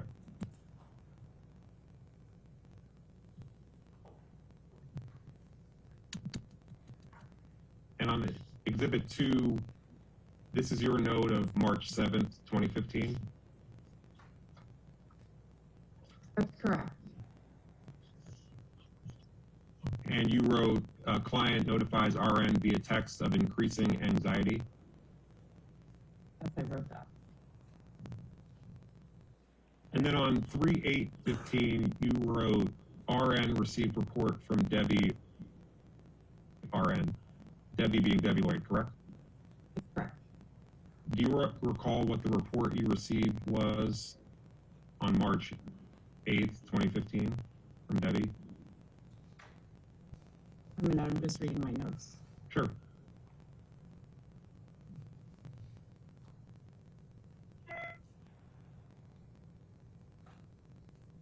So to answer your question, no, I don't recall specifics of what the report would have been.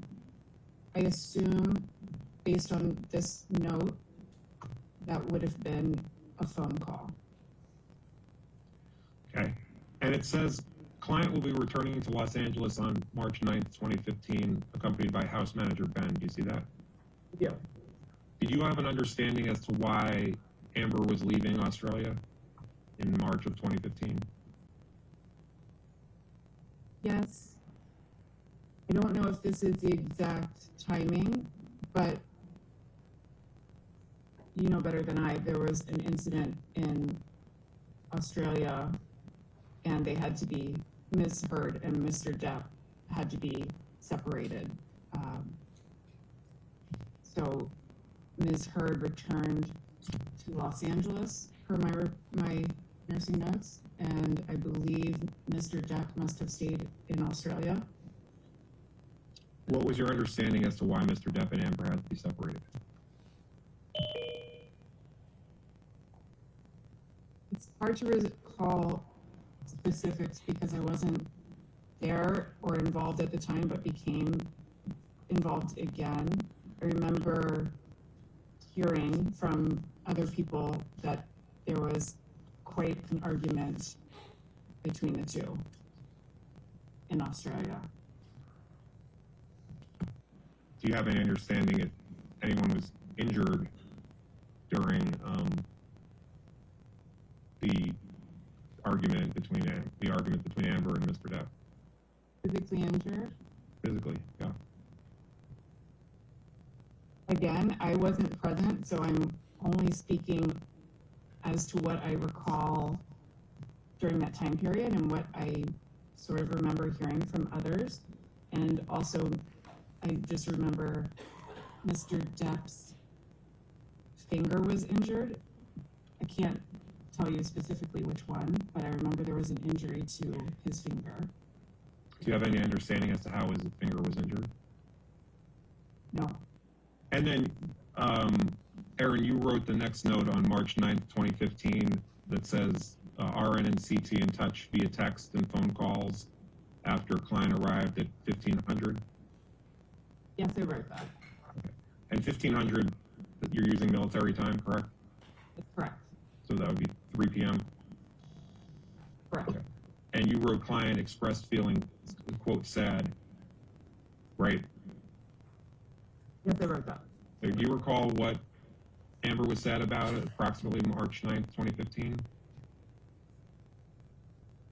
I can't speak to the, I don't remember specifically, but I would assume based on my March 8th note, I would make the assumption that those feelings were in relation to the relationship issues. You wrote, client states she would like to discuss recent events between her and husband with RN in private tomorrow. Plans are made for RN to visit client at her home tomorrow. Yes, I wrote that. Do you recall all the conversation you had with Amber regarding the events between her and Mr. Depp at around this March 9th, 2015 timeframe?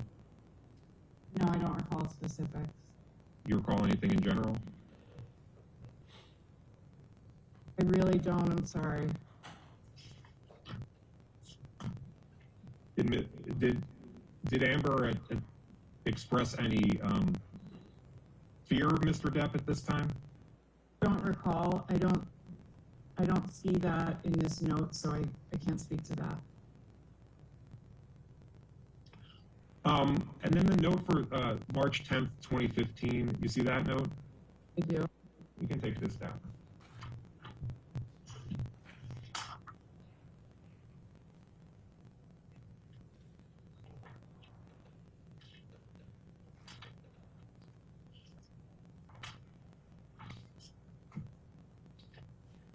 We put up attachment 25, please.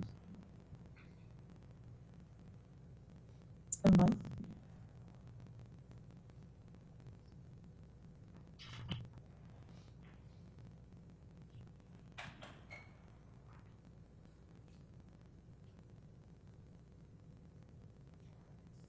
And Exhibit 4.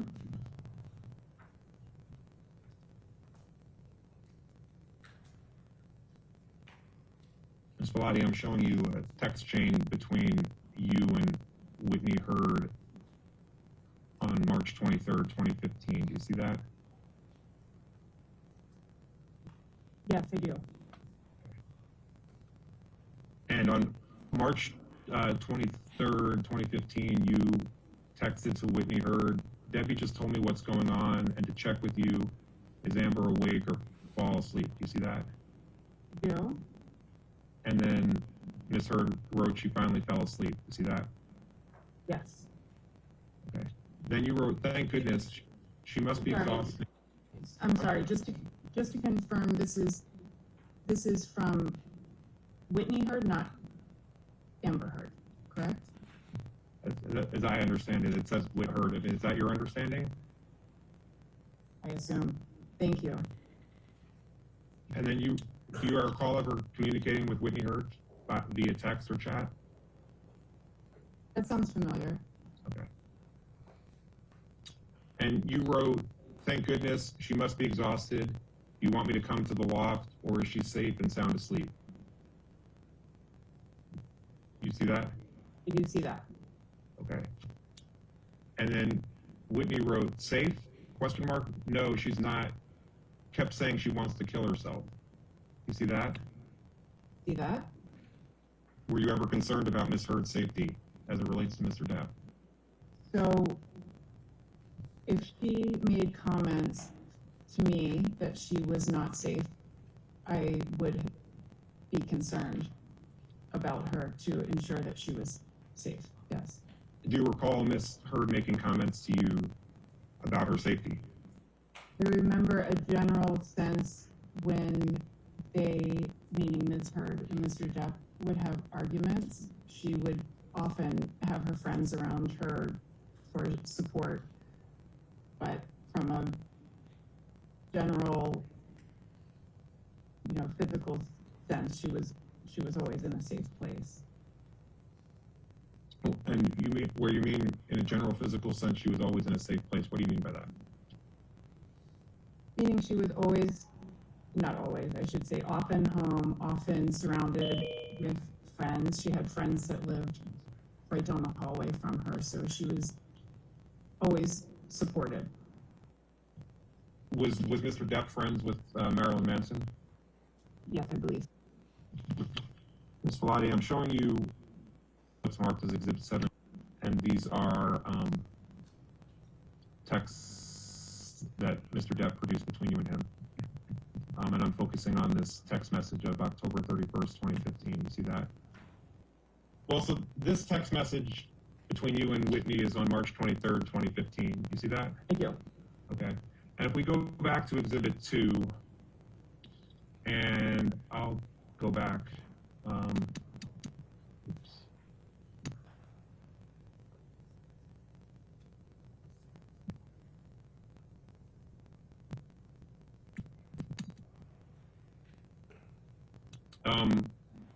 There's no entry for March 23rd, 2015. Yeah. You see that? Not everything you did for Ms. Hurd as a nurse is reflected in these notes, correct? And the next notes we have are November 25th, 2015. Do you know why there's a long period where there's no notes? Yes. Perhaps I can shed some light for you and everyone on the relationship. When I was first hired to care for Ms. Hurd, I worked full-time. I was assigned 24/7 basically.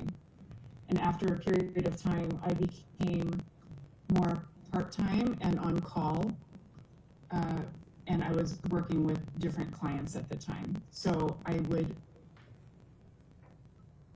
how to put it, I would not be working regularly, but would also be available if an issue arose or medication change needed or things like that. So I would assume that would account for this gap. Why did you move from full-time to part-time? I don't know the exact answer, but I assume that's not my decision to make. That's usually the client and or treating physician. Okay, so that's the first page of Exhibit 2. Yes, thank you.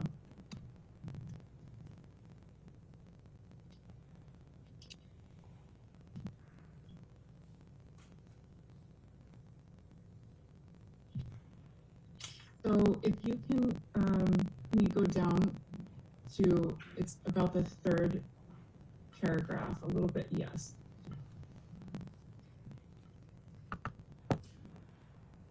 Her report from JD, which refers to Mr. Depp, Debbie, RN, and Dr. Kipper. Client AH, which is Ms. Heard, has reportedly been experiencing increased anxiety and agitation recently and has had several outbursts of anger and rage. From what I remember, when I was involved in the case, it was to help assist Ms. Heard with some emotional issues, anxiety issues, in attempts to assist, in layman's term, kind of calming things down a bit. Do you recall any examples that you knew of anger and rage showed by Amber? I do recall her seeing her very angry. I have to refer to my notes. It was in London, so that would have been 2014. And I believe it was in reference to a violating incident where her phone had been hacked and she was quite upset. I saw her angry at that time, and other times I don't recall. Were you in London with Amber at the time? Yes. And how was Amber showing her anger? I recall loud, kind of elevated voice, yelling, crying, quite upset. Do you recall receiving a call from Amber around December 16th, 2015 regarding this argument between Mr. Depp and Amber? I don't recall a specific phone call. Would you doubt that a phone call occurred if you wrote it down in your notes? If I wrote it, I don't doubt that it occurred. I just don't have memory of it. And now you see the note on December 17th, 2015? Yes. And you wrote RN in contact with client to notify her that she'd be able to deliver medications to her home. RN waited at the door for several minutes after knocking. Client greeted RN at the door looking disheveled. Hair appeared unbrushed. Client appeared weepy and sad. Posture is slouched. Client told RN about argument with husband. RN offered emotional support but reminded client that RN could not stay as was on duty with another client and was only visiting in order to deliver medication. Per client, she had not had contact with husband since altercation. Client had visible bright red blood appearing at center of lower lip. When RN made client aware that she was actively bleeding on her lip, client stated it was from injury sustained in the, and then it's blank. You see that? And we can keep going down in the argument between her and her husband, and that it continues to bleed actively. You wrote that? Yes. And then you also wrote clients also states that her head is bruised and that she lost clumps of hair in altercation. You wrote that? I assume so. It's in my notes. Okay. And then you wrote, RN briefly looked at client's scalp but was unable to visualize the hematomas client had described. You wrote that? Yes, I would agree. And then you wrote RN encourage client to be seen by physician Dr. Kipper or go to emergency urgent care for thorough assessment. You see that? I do. And then you wrote client states she will contact Dr. Kipper tomorrow. Client is supported by friends Rocky and IO who will be staying in client's home with her. You wrote that? I agree, yes. Okay. And then on December 18th, 2015, you wrote client states she went to Dr. Kipper's office and was assessed by NP Monroe T as Dr. Kipper was out of the office. You wrote that? Yes, And NP stands for nurse practitioner. that's correct. And you understand Monroe T stood for Monroe Tinker? Yes, You recall if Mr. Depp ever forgot to take any of his medication?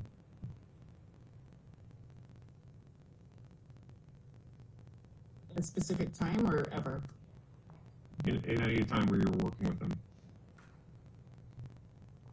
I would say vaguely, yes. Ms. Bellotti, I'm showing it's been marked as Exhibit 11 to your deposition, which is Bellotti 96 through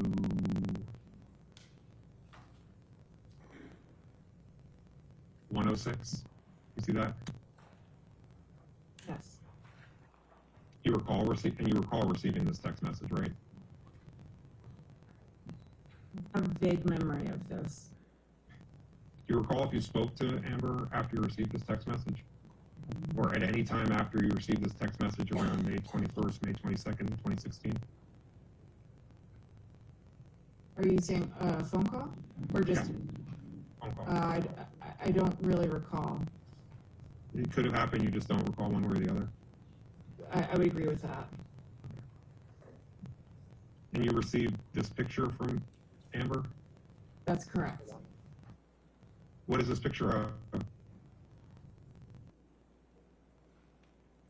was just asking if you could scroll down. Well, could you rewind it just a little? Ms. Heard. And does the picture show redness under Miss Heard's eyes? You can answer as a lay person if she has such an opinion. If you have an opinion one way or the other, you can let them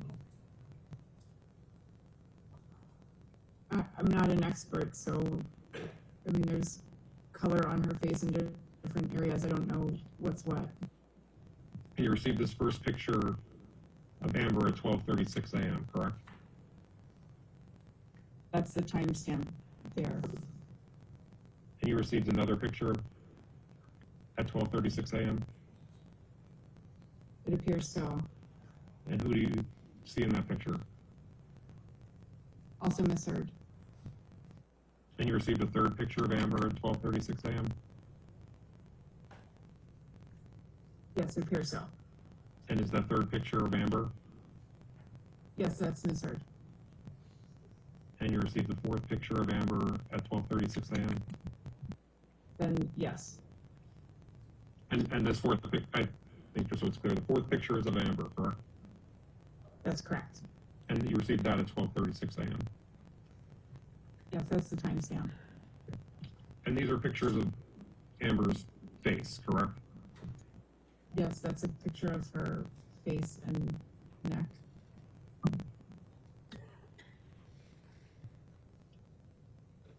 Do you recall you recall receiving those pictures? Like I said, I have a vague memory of this, but I don't specifically remember receiving it.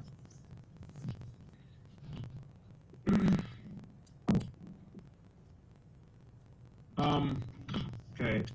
Do you know if you reported these pictures or what Ms. Heard reported to you to Dr. Kipper? I would assume that if any information was presented to me, I would have contacted Dr. Kipper. And do you know how you would have contacted Dr. Kipper? No, I depending on the date, time, I would sometimes call, email, text. Do you recall if you wrote nurse notes for this incident? I don't recall. You want us to look at Exhibit 2? It's the nursing notes? Yeah. Why don't we do that? So there's notes for May 11th, 2016. You see that? Yeah.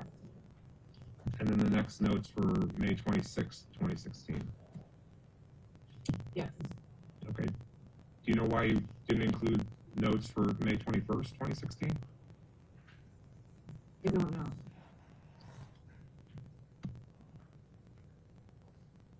And on May 26th, you wrote, client texted RN requesting Ambien as she states she's suffering from insomnia due to stress and anxiety. Client reports, quote, having the hardest week of my life, end quote. You wrote that? Yes. And you wrote, client states she cannot deal with the negative media publicity she has received surrounding the divorce she requested from her husband, JD. Dr. Kipper notified Ambien 10 milligrams, QHS PRN 14 ordered. Per Dr. Kipper, client is encouraged to make appointment with Dr. Kipper in office to be assessed. Client did not respond. You wrote that? Yes. Ms. Vladi, I'm showing you what's been marked as Exhibit 12 to your deposition, which is Vladi 114 through 119. You can take a look through them. It appears to be notes of when you were Mr. Depp's nurse, as opposed to Ms. Heard. But feel free to take a look. That's correct. I think these are my nursing notes in relation to Mr. Depp. So client now is Mr. Depp, correct? That's correct, because these nursing notes are in reference to Mr. Depp. Yes, that's correct. Okay. And in the nursing note for April 23rd, 2015, you wrote that Dr. Kipper will introduce Rosalind Phillip to Debbie RN and clients Amber H. and Johnny Depp. Debbie RN will assist in coordinating session appointments between clients and Ms. Phillips. Do you know if Mr. Depp and Amber ever saw Rosalind Phillip? I don't know.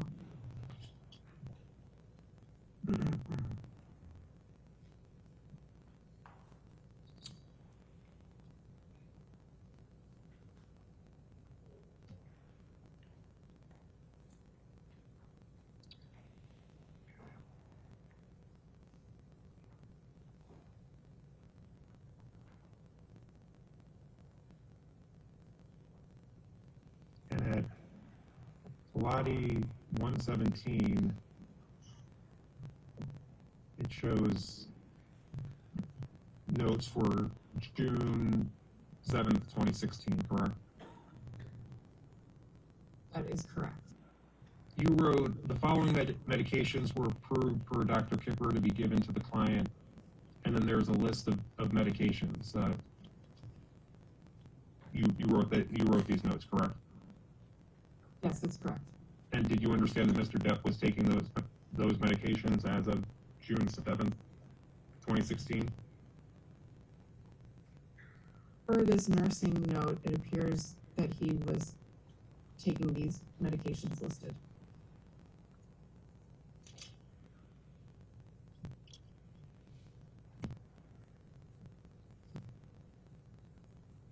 And then there's a nursing note for June 26, 2016. See that?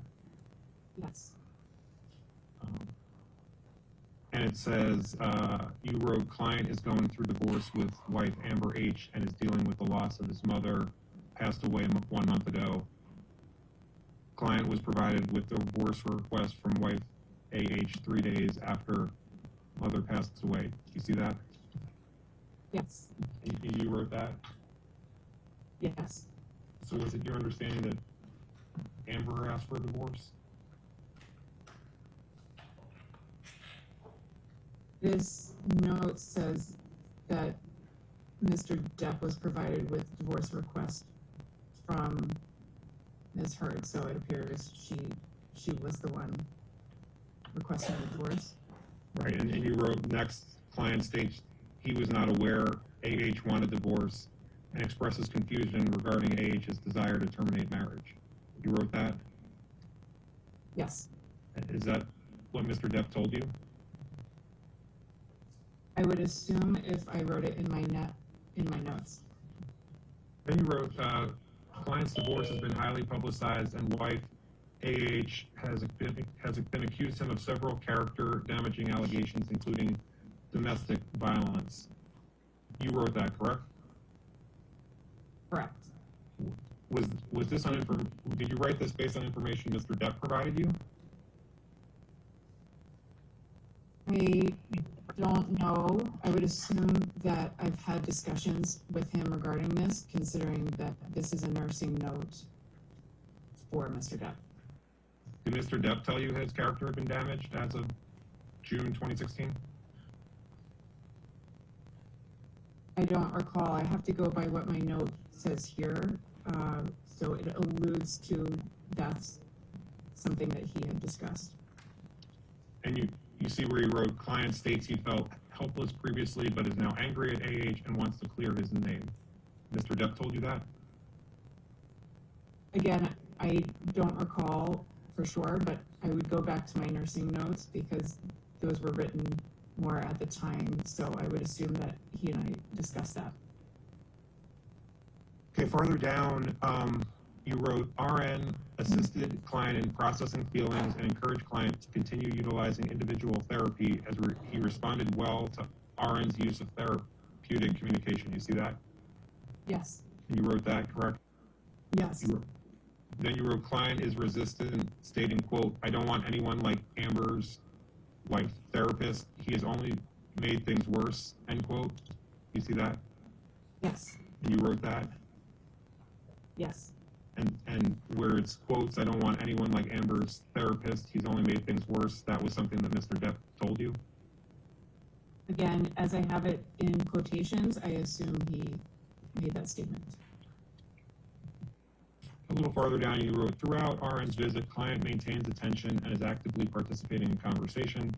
Client consumed 3 vodka drinks during RN's seven-hour visit.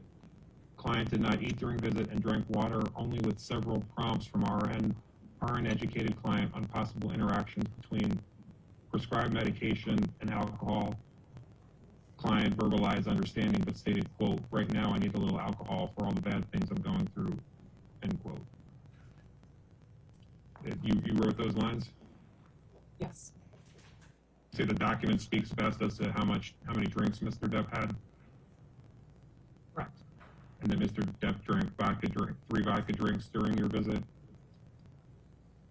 That's what my note says. Then you said RN provided one-on-one emotional support and encouraged clients to limit and or abstain from alcohol and illicit drugs. You wrote that?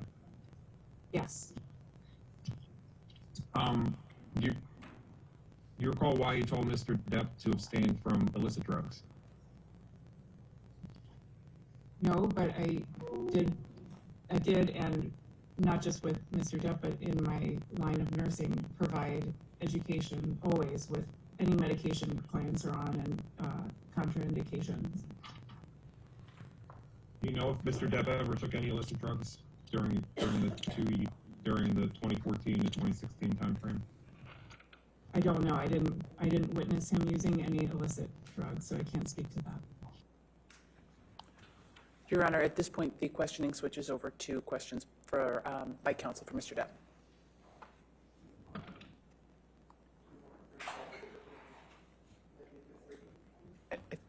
That's all right with us, Your Honor.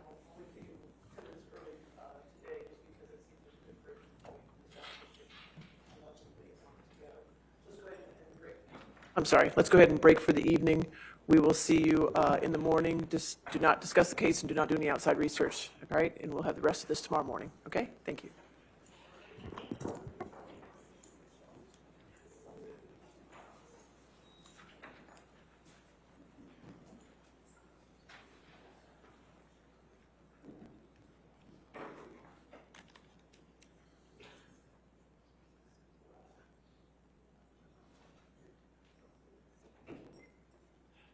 All right, so we'll see everybody at 10 o'clock tomorrow, okay?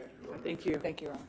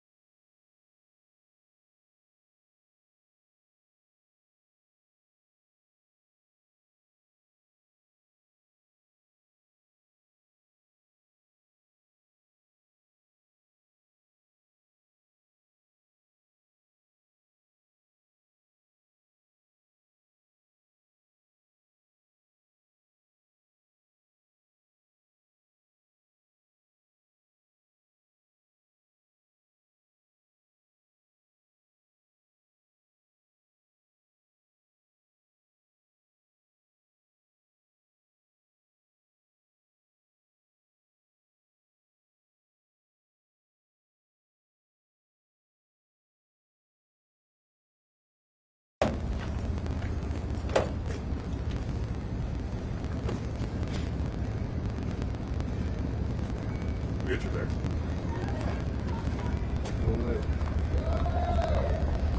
Get that.